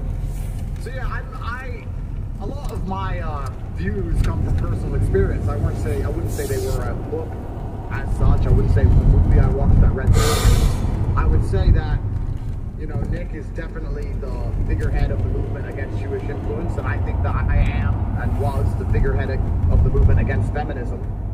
And a lot of people have now come along and said that women are the foot soldiers of the Jewish influence, and perhaps that's true. But every single problem I saw with society led back to one place, and that doesn't mean they're bad people. It doesn't mean women are inherently evil. Šta kaže potrošnja? 7,7. Always been productive and functioned a certain way with a patriarchy, and it allowed us to be currently face.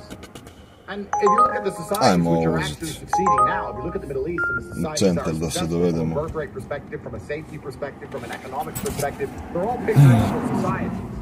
And my major point is that the West has now become a matriarch. Okay. America is a matriarchal society currently as it stands right now today. Even under Trump, it's matriarchal. If a man wants to have power, if he wants to be in Senate or be a politician, he has to parade his wife around for some reason. Putin doesn't have to parade his wife around. I've never seen the king of Saudi parade his wife around. What do their wife even know about politics? Why are they there? I don't know.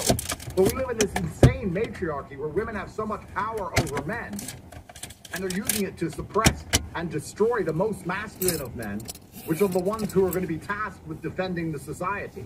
So I always had this gripe with that and that alone. And it turns out that big women are as powerful as big pharma and big education and big Jew, because they fucking came for me. They did not like what I said. And they came for me hard. And of course they accuse you of crimes against women because it makes perfect sense for them to attack you with it. And here I am, 11 court cases deep. I've been federally investigated by the American government, the British government, the Polish government, the Hungarian government, the Romanian government. No one has enough evidence to put me in jail. Eto, vidjeli ste kaj se desilo. Ništa, ništa, ništa. If anyone else went through this level of shit, they'd be fucking jailed. So, what the fuck? Ništa, ja mislim, okej, nisam je dobio. Idem bez veze.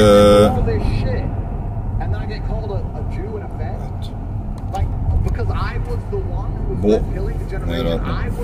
Took all this risk to help everybody, and now you go on Twitter and call me these things. It does, even though you don't care. It does make you think there's no point in trying. And this is why the elites win, by the way. Especially in my position, I have $700 million liquid. I can just fucking fuck off on a yacht and say fuck those peasants, and just go be one of them. And I don't do that. I sit here and I try and tell the truth, and I try and be honest about things. And you get so little gratitude for it that I do believe when I'm talking about how our movements are subverted by the extremity on the inside of the movement. That's the kind of thing I'm talking about. And as Nick continues on his run, as he becomes more and more powerful, as he does more and more fantastic things, it becomes a larger and larger political force. When X amount of his own movement turn on him and start calling him a Jew for something he once said, even he's gonna sit there and go, this is fucking, what the fuck am I even trying for? Why did I get me back from these fuckers? And that's what happened. So, all in all, mine was just personal experience with women, bro. I mean, I didn't have to watch Fresh and Fit. I knew what was going on for a very long time. Yeah, and I just added to what you were saying, because you were saying, like, you know, obviously patriarchy just went into it. And I would argue it was also like a big red pill, because since women tend to defer to the masses, the fact that we locked down, the fact that we had all these scares, that I think is very indicative of how much we value the communitarian nature of women. Well, the reason they're so scared of it, the reason they're trying to get rid of it, is because when you have women in charge of a society, you can use emotional arguments. It's not complicated. Yeah. You put women in charge, and then you use an emotional argument to manipulate the women, and the women yell at tu ne sam njevao, dobro, po noći smijem. And they sit at home all day, and that's what happens. So, COVID was one big emotional argument, but grandma was the fucking argument for locking us all in our house for years. That's a female mentality. A man would sit and say, well, grandma's gonna die anyway. Grandma's 94, and I need to go to work. So men can be more ruthless and more logical. So yeah, COVID was one big psyop, run from the matriarchal frame, all of it. And every single man who was scared of his wife got the vaccine because of grandma. And every single man who was in charge of his women said, none of us are getting the vaccine, this is bullshit, shut up and turn it off, and live their life as normal. So yeah, absolutely. And the primary objective of the Matrix, I'm fighting a different fight than Nick, and a different fight from you, but I truly believe the reason they are so hard on trying to make sure in every movie, in the culture, in the law, and all of these mechanisms that women are above men is because they can simply scare the women or use an emotional argument on the women, and if they're in charge of society, then they have absolute control of the society, and they don't need to convince us of anything. Men must be convinced. You have to convince me. You don't have to convince a woman, you have to scare her. And that's much easier to do when you put up some Chinese dude falling over. I never saw anyone fall over on the street, but in China, supposedly they were falling over left and fucking right. And chicks had a mental breakdown. So I went to war against that because I saw it was all just a matriarchal mindset. And maybe at a level deeper, yeah, perhaps there's, not perhaps, certainly there are groups and people who are doing this on purpose and weaponizing women against men. They've certainly weaponized women against me. I mean, I'm the fucking, from personal experience, they call 1,000 women who know me and they find one idiot and I get dragged to jail. I mean, they certainly weaponize women against me, so perhaps women are not the tip of the spear. Perhaps they're the foot soldier. Perhaps they're the pawn and not the king and the queen. That's another argument. But that's where all of my mindset came from, and that's why I was on the crusade I was on. And a lot of people misinterpreted, and a lot of stupid people in my own movement misunderstood me and thought that means that you should beat the shit out of women, or shoot them, or run around, you know, and all these crazy things, which once again gets applied to me, and I go to jail. And that's not what I was saying. I was saying that the world's a happier place with men in charge. That's what I was trying to do. What about you, Nick? I'll repeat it because I know we basically... No, I remember. Okay, it's what red pilled you? Yeah, I got red pilled back in 2016, and it was a process like it is for everybody. I was a basic bitch conservative when I was in high school because I read all the libertarian stuff and I read all the conservative and neoconservative stuff, and I was just I was a Ben Shapiro fan, enough said. That's just what there was. You know, back in those days, if you were a mainstream person, you had PragerU, Breitbart, you had, you know, the usual suspects. And what red pilled me, Trump was a big part of it, Sam Hyde was a big part of it, but I had a buddy of mine, he was like autistic. He was this straight up Asperger's genius, and he was on 4chan all the time. And he was a good friend of mine. We were in Model UN and other stuff together. And I'll never forget, I must have been a junior or a senior in high school, and he called me into this room when we were setting up for our Model UN conference, and somebody goes, "Oh, Nick, there's this sophomore that's saying the Holocaust never happened." And I was like, "Really?" So I go in, I hear him out. I said, "Yeah, that's sort of interesting." And then we went and we campaigned for Paul Nealon that summer, a couple of years later. And I was hitting him with all the Israel arguments. This is in 2016. I'm saying, but they fought 4 wars of extermination against Israel. Like Israel is this island of civilization in a sea of barbarians. All the usual shit. And he fought back and made the case for the Palestinians and for the Arabs and all this. And I said, wow, that's really interesting. And what really did it for me is I got to the point in college. There were a number of other things that happened to me over time. But I got to the point in college where I said, is it all a Jewish conspiracy? And I thought to myself, there's got to be an argument that it isn't. Like, there must, like, are they really suppressing this truth? There's got to be, like, a book out there that debunks all this stuff. And then what really did it for me is that on 9/11 in 2016, during the election, if you remember, Hillary Clinton was, like, not well. She was sick. And on 9/11, she did a thing with Donald Trump, actually. They were both in New York for the anniversary of 9/11 on the same day, and she fainted. And they literally picked her up like a rag doll and threw her into a van. I don't know if you remember that video, but she was literally like rag doll, and they fucking tossed her in a van. And then 5 hours later, they had all these explanations. They said, oh, it was too hot. Oh, she actually had pneumonia. And she comes out of Chelsea Clinton's apartment and hugs like a little girl. And it's like, wait a second. So first you said it was too hot. Then you said she has pneumonia. But if she has pneumonia, why is she hugging this kid? And everyone in the media lied about it. And in that moment, I knew if they could lie about this, they could lie about anything. Because they're willing and they're able to lie. And if people are not willing to investigate it or dig deeper because of censorship, because of, you know, it's a regulated press, I said, then they could lie about all this stuff. And that, for me, that's when I realized this, like, benefit of the doubt could not be afforded to any narrative. Because that's really what it is. No one has investigated, the vast majority of people at that point had not investigated the 9/11 truth movement or the Holocaust or Israel or any of these things. All they had was the benefit of the doubt. That stuff is conspiracy territory. We believe the government. We believe the mainstream narrative. And I said, if they could lie about something that I saw with my own eyes, then we can't afford the official narrative, the benefit of the doubt on any of these things. And so that was the big break for me. It wasn't a book. It was just kind of this gradual noticing and kind of taking this tenuous frame, you know, for how to perceive things and just seeing it confirmed over and over.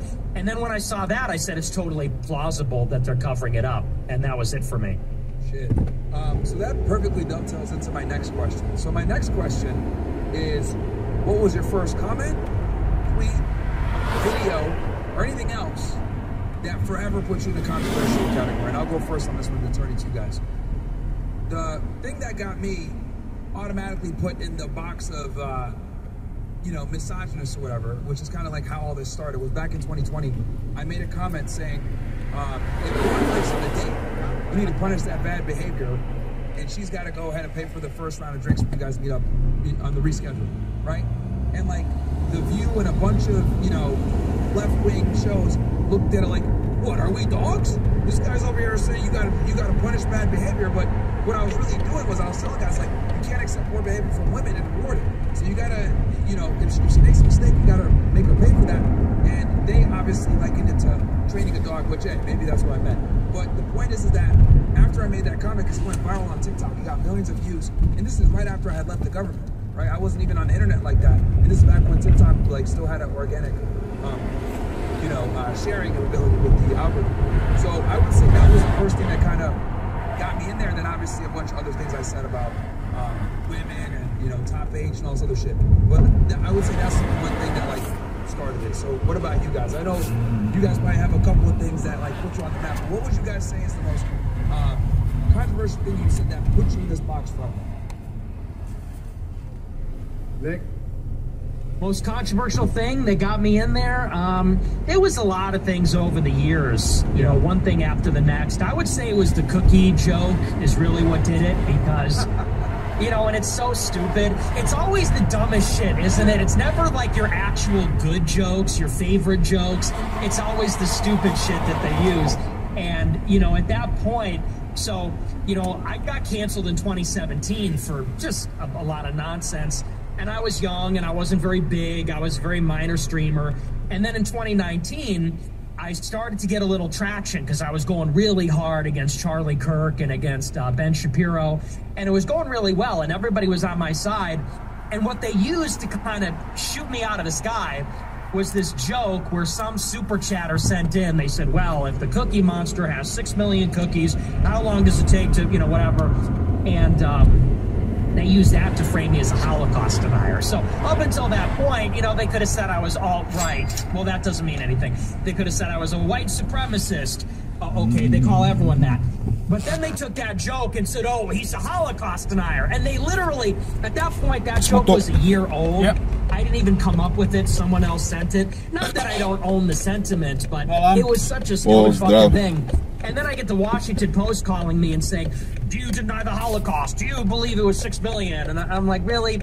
So that was kind of what really took me out for a minute. And, you know, but they call me fucking everything. So there's a million reasons I'm canceled. But that was maybe the big one. Ajmo se čmariti, ne vidim.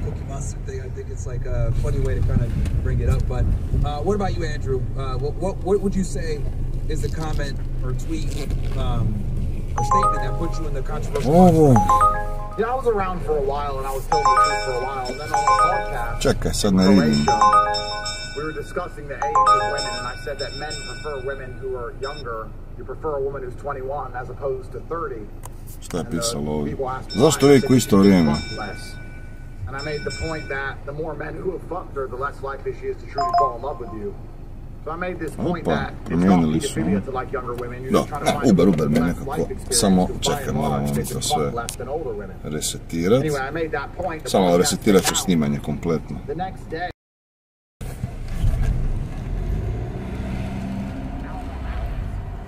So that was really weird, and then 24 hours after that, I got the mass ban. Every single app on my phone logged down. My Gmail, my Skype, my Airbnb. I got banned on Instagram, banned on Discord. WhatsApp was banned. Every single application they banned me overnight, and they started putting me on the BBC saying that I'm dangerous and I was banned for being a terrorist. Was this worse than depression isn't real? Because I remember when you said depression wasn't real, got traction, and a lot of people, you know, were unhappy by it. But that was the one comment that really sent the world into overdrive. And I sat there and I thought, why are they so threatened by that? And the extension is very simple. If you tell men to have standards for themselves, you're now an enemy of the system because they don't want men to have any degree of standard. And that's where the right-wing Christians and the Catholics hate me. Because they're basically saying, don't have standards. They're saying, meet a woman and marry her and do the right thing. Well, it's probably a fucking whore, bro. I'm not doing that. And they say I'm a bad person. Well, I make a whole bunch of white babies. I'm white enough. When I find a white woman, my kids look white as snow. So I'm out here having white babies, and throughout all of the bullshit I've been through, have any of my women betrayed me? We saw what happened with Crowder's wife and all these people. Have anyone come out and betrayed me? Some whores have come out and accused me of bullshit. Have any of the women with my kids or the women I'm close with betrayed me, let me down, or have they all stuck by me the entire way through? Like, I have women around me with loyalty inside of them, so I must be doing something right. But as soon as I told men to have any degree of standard for themselves and not instantly accept women and all their bad decisions, the entire system had a down. And I think that's what really red-pilled me and made me realize that, yeah, big women's a thing. What year was that, Andrew? What year 2021? 2021. I think it's a couple layers below, perhaps, the true power structures at the top, but women are certainly the pawns, they're the foot soldiers, convincing. And this is the thing that's so sad about it. And this is the thing when I make these tweets, which are deliberately prerogative and people attack me for them.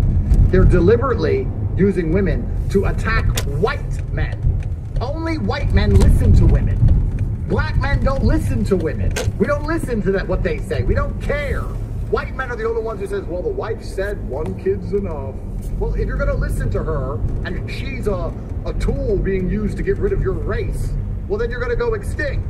So I realized I really hit a nerve with that because of the massive backlash. And then my legal problems began. And then the UK Foreign Office wrote to the Romanians, and we all know the rest of the story. So that's when I really knew I was close to something. And big women is a serious fight. And I think a lot of people underestimate how much trouble you can get in for just saying as a man that you're allowed to have standards and you're allowed to expect loyalty and integrity from females.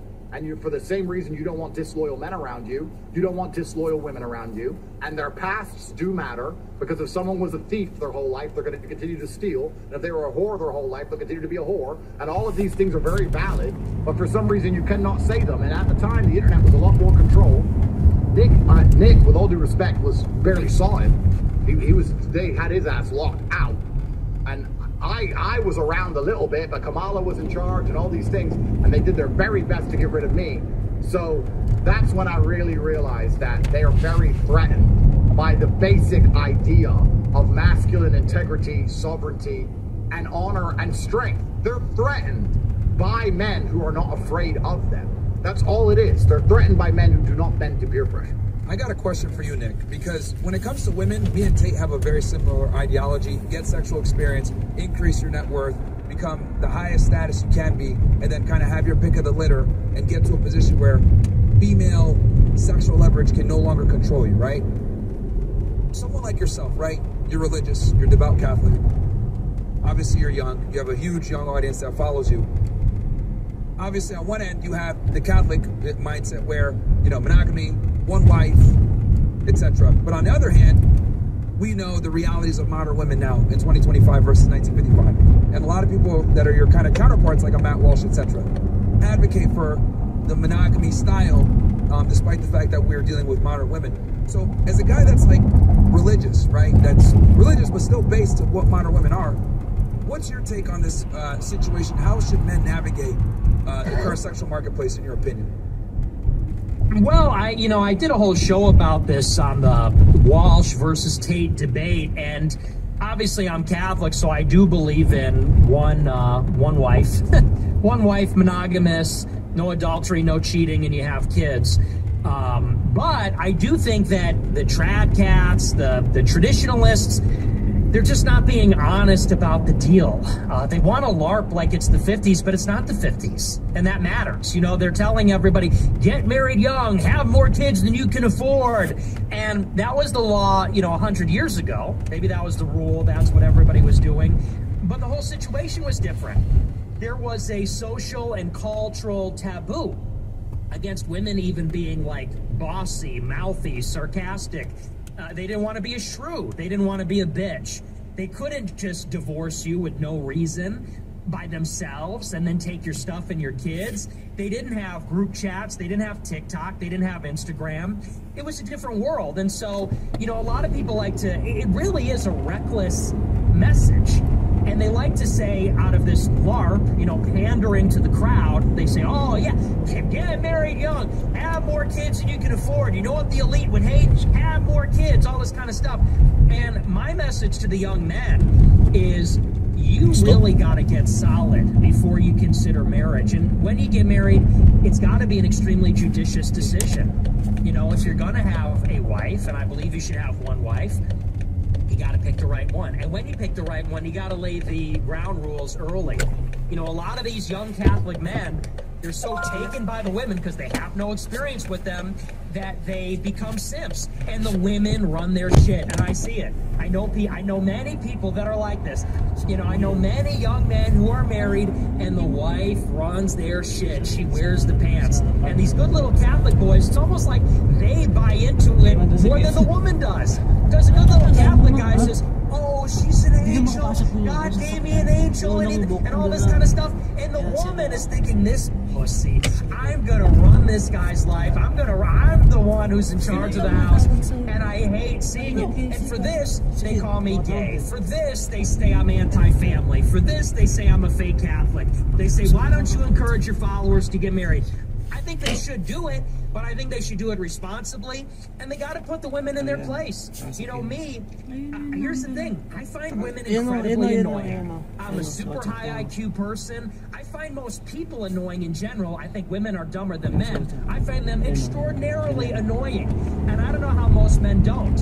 And if I'm ever going to get married, the arrangement is not going to be that I'm getting nagged, that I'm getting told what to do, that I'm checking in with my wife. It's like, you're gonna do your fucking obligations, you're gonna leave me alone, you're gonna be my wife, you're not gonna be my buddy, you're not gonna be my best friend, you're gonna be my damn ass wife. And a lot of people say, oh, well, that means you don't really like women that much. It's like, yeah, I kind of don't. I mean, not as friends. You know what I'm saying? Like, if I think about, you know what I mean? They're Like, annoying, dude. I talk to them every day. It's literally, I don't know anyone that enjoys the company of women that fucking sucks. But continue, keep going. yeah, I mean, look, you know, you want to fuck them and everything, but like, when I think about it, I want to go out and have the best time of my life. I think I want to go with my best male friend. I want to go with my best male friend who's intellectual and intelligent and risk-taking and that.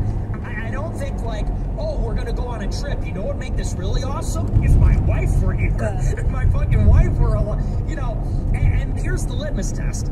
If there is no possibility of sex at all, are you still going to have a great time with a woman? Absolutely not. It's only fun if there's a possibility of sex. Because the game is fun. The game of, am I gonna get laid? Am I, you know, when men talk about that, that's the part that's fun. The part that's fun is not her witty banter. It's not her stupid fucking inane commentary. It's the fact that you're playing a game. It's like gambling. And anyway, so I try to explain that. It doesn't come across all the time. But that's kind of my, you know, maybe my fence-sitting position. I'm spiritually with Tate, but by law, I'm with Matt Walsh, I guess. And that's kind of why I wanted to ask you that so much, because, and me and you have had private conversations on this for years, how much women annoy us and stuff like that. And I find it interesting that, and I'm going to turn it to Andrew, that they call us gay, they call us weird, because we don't enjoy the company of women. We'd rather be around like-minded guys that are higher IQ so that we can make each other sharper. But then normies will sit there and be like, you don't want to be around women? You're gay. Yeah, I think white people especially have a very precarious scenario because they're on the risk of basically simply themselves into extinction. Like, whenever I see these OnlyFans girls that make $1 million in a day, I don't know how sick these girls are. If that's all white people, that's white people, that's white boys. A lot of them are the same ones talking about being married. And I can even talk about my webcam company, which I've been very honest and open about. All those white men, they were all married. They all were, I love my wife, and they go into the toilet with a laptop, jerking off with their wife. People aren't even loyal. That's the worst thing about it. They pretend to be loyal, but perhaps they can't do any better, or they're scared of getting the divorce rate. They're not even actually genuinely loyal. So white people are in a really precarious scenario because they're the only ones who listen to women at all. And they're on the verge of basically simping themselves into extinction. The OnlyFans girl who just extorted Shannon Sharp and sued him for sexual assault and took all his money, took $10 million and quit her OnlyFans. All her stories now on Instagram and Catholic Church. And she just got a fucking payout, and now she's walking around there, and I guess what? It's gonna be some white boy Catholic who meets her, holds her hand, and says, I can't believe that big black man did those evil things to you. Let me marry you, love you, darling, and maybe get one kid out of it before he gets the divorce rate, and then end up fucking sending money to some other OnlyFans girl. This is a big white problem. This simping shit is a white issue. It's a big one. And it's difficult. It is difficult. I understand what Nick's saying about, you know, he's a Catholic and he has certain rules, certain things he wants to live by. I get it. The white system I came up with was basically me just looking at the chessboard and going, okay, here's the game they want me to play. What's the best one? How do I get children? How do I not end up being that? How do I not get divorce rate? How do I keep my sovereignty? And I made that decision to do those things so I can have 25 children because I believe that's the most important thing to do. But doing that, alienating a huge swath of people, doing that, then say I'm a bad person because I'm not married and I don't have one wife and I'm not Catholic and that I am a terrible Jew for some reason, not understanding that their mindset is the reason they are being replaced in their countries and they are simping themselves to extinction. They write to me that I'm a bad person with one hand and click Pornhub.com with the other fucking hand and jerk off the girls who are actually interested. So the whole thing is so hypocritical and stupid. But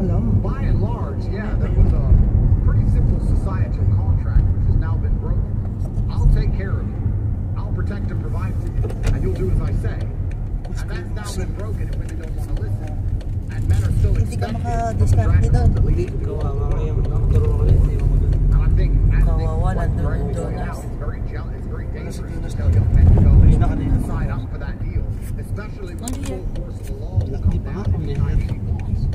Destroy the guy. So before, you know, right, we have a lot of things to do when it comes to noticing, a lot of things to do when it comes to getting hold of the reins of power. That's all. Good night. But we also have a lot of things to do when it comes down to the simple fact that we need people that have families that they're proud of, that they can reproduce within without being completely fucking decimated emotionally, financially. Oh, ćemo McDonald's? Nećemo. Fuck McDonald's. Premium Comfort. Evo ga, možete Comfort dobiti. Tu, ajmo se ovdje čumariti ovo. Ničem.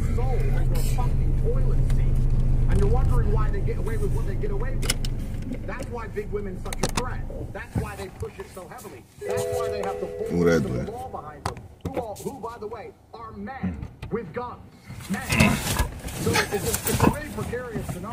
Daleko mi je moj sok.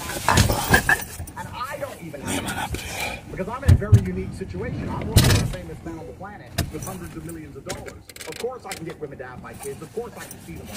I fly my kids around on private jets all day and get them free in and out the house. Ajmo, šta ima? Nema taksi. Ajde ovo. Onda držimo samo. It's extremely difficult, but it is a conundrum that must be solved. So my next question, and this might be a little bit more, but obviously we talked about when you answered your comments on one in roughly 2021 that kind of put you on the radar. You, Nick, the cookie 7, 8, 15. Koja razlika? What the fuck? Okay. So. Now I'm 10 toes down on this. Idemo naravno. Like what made you say, okay, this experience right here, I'm 10 toes down. I can kind of go through me and then turn it over to you guys.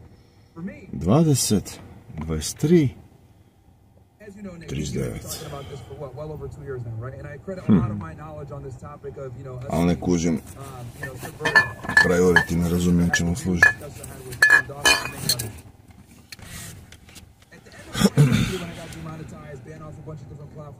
For talking about this, because we were talking about this before October 7th. I want to make it very clear, just add more credence to what you've been going through, Nick. If you talked about Israel, Zionism, any of this stuff, prior to 10/7, you were pretty much guaranteed to be cooked on any mainstream social media platform, right?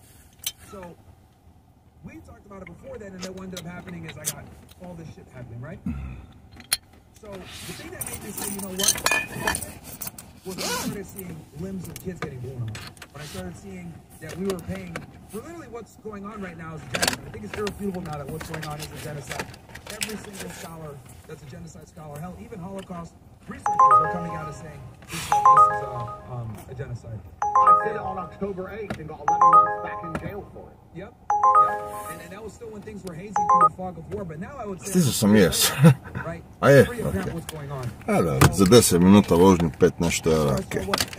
How Israel responded and used our tax dollars to literally wage not just a war in Gaza, but to conduct a war throughout the entire Middle East, right? Like they've been doing with, you know, a lot of these, like the Kuwait or whatever. That's when I said, you know what? I'm going to keep talking about this shit. They're not going to stop me. These motherfuckers rob me of my money. They rob me of my platform. I'm not going to let them get away with this shit. So that's kind of where I said, I'll go fucking, we're going to keep going. What was that moment for you guys? Well, for me, you know, Bolt. I got canceled very young. I got canceled when I was 18, and there was really just no other option for me, you know, because I basically got canceled within 4 months of starting my career, 3 months. I stićemo za palici, da. I was canceled by like March or April or May of the same year, and for me it was the only way out was through.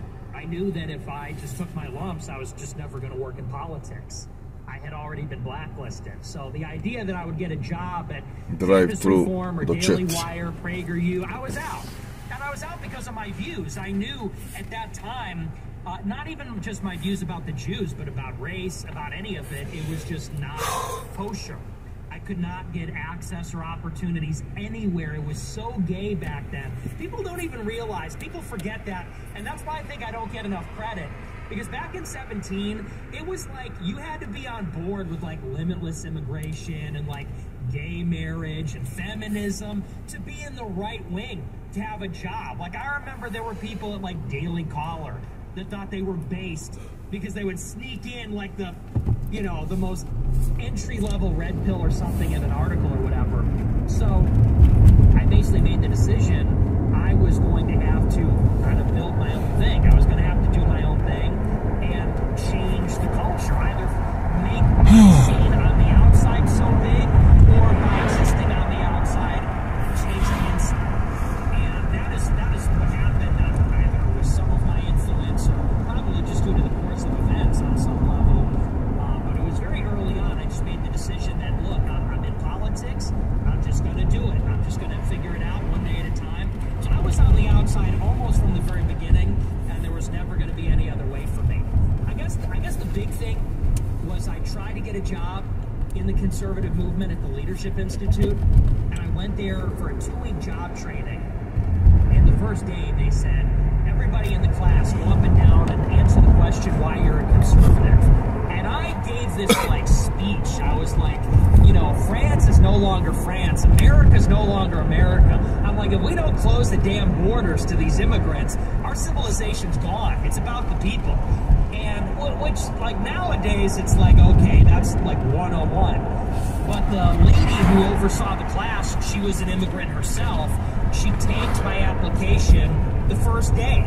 And so I said, wow, I can't even get an entry-level job at like this bumfuck, like, non-profit or whatever, creating Leadership Institute chapters on college campuses. I was like, if I can't get a job here, this is really cooked. I got fired from RSBN like a week later. So that's kind of what did it for me. It's like, clearly I'm not going to be able to climb this ladder at all. So I had to go and just do it myself. And let me, because I really want to have the audience understand this, right? So as you guys know, I cover dating, all sorts of stuff, right? I've been recently getting pretty involved in political commentary, right? And, you know, me coming in as an outsider, right? And then coming in and seeing how the conservative media apparatus works. Controlled by Google. It's fucking crazy. And I don't think people understand how much of a career destruction it is to be a political commentator in conservative. Mogli bi zamijeniti kameru skoro, a gledam mi cijelo vrijeme sa gledala na Kosovo. A dobro, to ću u editu poslije rešiti. Ali da, iće sad GoPro poslije ove vožnje.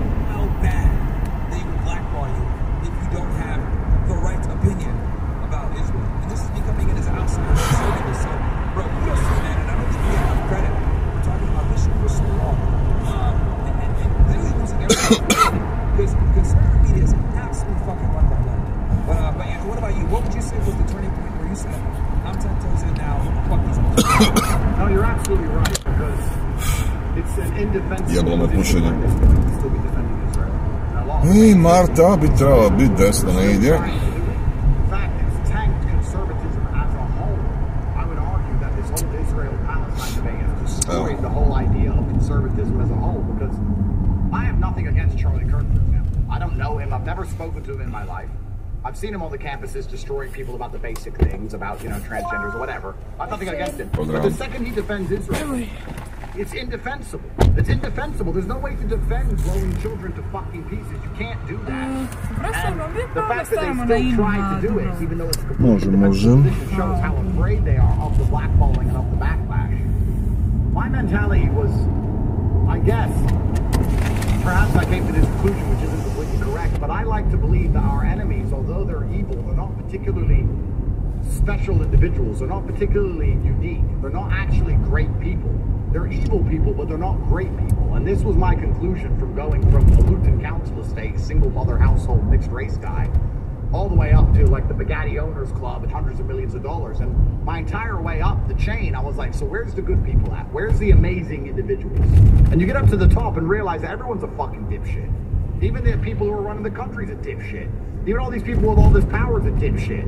Keir Starmer's a dipshit. They're all fucking dumb. And I came to this conclusion that somehow all of the people who have agency amongst themselves, who are unafraid of the cancellation and peer pressure, who are charismatic, who are mentally strong, these wrong side, although they may have power on paper, are very extraordinary individuals. They're really not impressive people. And I guess from there, I just kind of started to push my audience. My message is very base level. It's very mental strength, physical strength. Don't be afraid. Get rich so they can't cancel you at your job. Stick up for yourself. Escape the matrix. Be sovereign. And then I added all this in with trying to encourage men to be charismatic, to say what they need to say in a way that people are going to agree with them. Like me and you have done it on Fresh and Fit. We'll sit down, talk to a bunch of whores, and by the end of it, have them saying, yeah, I'm a whore. I shouldn't have done that. Like, that's the job, right? So by trying to just encourage masculine strength and charisma in the by and large, I was trying to bring people over to our side of the fight, because I think our enemies are actually the most unimpressive people on the planet. So once I felt like that was the way out, I just doubled down on it. It wasn't only just about me. I know Andrew Tate fans train mentally and physically. I know Andrew Tate fans are hard to intimidate. I know Andrew Tate fans will say what they believe in. I know Andrew Tate fans are trying to get rich. I know Andrew Tate fans. I know what they're doing. And by and large, anyone who does those things falls on the right side of history. So that was my decision. Okay. Let's see here. Okay, here's a good one that I want to. So, what do you guys think is the most misunderstood position that you hold? Right, that people always mischaracterize. If you do an interview, it's almost guaranteed to fucking come up, right? And knowing what you know now, how would you reframe it? I can go ahead and go first here on this one. So one of the positions that people always get fucking pissed off at me about is I say, you need to have sex with 50 women before you start thinking about getting married, right? Make 6 figures a year, have at least half a year savings in a bank account somewhere, be in good shape, obviously be 35 years old or older, and then have 50 women. Now, no one really argues with me about the 4 things I mentioned before, but when I talk about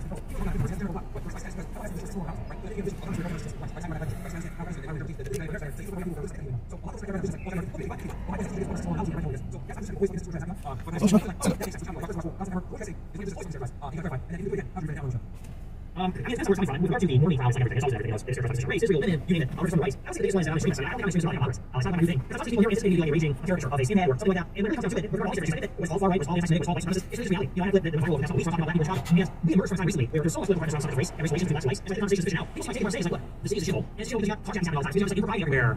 You know, we talk about black people in America, people talk about fatigue, fatigue from dealing with black people. It's like we all know in our lived experience in our day-to-day what we can expect from black people is people being inconsiderate, people being rude, aggressive, menacing, not following the rules. And that's kind of always been my position. Thank you very much. On some level, people look at a person like myself or others and they think we want to ship all the black people out of America. We want to kill them all or something like that. And it's like, they've been here forever. They've been here for 400 years. They've been here longer than my family's been here. We just want them to behave. We just want to hold everybody to a standard where people are polite, respectful, clean, decent, peaceful, and the rest of it. And it's like, now that I'm back on these mainstream platforms, I do a monologue about it. And even the black people are all saying, yeah, I agree with him. I get where he's coming from. So, that's just like one example. I think that we really just need to return to common sense, and not like the gay common sense like Donald Trump, where, he says common sense is like no transgenderism. I'm talking about like old school racism being common sense, where it's like, yeah, we all know not all black people are bad. We also know what's going on with them, and yeah, we don't have some weird desire to like dominate women or, bully them, but we're also like, yeah, they kind of need to be put in their place. They do need a strong hand. They do need someone to treat them in an assertive way. And even as far as the Jews are concerned, for centuries, for millennia, we know what's going on with the Jews. Now, we don't want to kill them all. We don't want to hurt them. People say you're a Nazi. You want another Holocaust? Absolutely not. At the same time, we know they fucking love Israel, and they're very tribalist. Is it a good idea to have them run in Congress when they're walking in with an IDF uniform? Obviously not. So we just need that kind of like old school common sense. I would say that's maybe the rebrand. I would say I'm moderate. That's the misunderstanding. Yeah, taking trips to Israel when they should be figuring out the Epstein files, shit like that. And I'll tell you this, Nick, like, it's funny to me because, you know, black men become president of the United States. So I always laugh when they say this, when they say that dumb shit, but what about you, Andrew? What would you say is one of your positions that's always mischaracterized? Vozač profesionalac. I know a lot of people, there's a bunch with you I know they mischaracterize. Yeah, but none of the mischaracterizations are genuine. None of them are genuine mischaracterizations. It's to find people hopes all over again. It's the wrap-up smear. They do it on purpose, and they know exactly what they're doing. They take something you said, and they take a small part of it, they take it out of context, they repeat it over and over. Have a good night. As I said, Christian, even the Jewish right wing, no one had a problem with me really till I talked about October 8th, and they had a huge issue with me all of a sudden. And it was all instant and overnight, and it changed instantly and completely. So none of it's genuine. And, you know, Nick's pointing out very basic pattern recognition. That's why humans are alive. We learned the pattern recognition that if you go near the tiger, you get eaten by the tiger. If you eat that plant, it's poisonous. It's fucking pattern recognition at this point. It's not racism. It's not anti-Semitism. Brate, osim što je 9 od 10, doslovce, Uber privlačna cura, još je, ste vidjeli to, cigarete mi kupila, jer se je stao. I joj, ne trebate tu ulazi koja se zavlačite.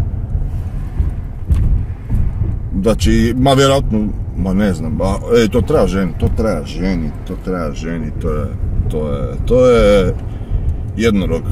Da je tako zgodna, gdje ono svi muški jedu iz ruku, ne, doslovce, a opet nema u sebi ništa.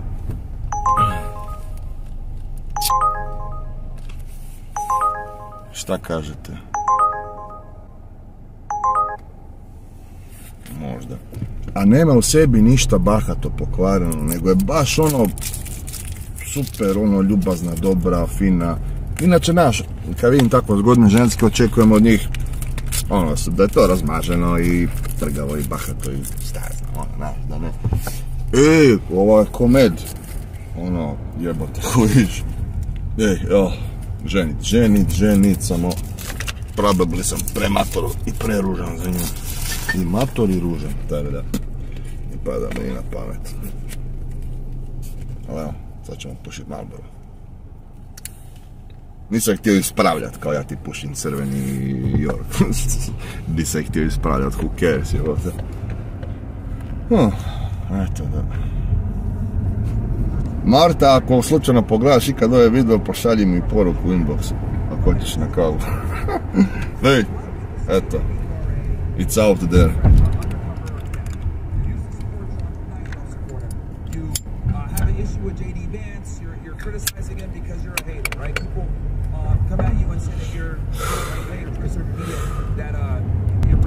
Dobro, ali je slabija puno od crvenog Yorka.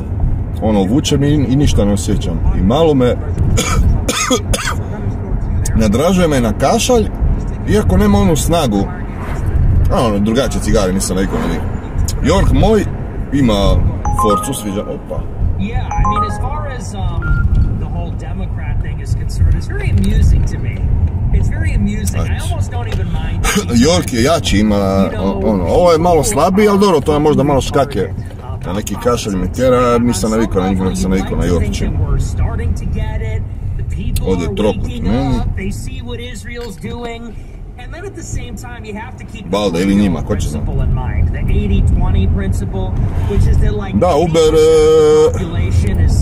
Uber, evo, jebeš mu sve. Uber daje lijepe vožnje. Bolt držim upaljen sam premium, jer mi se ne sviđaju baš vožnje, ali Uberove vožnje mi se sviđaju. I blizu su. Nice.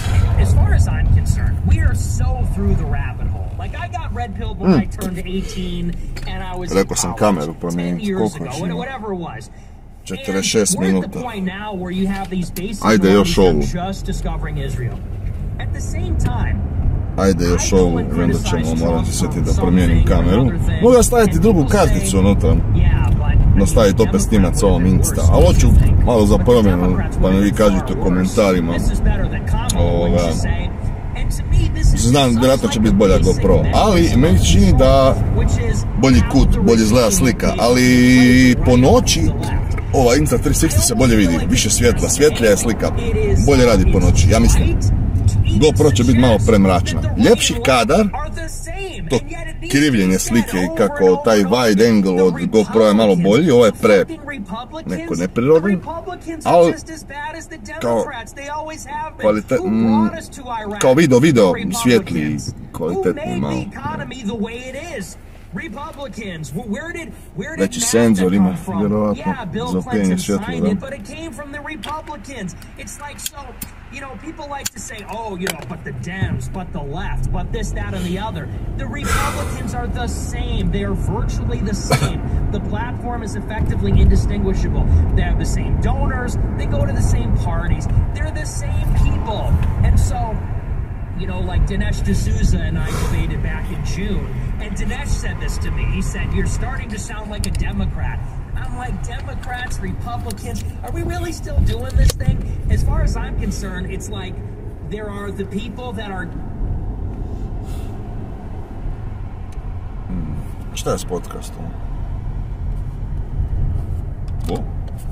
Šta vam prebaciti na radio? Joj, užas. Radio je užasan.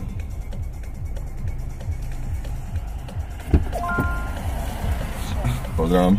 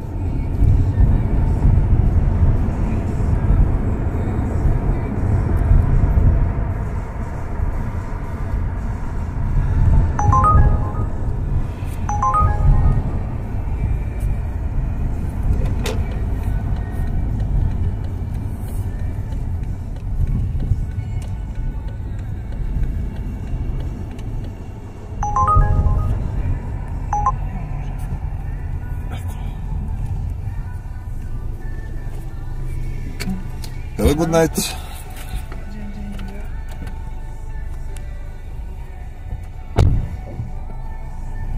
Samo da promijenim kameru na GoPro. Da jeste vidjeti, cijelo vrijeme zeleno. Nevjerojatno. Samo ovaj zadnji semafor smo zapali, skoro njega smo ulovili, ali cijelim putem bez stajanja zeleno. Nema ništa ljepše. Ajmo. Mali prekid, pauza.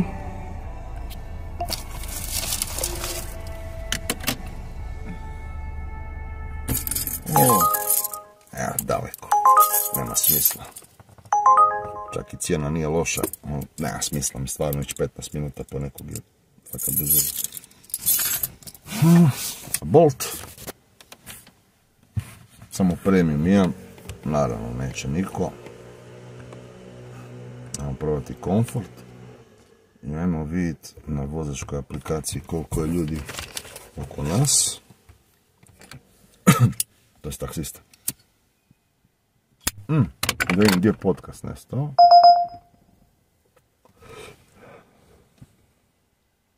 Full stream Rumble može.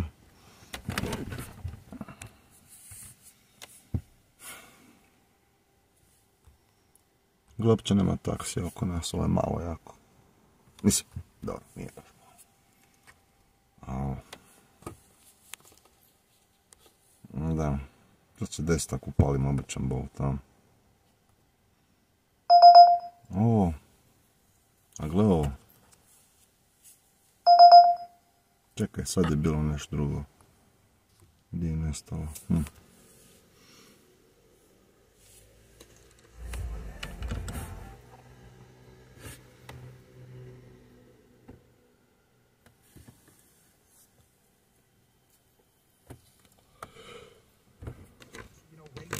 But just turn your camera off. Turn your camera off so you don't incriminate yourself. Yeah. So who is he really appealing to anymore? That's why Hassan's going in. He is definitely an outlier on the left for sure. You know, I had a discussion with him.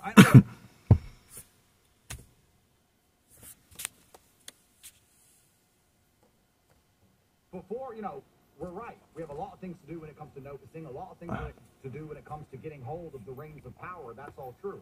But we also have a lot of things to do when it comes down to the simple fact that we need people to have families that they're proud of and they can reproduce within without being completely fucking decimated emotionally, financially, and most importantly, spiritually.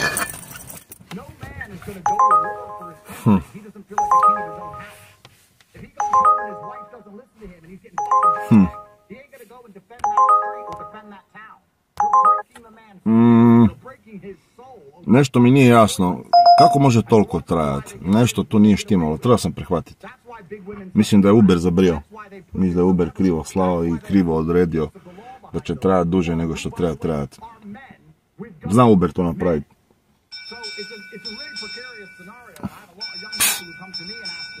Niti euro kilometar, 5 eura, niti baš blizu, capa. Dobro pa je van kruga. Da, nećemo. Više bi se definitivno mi leži.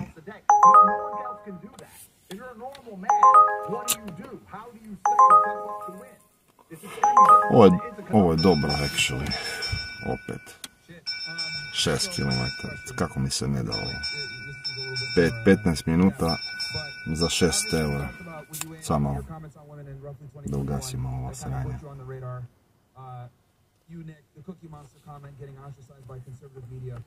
Imate premium i to je to.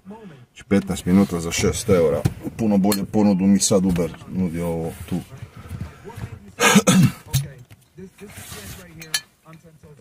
Ajmo Uber, ej, daj mi onu prvu, šta je ono bilo je? Ona prva je bila, ona velika je čudno bila. Nije mi bilo jasno, what the fuck.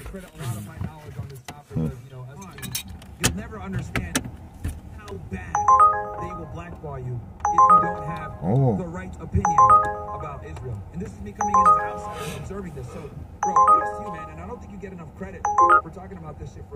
Sam prihvatio na vrijeme. Jesam. But Andrew, what about you? What would you say was the turning point where you said, I'm 10 toes in now, fuck these assholes? A da, hoću nešto bolje, sorry. Hoću nešto bolje.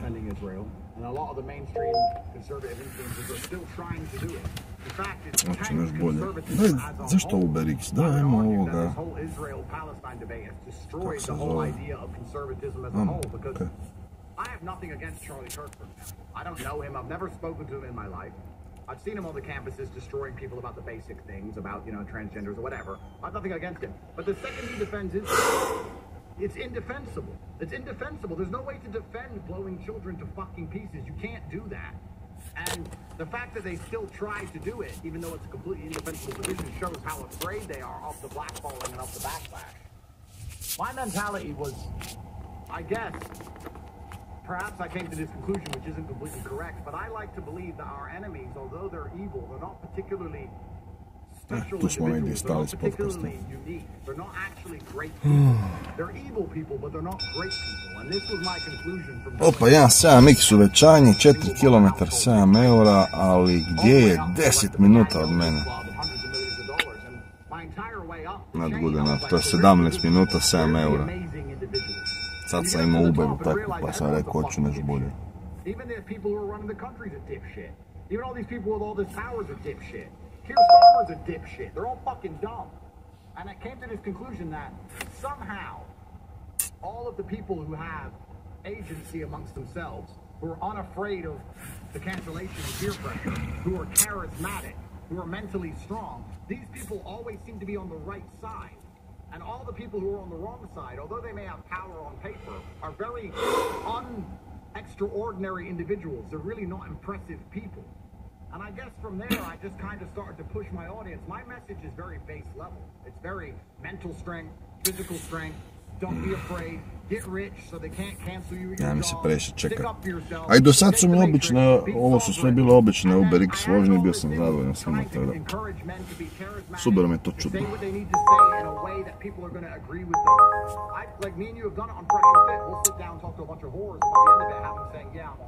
To je ona ista. Jebi ga, naruči skuplju, on pokušava onu koju sam otkazao, još i dalje pokušava naći, ali... A ovo... the most unimpressive people on the planet. So once I felt like that was the way out, I just doubled down on it. It wasn't only just about me. I know Andrew Tate fans train mentally and physically. I know Andrew Tate fans are... Jebate, cijelo vrijeme radim samo ove G radim. Cijelo vrijeme jebate. I know Andrew Tate fans. I know what they're doing. And by and large, anyone who does those things falls on the right side of history. So that was my decision. Bolt vraća se na premium, još neš. So, what do you guys think is the most misunderstood position that you hold? Right? That people always mischaracterize.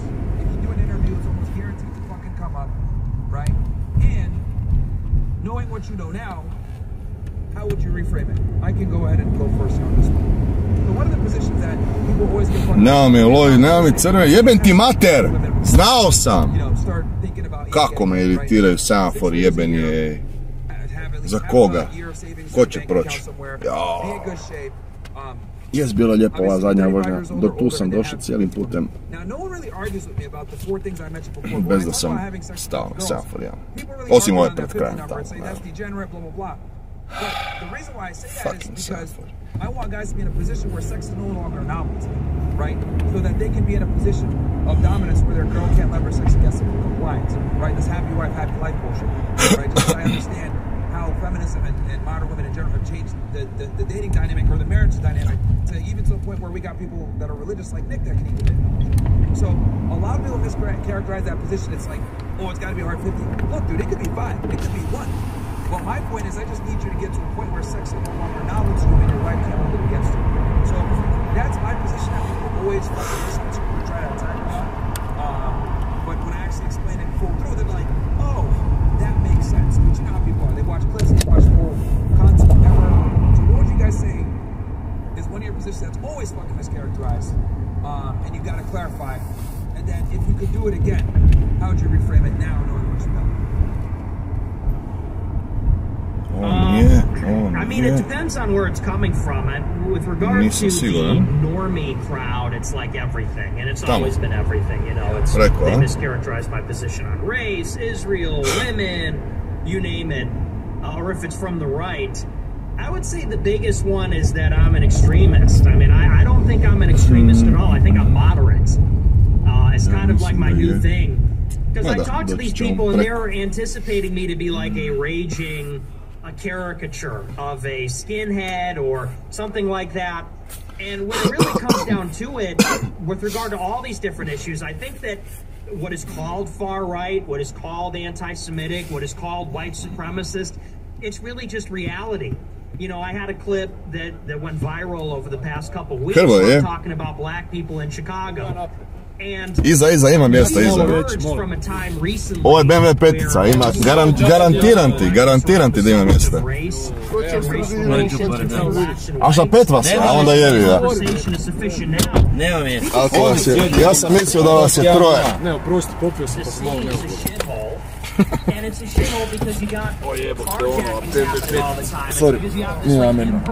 Malo je, baš nije. Ovo sam ja htio kupiti na automat.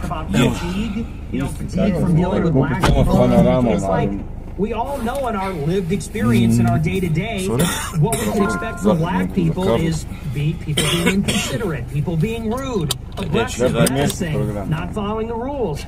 And that's kind of always been my position. It's like, you know, on some level people look at a person like myself or others and they think we want to ship all the black people out of America, we want to kill them all or something like that. And it's like, they've been here forever, they've been here for 400 years, they've been here longer than my family's been here. We just want to behave, we just want to hold everybody to a standard where people are polite, respectful, clean, you know. Ja, to mu je neglupe pitanje koje možemo staviti, jer ima pompa. Otupio sam na to, imali posla. Pa ga pitam, gledaj, ne znam kada ti pitam, ali... Svaki drugi ili svaki prvi. Je, to je postao kao mim, ono, da svaka poštede te pita kao ima posla, kao ono, small talk. E pa to, da, small talk. Ne, a meni to mim, meni to da smijem se svaki put. Na slabo ljeto, ništa radi, jebote. Znaš, oko ljudi sam vozio po klubovima i ništa, ajmo nazad jer zatvoreno. Nemo jebo. Čekaj, idemo negdje van. Dobro, evo, mi... Ideš nama negdje, da. Doma idemo. Bio sam u Masters nekog vozio, došli tamo, zove, evo, vidi, ja taman htio krenut čak, vidim, ista, Bože. Da.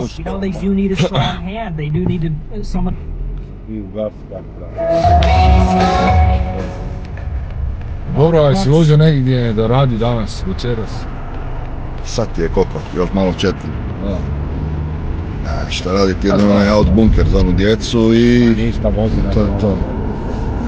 Pa je, sad smo jebote sat vremena ono, imali sabor jebote, di ćemo na kraju doma. Ti dođeš, ti god da dođeš već. Točno, okej, ljudi su na godišnjem, okej, ovo je Zagreb, 1,5 milijuna ljudi su okolicom, koji kurac, kako to misliš na gdje ići van, da razumijem? Pa ima turista, nema nas, ima turista. Eto, out bunker, sve puno djece, bio sam sinoć. Šta, ali da nije... Pa sranje, sve djeca... Da se poseli na more jebote, otvarali po moru. Kaj sa svim nama, kad smo tu kao u Zagrebu, šta, niš, ono, ne, nije. Da, za te neke da su ono potvarali po moru, tu zatvorili, tamo otvorili, jebi ga. Nego realno ne žele uložiti u klima uređaje. A i to je. Jer kako ti Katrin i Vinted zatvore onaj unutarnji prostor, jer postane za njih pak tjedna vruće, nesnosno i onda oni kažu kao ljetna pauza, jer ne žele da 10.000 eura za klin. Da.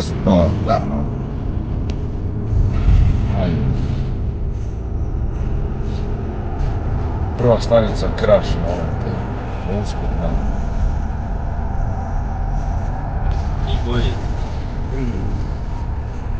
Ćeš prozore otvoriti slobodno, da ima zraka, a? Ej, a džabe viš da ja ne stanem jebote, nemoj kupovat kad ja ne stanem. Ti ne staneš nigdje. Pa znam jebote. Tako da sredno ti kaj. Znam. Ako petica mala, svaki ti je malo. A koji je ovo, pedila? Kako me spavaš? Pa noge, gore strop, ono. A dobro, ti spominji ih inače, ti bi se trebao izvalit malo jače, ne? Pa nemaš još mjesto. Samo ne smiješ njih stisnuti, inače stao biš ti ovdje da si solo bez beda. Da. Izvali se kućko, međudi. Agresivno, dario smiri. Može si puno dole još. Znam, ja sam ga digao. I svoje, BMW je jedini auto di sic ne uvijem skroz dole. Njega čak možda digam. Inače svaki auto čim sjednem, sic skroz dole. Ovo ne, prenisko mi bude. Tako da, može dosta dole. Dobro, hauba je.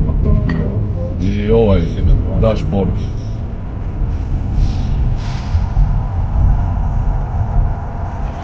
Evo, mogu ti reći od svega što sam vozio Ford Kuga, tu si se zaljubio. Jer je visok, a? Da, ma visok, Ford Kuga, jesi se bože, bomba jebate. Vozio sam i BMW, Audi je sve ono prek renta-kara za posao, ali Ford Kuga kad sam sjeo, prve mi se. Ja sam Focus se vozio i okej su. Tako sportski ošćenje, dobri su, sviđa mi se mehanika, mjenjač, dobro.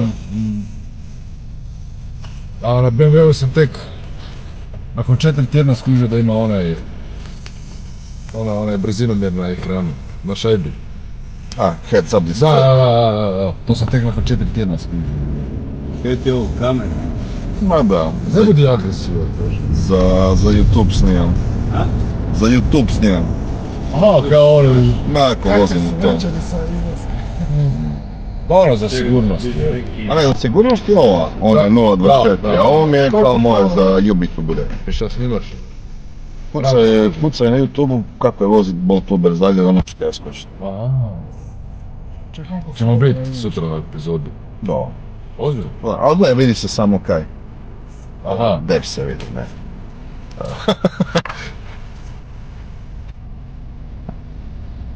Čekaj, ozbiljno, će biti sutra?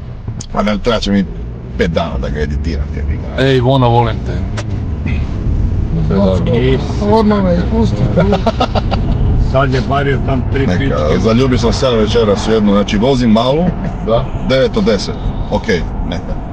Kao mi možeš please stop, možete molim vas stati na bengu, da naravno usput na doba stane. I ona meni, evo nisam znala kaj pušite, riba mi kupila kutiju crvenog Marlbora. Ja gledam ozbiljno to, vidjela je kao York, mislila da je to crveni Marlbor, nisam ti ispravio, crvenu hvala, ona. I idemo njenu ulicu, ona joj nemoj, možete tu da ne morate unutar ulaziti, a ima još 300 metara i široka cesta, ja kao mašatljem, nije bed, idem. Ej, a ne bi nikad rekao riba koja je 9 od 10 da je tako dobra. Ono, baš sam rekao, ajme, majko, na 100 sam se. Kaj kad dići ja, materi, prasat, dići ja, kada. To si ti, ona, ti 10 od 10. E, konac, gdje ti stane konac? Ko ja je. A eto, a ova mala imala 22 u vrh glave. Žena ima 25. Bravo, jebote. A gledaj, njemu se dalo čekat. Mater, šta mater? Njemu se dalo čekat.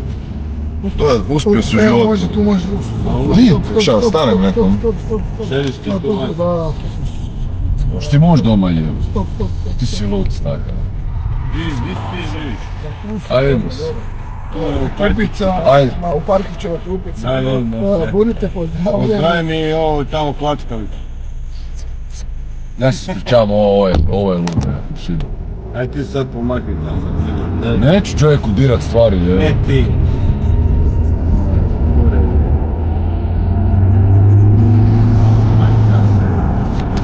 Ne slušaj. Ma navikli su oni. Ja hoću 40. Može 40 milja.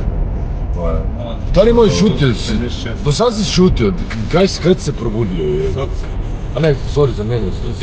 Sorry, zamijenio sam s ovim kapetanom. Dole su ovaj daj. Ma neći, hvala. Neći svi pići para. Jel nemaš para? Nemam. A onda ću stati na bankomat. Dobro, platit ću ja je. Ja sam dao 200. A ja, gdje nam je zadnja stanica?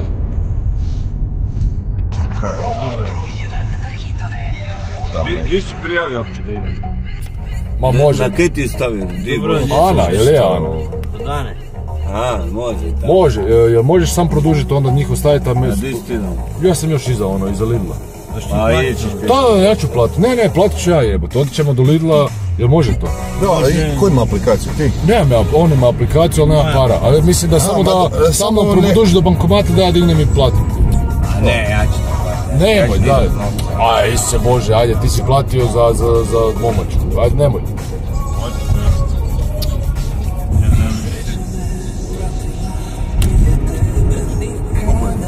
odmah kad završi vožnje ću vidjeti koliko kaže. Ne, koliko kaže, nešto. Da mu sad niti ne vidim, piše Hrvoj će platiti, samo kad završim. Sad kad ga ja doma izjevim, ono će se može se deći. A sad ću ga slušati. Ti tamo. Gdje tamo?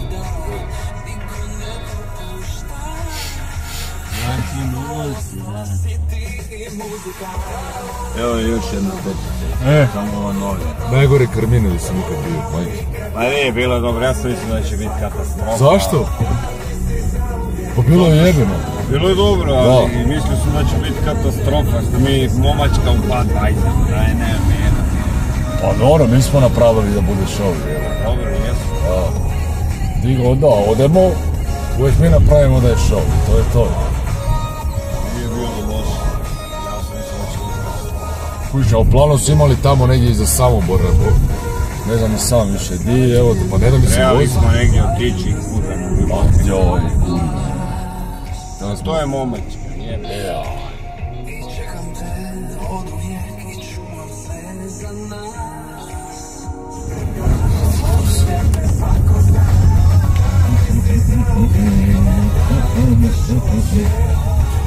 Stigli smo na odredište. Kažem. Daj mi 4 banke, 10 je dosta. Kumo, znaš što tako zakucava Uber? Čekaj, daj mu minutu. Kužim ga, počeo je pre sat vremena. Ajde, gdje bi, neko daj da zaključim vožnju. Evo, 9 eura i imaš jedan do sljedeće stanice za njega. To ti to. Rešenom. Jo, da, fakat je. Ajde, uživaj. Vidimo se. Stari, hvala. Čovjek, možeš? Dobre. Nisam ni gledao da ovo može javno izaći.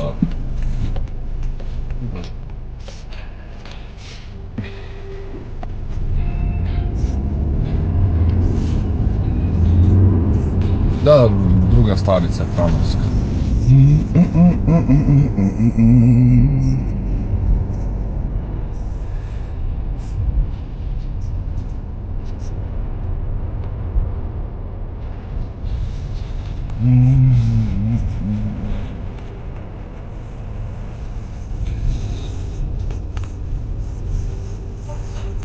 Da su barem smart semafori.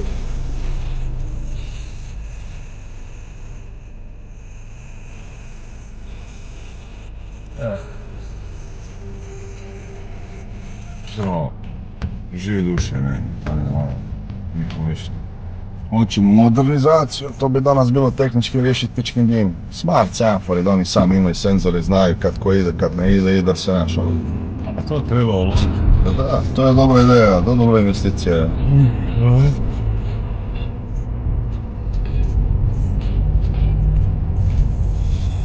Ovo tu? Da.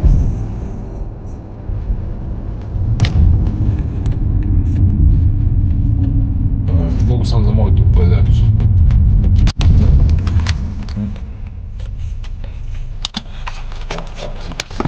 Čekaj, da izađemo da ne znam. Ma ja pušim u auto pa da nosim križ.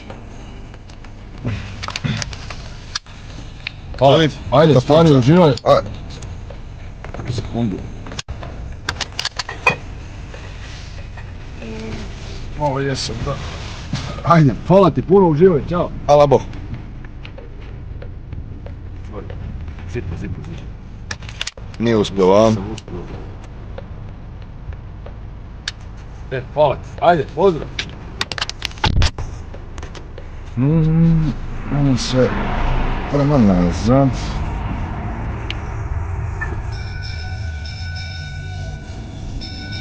Šta kaže ovo?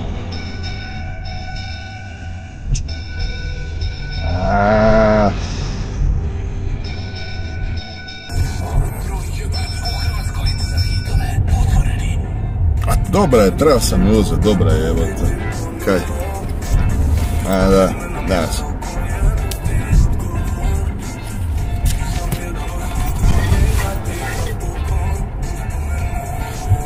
Ja vozim se prazan, bolje.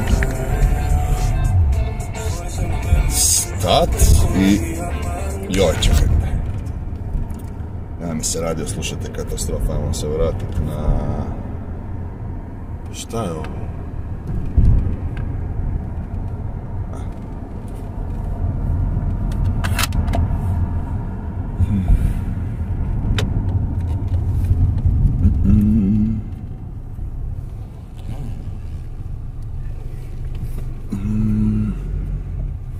Da, tamo mi se i piša.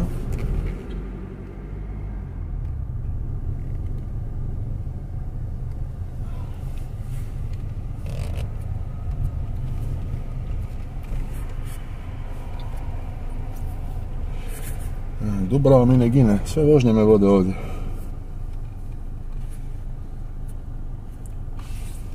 I ja se mogu tu ispišat. Evo mogu ovdje. A to ide ono.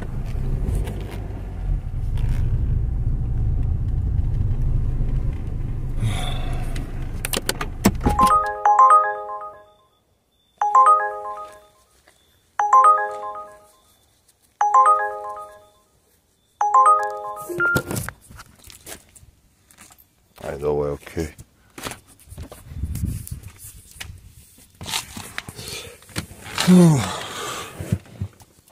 Ovo je dobra. I čekaj da ugasim puhanje, možda je zato ovoga. Možda je prehladno mobitelu, pa zato počeo zakucavati.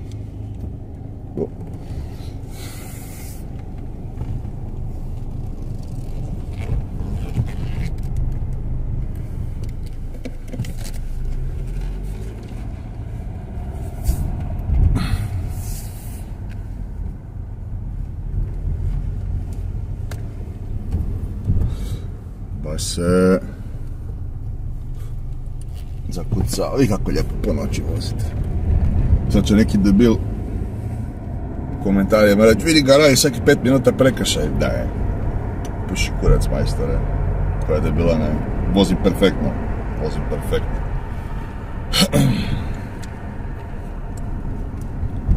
Podcast, hoće li to?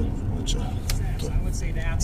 That's maybe the rebrand. I would say I'm moderate. That's the misunderstanding. Yeah, taking trips to Israel when they should be figuring out the Epstein files, shit like that. And I'll tell you this, Nick, like, it's funny to me because, you know, people that aren't familiar with you or whatever, one of the first things they say is, you're friends with a white supremacist. And I'm like, you know, this guy hates black people, why are you even around? And I'm like, that's not true. Like, he doesn't. I know him in person. I've known him for a few years now. Može se kamera pomakla. And people forget that you literally helped Ye with Ye 24. So if you were so racist, why would you be helping a black man become president of the United States? So I always laugh when they say this stuff, when they say that dumb shit. What about you, Andrew? What would you say is in your position that's always mischaracterized interviews? I know a lot of people, there's a bunch of people I know they mischaracterize. Yeah, but none of the mischaracterizations are genuine. None of them are genuine mischaracterizations. It's the find people hoax all over again. It's the wrap-up smear. They do it on purpose, and they know exactly what they're doing. They take something you've said, and they take a small part, they take out of context, they repeat it over and over and over again. As I said, the whole Christian, even the Jewish right wing, no one had a problem with me really until I talked about October 8th, and they had a huge issue with me all of a sudden. And it was all instant and overnight, and it changed instantly and completely. So none of it's genuine. And, you know, Nick's pointing out very basic pattern recognition. That's why humans are alive. We learned the pattern recognition that if you go to the tiger and get eaten by the tiger, if you eat that plant, it's poisonous. It's fucking pattern recognition at this point. It's not racism. It's not anti-Semitism. The things we're pointing out are simply very well-known pattern recognition. People are too afraid to say them. But I don't think any of my viewpoints are genuinely misunderstood. I don't believe I could have said it any other way to make people understand it.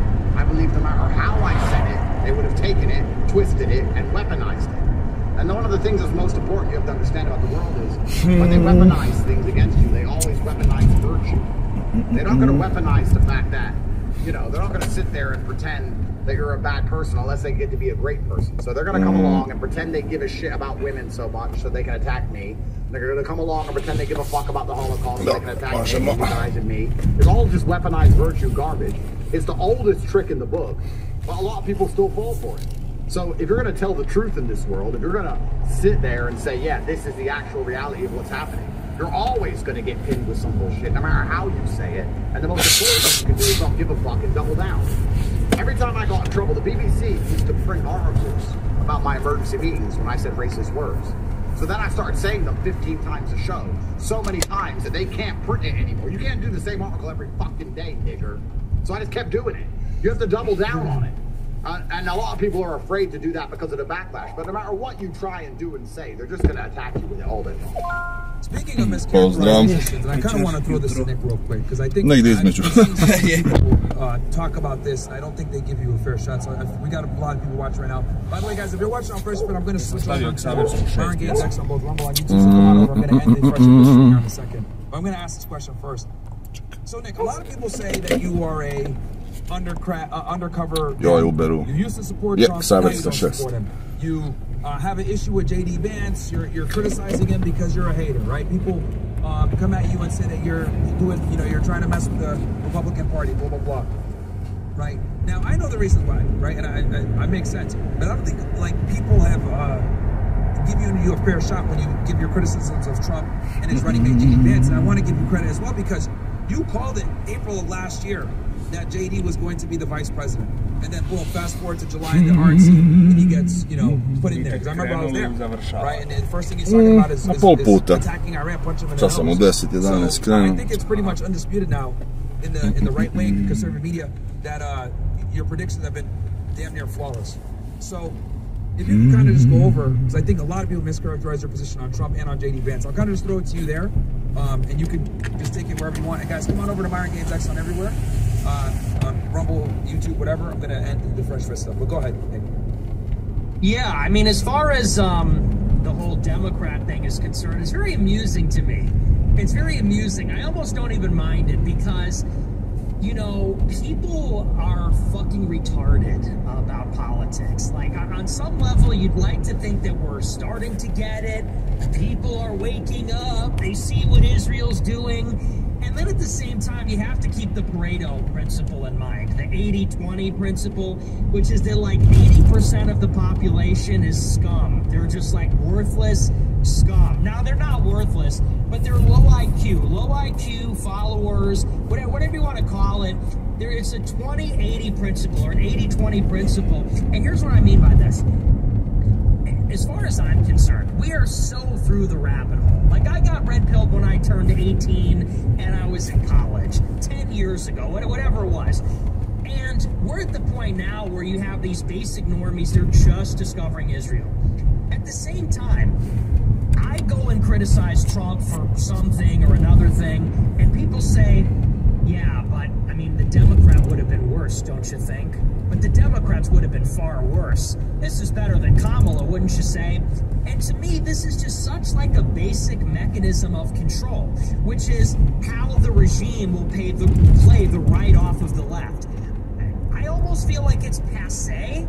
It's trite to even suggest that the right and left are the same, and yet it needs to be said over and over and over again. The Republicans, the fucking Republicans, the Republicans are just as bad as the Democrats. They always have been. Who brought us to Iraq? The Republicans. Who made the economy the way it is?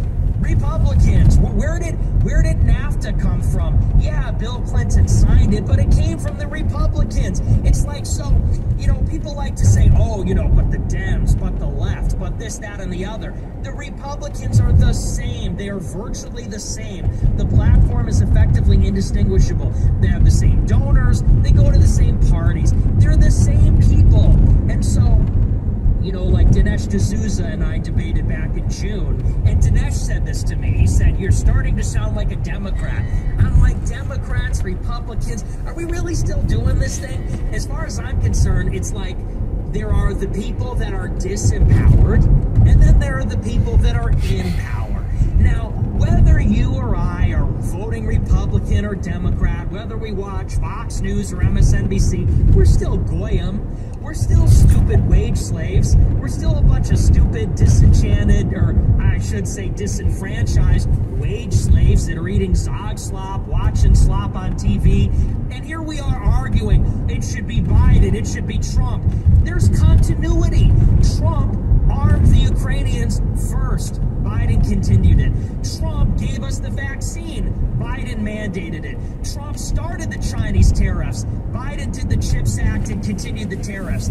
Trump created the corporate tax rate. Biden kept it in place. Trump extended it when he got back in. It's all the same shit. It's always been all the same shit. So, and like I said, I feel like George Carlin saying that. I feel like an edgy midwit when I say, oh, it's all one big club and you ain't in it. Yeah, I feel like a big fucking stupid midwit when I say that. And yet it still needs to be said because you have these dummies that are like, we have to vote Republican every time forever or else the Democrats, they're gonna what? They're gonna make a vaccine. They're gonna let in illegal aliens. Trump did the same thing. So, you know, the promise of Trump is that he was gonna break us out of that. He didn't. And now we need to recognize he's just another Republican candidate and act accordingly. That was always my message. What about lady bits? Because a lot of people come at you and say, oh, you're just attacking him for no reason. Why, you know, what's your gripe with him? I know you've mentioned before that he's another Trumper and everything else like that. But what's your position on him? Because you're one of the few people that have been extremely skeptical of him since the beginning.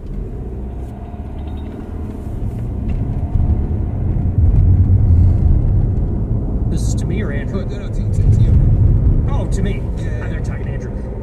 And you know, for me, with regard to Trump, in my opinion, it was a failure after the inauguration in 2017. Actually, after the election in 2016. Because I was a ride or die Trump guy in 16. I was a ride or die guy for Trump in 2020.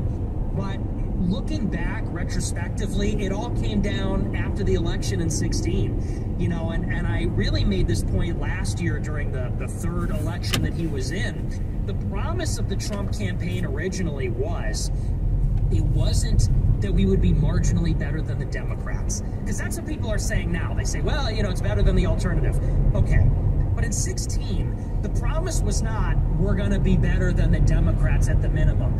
The promise in 16 is that Trump would be a Caesar-like figure that would take over the government, eliminate all corruption, and literally seize power and make the country great by force. That was the promise. People forget that. Because a lot of people weren't around back then. Maybe they're too young. Maybe they weren't on board. You know, maybe they weren't Trump supporters. But in 16, he said in his inaugural, or in his announcement speech, actually in June of 2015, he said, we need a leader. We need someone who is literally going to take the country and make it great. And I loved, like, that language. Take the country. I alone can fix it. I will take this country and make it great. That was the kind of rhetoric. You know, he said in April in 2016, he said, we will no longer surrender this country or its people to the siren song of globalism. In October 2016, he said Hillary Clinton is controlled by international bankers, donors, special interests. They're colluding to take over the country. Like, the rhetoric, people forget how hardcore it was from the very beginning. And the promise of 16, to put it succinctly, was anti-corruption. It was that the people, well, and what's more, he said the people are not being put first because the politicians are controlled by the money. He said, we don't have real victories. We never win. Our people are not being prioritized. And why is this? The politicians won't take action. Why? They're paralyzed by money. They're not really in control. The money is in control. He said, so the only way to fix it is if an extremely rich person from the oligarchy, without taking donor money, without the special interest, if one person could get in and kind of get in the middle and get rid of all this corruption and ignore the media, ignore the press, ignore the money, and only then could they actually take action and deliver real reform, real revolutionary change. That's the kind of shit that, like, dude, like, yes, that is what we needed. So I have a question for you both, because I think we're going to wrap up here. We're going to have to do the rest of this another time, but I have a question for you both. Let's assume everything you said is true. Let's assume it's a big club and we ain't in it. Let's assume that the politicians are working against the people and everyone thinks they're stupid, but they're not actually stupid. They're just working for the people they really work for, which is not you. It's the money, it's the banks, it's the globalists, it's the international interests. We understand that the Democrats and the Republicans are the same. If we understand that nobody is coming to save us, if we understand that it is extremely optimistic to put all of this monumental failure down to some degree of ineptitude, when truthfully it is a managed decline and it is very purposeful, and they're doing all of this on purpose. Let's assume that all of that is true, which is the conclusions I came to also, and the only answer I found for this was trying to implement a degree of individual exceptionalism amongst my fans, saying, look, it's all fucked. You need to get as rich as you can, as strong as you can, as charismatic as you can. You need to be uncancelable. You need to have people listen to you. You need to go out there and show that you're not afraid of them. Individual exceptionalism was the only answer I came to combating all of these things. Is there another answer? Was I wrong? What else can we be doing? What else can we be encouraging people to do? Because everything Nick has said is completely correct, and I've known it for a very long time also. If you think a political party is going to fucking turn this shit around, you're out of your mind. So what is the answer? What do we tell people at home to do? What is the solution to this problem? Have to engage in politics. Have to engage in politics. You know, a lot of people are very down on it. People say, well, you know, we're not going to vote our way out of this. No, but if enough young people who are brilliant get involved in some way, either they become rich or they become influential, you know, in 20 years, we will have a different class of people that are running the show. And, you know, maybe if nothing else, I mean, this is how I sort of imagine it in my mind. We need to create a cadre, a revolutionary class. And by that, I mean, we need lawyers, professionals, entrepreneurs, money people, political people, that when called upon, when summoned, can go to Washington, D.C. and run our society for a revolutionary new regime. Because we effectively had that opportunity with Trump. I just think about it from my experience. Trump won the election in 2016, and he had no gang. He didn't have any niggas with him. It was just him. So it's like, who do you run the Treasury? Who do you run the State Department? Well, you got to fall back on who's there. And that's Wall Street. That's the bureaucracy. That's the usual suspects. That's because there was no cadre. You know, they had this idea that they would, you know, they had a website called greatagain.org. They were going to solicit resumes from all the hillbillies and hill people of America. And, you know, and there are obvious reasons why they trashed that or whatever. But a big reason is they didn't have the personnel. There was no political will. They didn't have organization. So I'm a big believer in people need to create this revolutionary class. That's kind of been my project. And before we get going, though, everybody in the live chat's asking about fans. Can we talk about that before we all wrap this up? Yeah, absolutely, bro. You know, I'm hanging out. I'm going to continue streaming after this, so I'm not in a rush. I know, Andrew, it's late for you, Andrew, so I know you might have to go. Nick, I'm going to be here anyway, so if you want to stay on, you're more than welcome. And we could chop it up more about politics. But yeah, we could definitely talk about Vance. Yeah, I guess I'm just wondering, because we kind of touched on it earlier, and Andrew, you kind of... That's why I asked you that question. I was looking at chat. I was like, well, that's why I asked you to with Vance, yeah. We'll go ahead and take it. Well, and Andrew, you said that...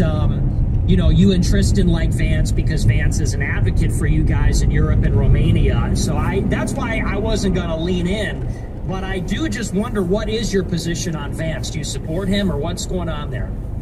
Well, it's the infinitely divisible problem. I mean, I'm not going to lie and pretend I know as much about him as you do. You know a lot more about him than I do. You seem to know his sources of funding and all these things, and I don't like to preach ignorance, but it's true. You know a lot more about him than I do. It's a matter of he is the only one who's sticking up for Europeans' rights to speak freely. He is the only one who mentioned what happened in this country where I have Romanian children. He's the only person in the entire American administration. He was all over wall-to-wall news in Romania, and the Romanians were very afraid of what he was saying. He's the only one sticking up for people in the UK and their complete lack of the ability to speak. Now, I'm not saying that everything else he's done is perfect. I'm not saying I know his history inside out, but I am saying on a base level, initially, what he is saying I completely agree with.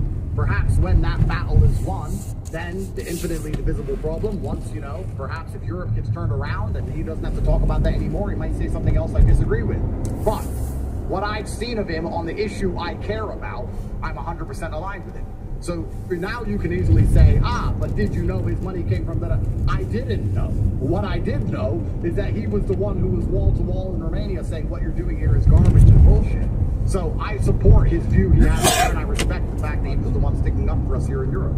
And I'm not saying he's a perfect person for the same reason I respect Elon for freeing us all on Twitter, and I completely disagree with him on a lot of other things. Perhaps maybe it's just, you know, I'm an older man, perhaps it is what it is. Perhaps I like to be respectful of people who I think are doing the right thing on some issues. I'm not going to pin him down on every single thing he does that I disagree with when he's doing something important that I do agree with, and that fight's not over yet. Until that fight is over, until those orcs are slayed, I just want to let him to do what he's going to do because no one else is doing it. That's my very simple view. I think we gotta slay the elves. I'm more worried about the elves than the orcs. We gotta slay the dark elves, if you know what I'm saying, metaphorically and politically.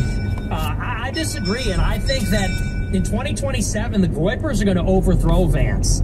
Steve Bannon actually went on his show and he said that he might run in 2028 because he doesn't think Vance has what it takes. And I'm with Bannon on this one. You know, because Vance is the connector for Silicon Valley. That's how he got the VP slot. That's what gave him all this clout. That's how he got in the Senate. He's the connector for Elon, for Peter Thiel, for David Sachs, for that whole crew. And maybe you're not interested in all that. And look, you have a different perspective. You're in Europe. I know a lot of Europeans that are super pro-Vance because he is an advocate for those guys. On some level, I understand because you are in another country. I get that. But at least in America, this guy's a big problem. Literally and figuratively. He's fat and he's like a major problem. So big, you know, conceptually. And so for me, I said this the other day, 2027, the Groypers are going to descend on Iowa and we will overthrow him. We will overthrow him. Over my dead body will he be the nominee. And you can have it be any way you like. You know, maybe it'll be someone that hasn't been announced yet. But I'm never Vance. I'm never Vance. I'll never vote for a fat person. I will never vote for, you know, that whole Thanksgiving situation he had going on. But maybe we'll just agree to disagree. I think I'll tell you something that you already know. You have massive political clout. You have massive political influence. Your attack vectors are something you need to think about heavily because your attack vectors are not people coming to your door. Your attack vectors are some fucking retard shooting up a school with a list of bullshit in his pocket with your name on it. And that's your attack vector. And I truthfully hope and wish the absolute best for your movement in all ways. I think what you're doing is very positive. I think you're one of the most positive voices on the internet. I've never been against you with a lot of the things you say. I have views on certain people we disagree, and that's absolutely fine. And I truthfully wish the best for the Groyper movement and the best for America, and I'm an American too, and I'm going to be there in September, and I'm not against your movement at all in any way. I just explained why my brother and I were so pro-Vance. And I'm sure, perhaps, if the roles were reversed, if you were getting dragged in and out of Romanian courtrooms, which were a stitch-up, if you were getting thrown in and out of Romanian jail, if your assets were seized, if your Romanian kids were not allowed to be seen by you, if you were getting charged every 5 minutes for precedent violations, the things you tweeted and things you said on emergency meetings, and the only American politician, the only one who said anything in your defense, was a guy called J.D. Vance, you wouldn't say, yeah, but fuck you, Vance. You're probably not that stupid. So you'd probably sit there and go, well, that would be pretty retarded and ungrateful to do. You know more about Vance's history than I do. I'm just explaining why my brother and I supported him because he was the one who was highlighting what was happening to us. And it's this transparent. If I can come into this real quick, because I see here, and actually, Andrew, you beat me to it. I wanted to get your perspective on, you know, the current administration. Because obviously, me and Nick live in the United States. We're going to be a bit more critical of them because of, you know, we have to deal with the consequences of their decisions. Versus when I've seen JD go to Europe, he's been real good about calling out the European government for cucking and not allowing free speech, for saying that you guys need to put more money in when it comes to Ukraine. Standing up to Zelensky, he was the one that actually started that argument at the White House with Zelensky, saying you're being very disrespectful, etc. So I can see from your position as an American living in Europe how JD Vance has helped you, especially the other big toe I had, and I want to toss it to you so you can answer it. Because I don't want to go too much in detail.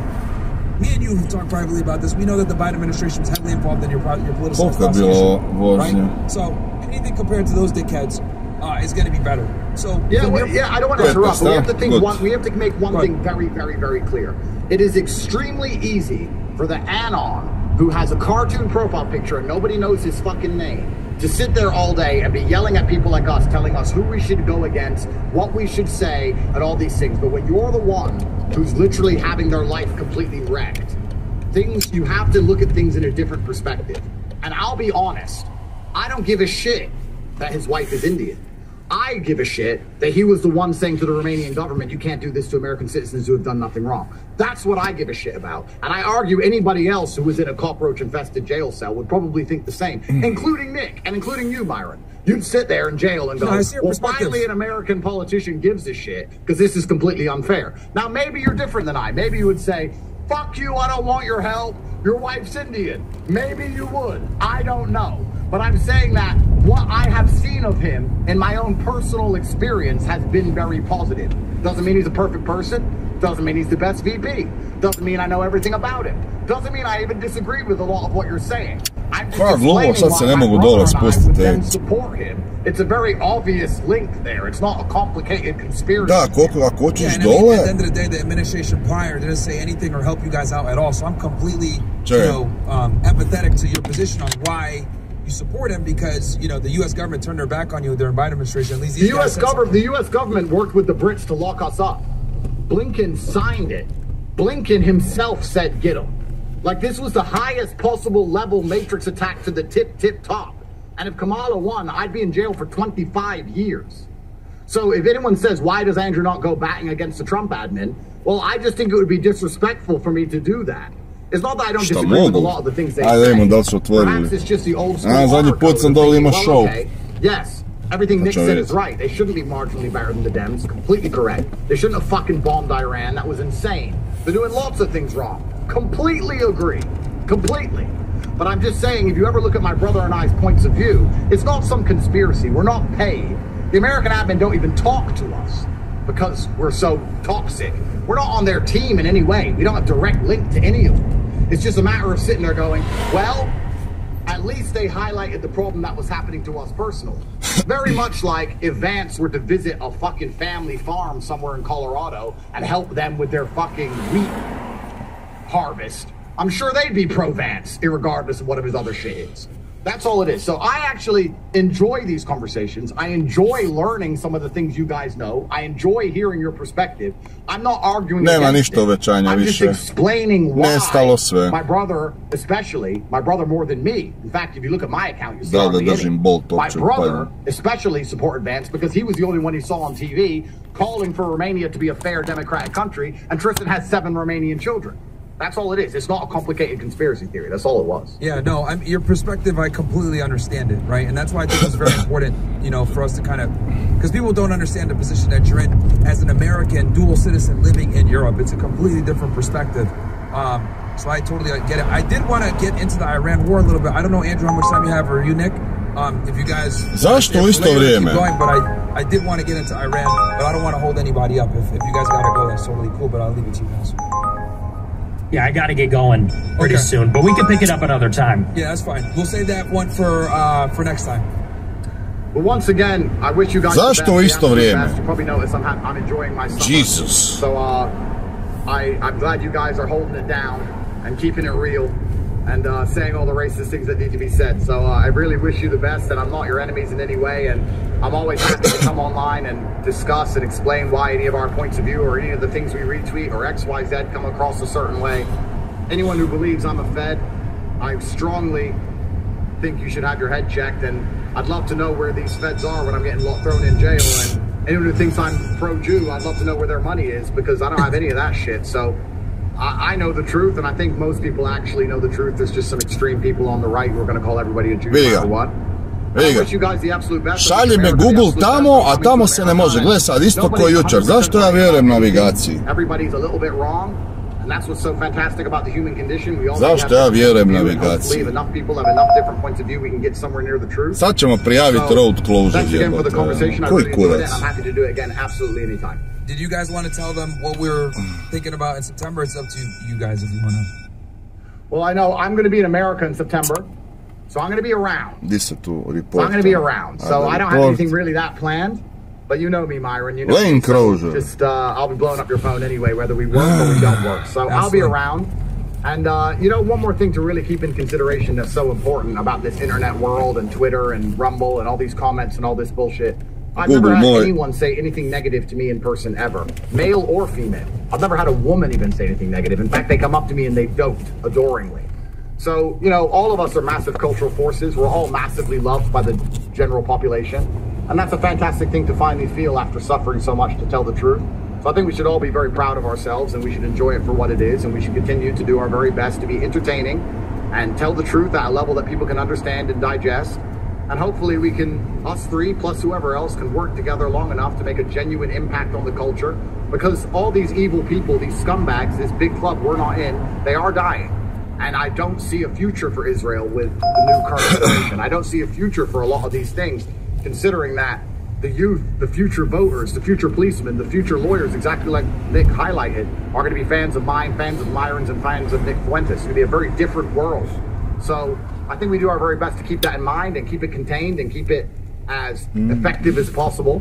And we enjoy the battle for what it is. And whatever happens, svaki 5 minuta radim jedan prekršaj, ja? And hopefully it all ends up well for us, because we pissed some very powerful people off. And as it currently stands, I've suffered the most so far, but I'm not dead. And I hope that none of us end up there, and none of you have to go through what I went through. So let's just keep up the good fight and never give up. Unfazed. Absolutely. So what I'll tell the people this, guys, tentatively look for September 19th. I know me and Nick had something set up for September 19th. We'll try to get Andrew in there. If things switch around, obviously I'll update you guys immediately. But right now, mark your calendars for September 19th. Hopefully Andrew can make it in. Or even if he comes in the day after, right? We can, you know, do something with Nick on the 19th, and Andrew comes in and we do something else, right? They'll be in town for a bit, so we'll make it crazy. Bring them all some girls. It'll be a good time in Miami. Maybe do some vlog, stuff like that. Nick, what about you, man? Are you going to do America First tonight? Yes. What time are you going to go live? I'll make sure I get off.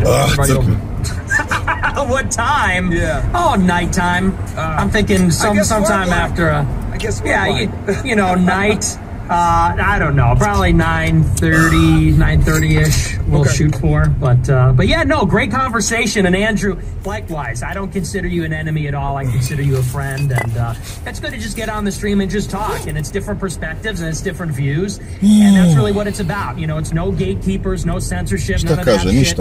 As long as people can get together, and you know, I think, like you said, we're all 90% on the same side.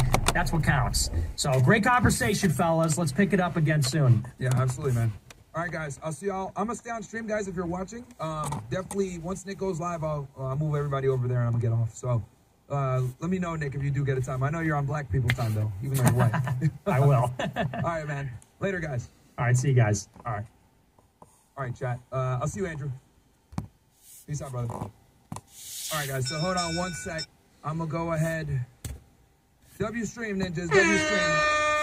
W stream, I got a black screen. Give me 1 sec, ninjas. I gotta turn my camera on. Omar. Turning the camera on. Sometimes I'm fucking retarded with this shit. Alright, we're back. Alright, niggas, welcome. Now, I'll tell you guys something. I'm not leaving. Čemo koliko ima tako. I'm not fucking leaving!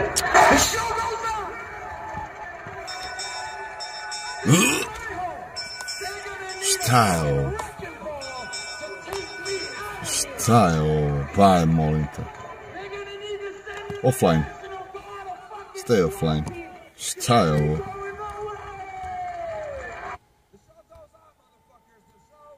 Evo, nema opće taksija. A Miki moj. Miki moj. Ovo. Imate samo premium. To je sve kaj imate. Tako. A Uber se ušutio skroz, interesantno.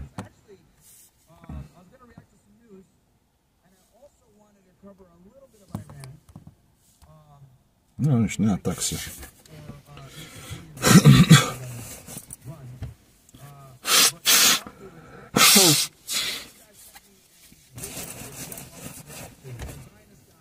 Uber, jel dobro, ajde da ga restartiram.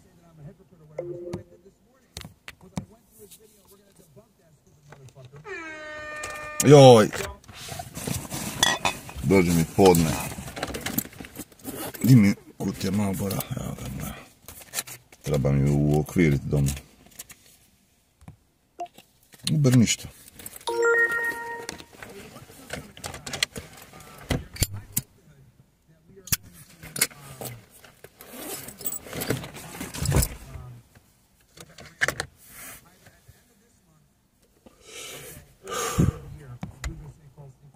Je, Uber ništa, čudno. Čudno nešto. Bo.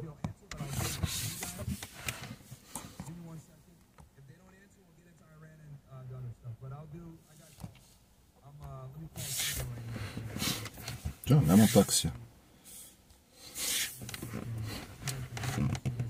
Evo, baš da imamo ko ćemo naručiti. Da, ajmo...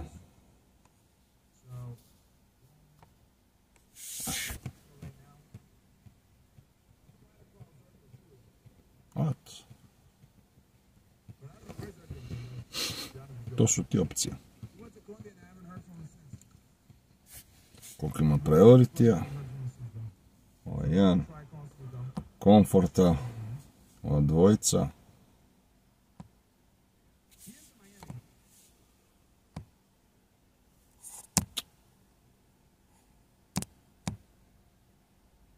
Zašto me vuče nazad? Premium. Sad, ako hoću birat kategoriju drugu, malo izrkao.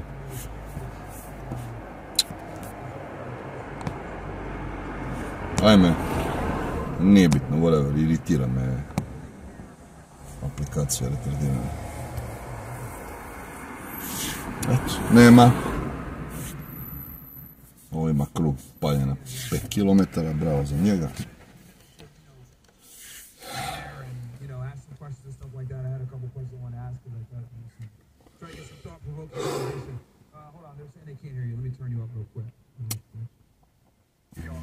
Oh, there we go. Now they can hear. Now they can hear. My bad. All right. Go ahead. They should be able to hear you now. I have to fucking unmute the call in line. Yeah, you want me to film your do some work right now, but I could.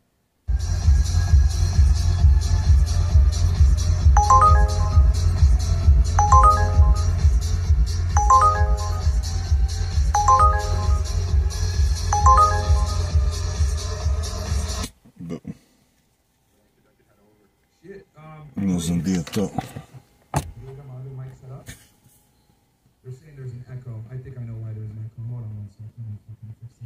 Ali izgleda da nije dovoljna potražnja da bi neko naručio premium.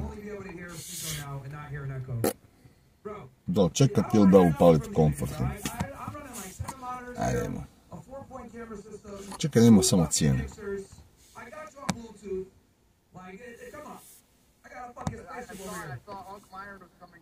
Priority skuplji od komforta. Ništa, evo.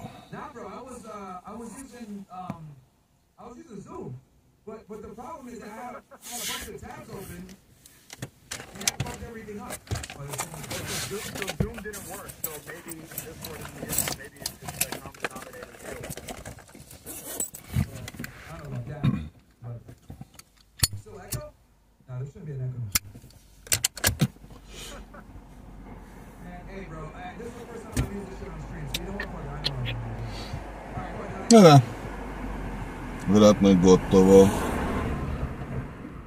jer šta je nakon ništa ne radi, ono šta radi zatvorilo prije 40 minuta, mogu bi ići kući.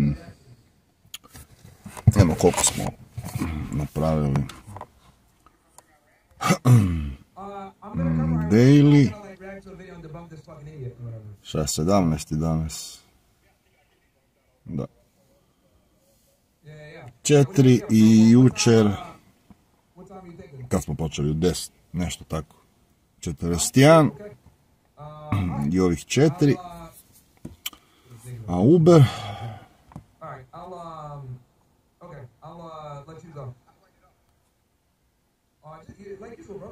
see details, 83,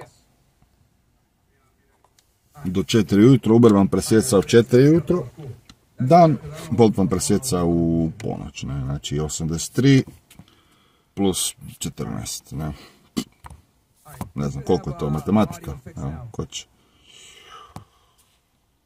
Ajmo, hoćemo zbrojiti, ajde, hoćemo zbrojiti, ajde, 132, ne, a prva vožnja, šta je bila, Bolt ili Uber, kad smo počeli prvu? Ne mogu se sjetiti šta sam prvo vozio. Uber ili Bolt?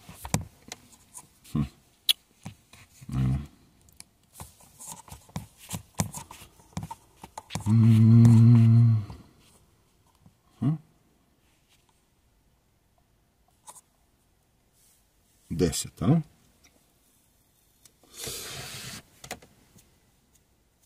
Da se vidim koja je to vožnja. Mislim da je to čak moja prva. Ona po Dubrovi koja sam rekao, aj dobre volje sam pa ću odvesti, ne? O.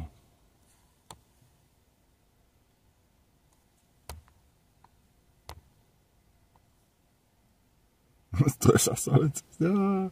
Gledam. Je li to prva koja sam otvorao?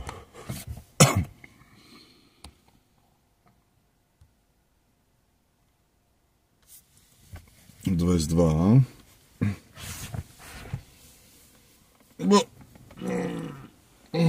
možda mislim da je prva. Ja sam početi tek Uber.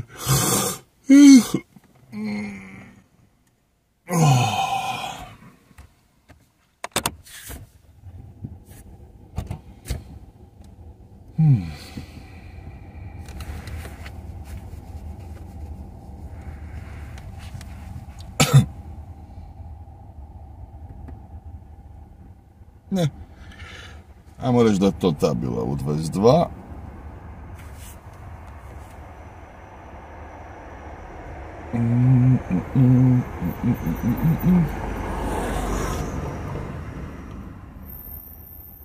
I... A zakružit ćemo, ovo sad je 4.43, zakružit ćemo 5. Znači od 10, 2 sata i ovih 5, znači 7 sati. Podijeljeno 132 eura. Ne, nisam. Joj, 132 podijeljeno 7 sati. Ispada 18,8 eura. Neto sat, ne. Iako su malo zaokruživali, kada smo više bili na cesti nego što jesmo. Nije loše. Mislim, nije loše. Za subotu noć je to bullshit, ono, ali, evo vidite. Slabo posla, ne?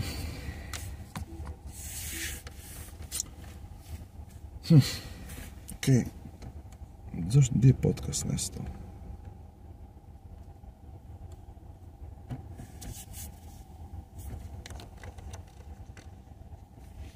Tu se gubi, pokušaj skužiti zašto je. Turning on some of these cameras on the side.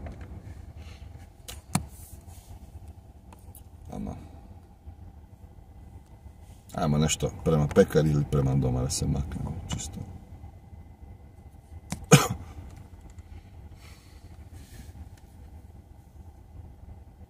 What? Let's have fun with this one. For those of you that are unaware, your boy Benjamin Netanyahu has been the subject of a fucking corruption trial since 2016. Okay. Fuck America. Fuck America. Gdje ima pekara tu da radi? Ćemo vidjeti. Možda ima neka ovdje.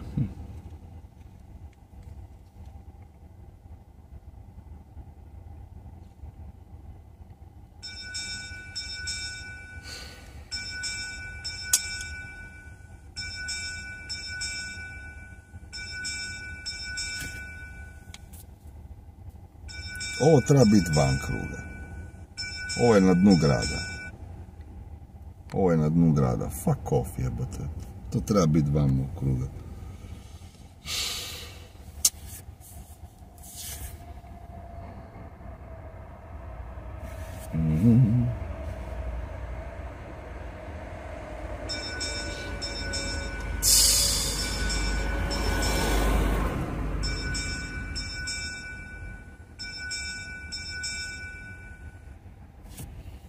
Ne znam zašto mi se sad nekako me sad Bolt ne privlačen.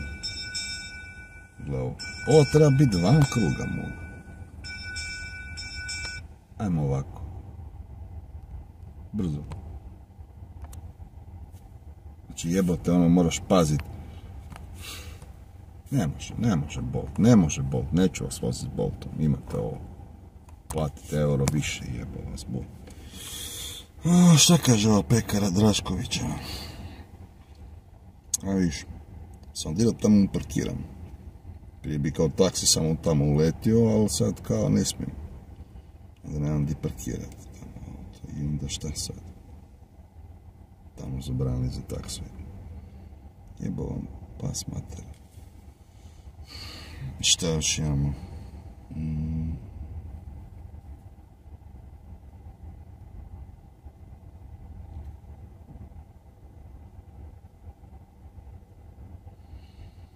Dubravica na autobusnu.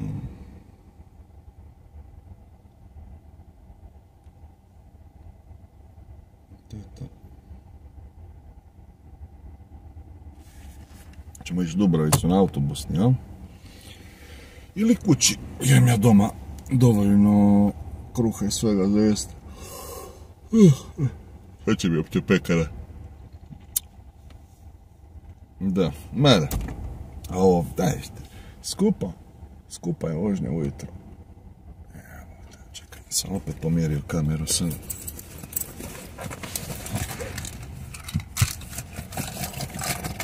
Ajde. Sad ćemo vidjeti, da ćemo doma jest. Ne znam, neke pekareće.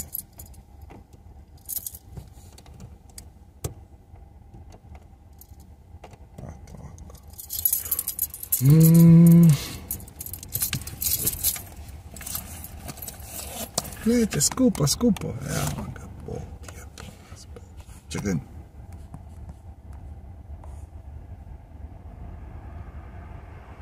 Nema bolta viš, ima ovih, ali ne, ekipa.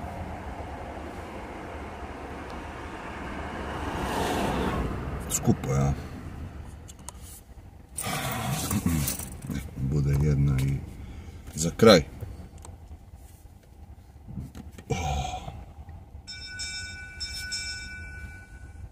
9 eura, 8,8 kilometara.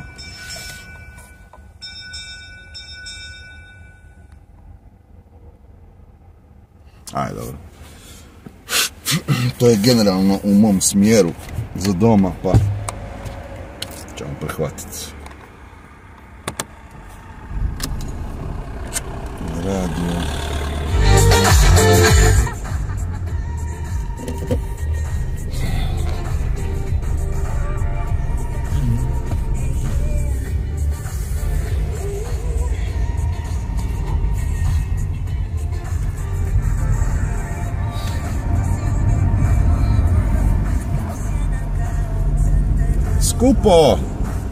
Skupo, znači tu sam bio cijelo vrijeme vidio da je minuto od njega Comfort Premium, Priority, bilo šta.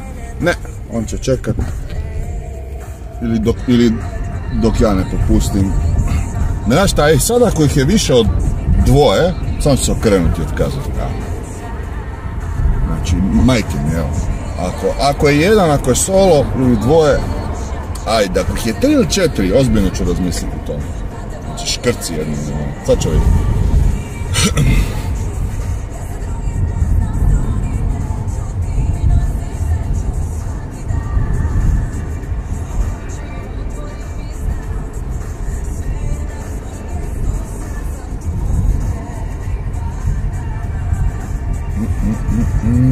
Čeo, neki food, dosta ono. Tu je bila nekoć pekla, vidi, aha, dinara, da, ne radi dinara.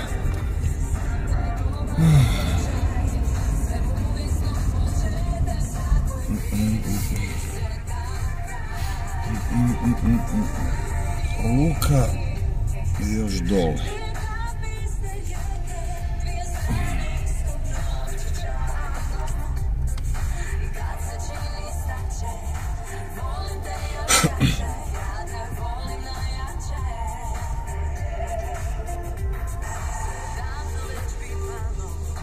Šta kaže enter? Ne, jamat.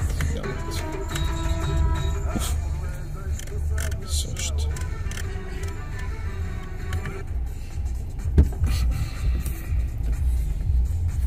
Pozdrav već. Pozdrav.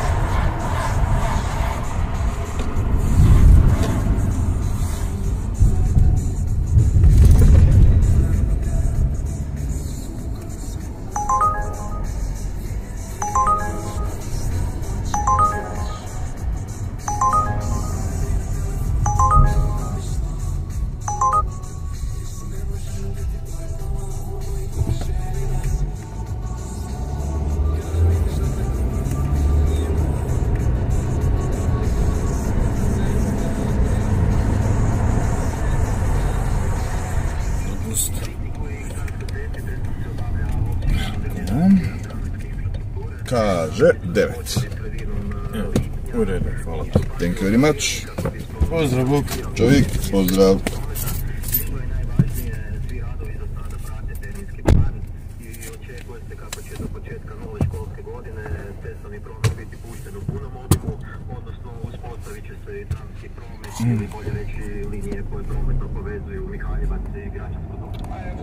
No dobro, mam i za to dovoljno za danas, Bolt neću ni palit, zato jer mi samo smanjuje uspješnost, a sad mi se ne da voziti za neke gluparije.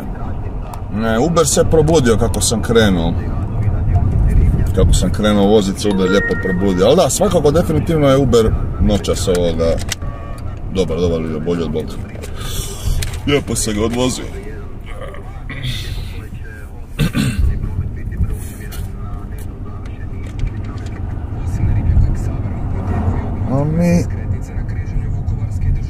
A ovdje smo kući.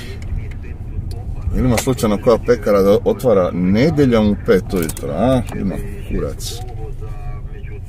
Znaš šta je, ne da mi se ići tamo, pa da se desi da ne radi. Ne da mi se. Tako da ništa od toga, jedan kući jesti, jedan kruha i svega. Ne znam, gušt mi je. Fucking pekari toplo se najestalo. Da, fuck it, idemo doma. I to je to. Ništa ljudi, to je to od videa. I da svidanja.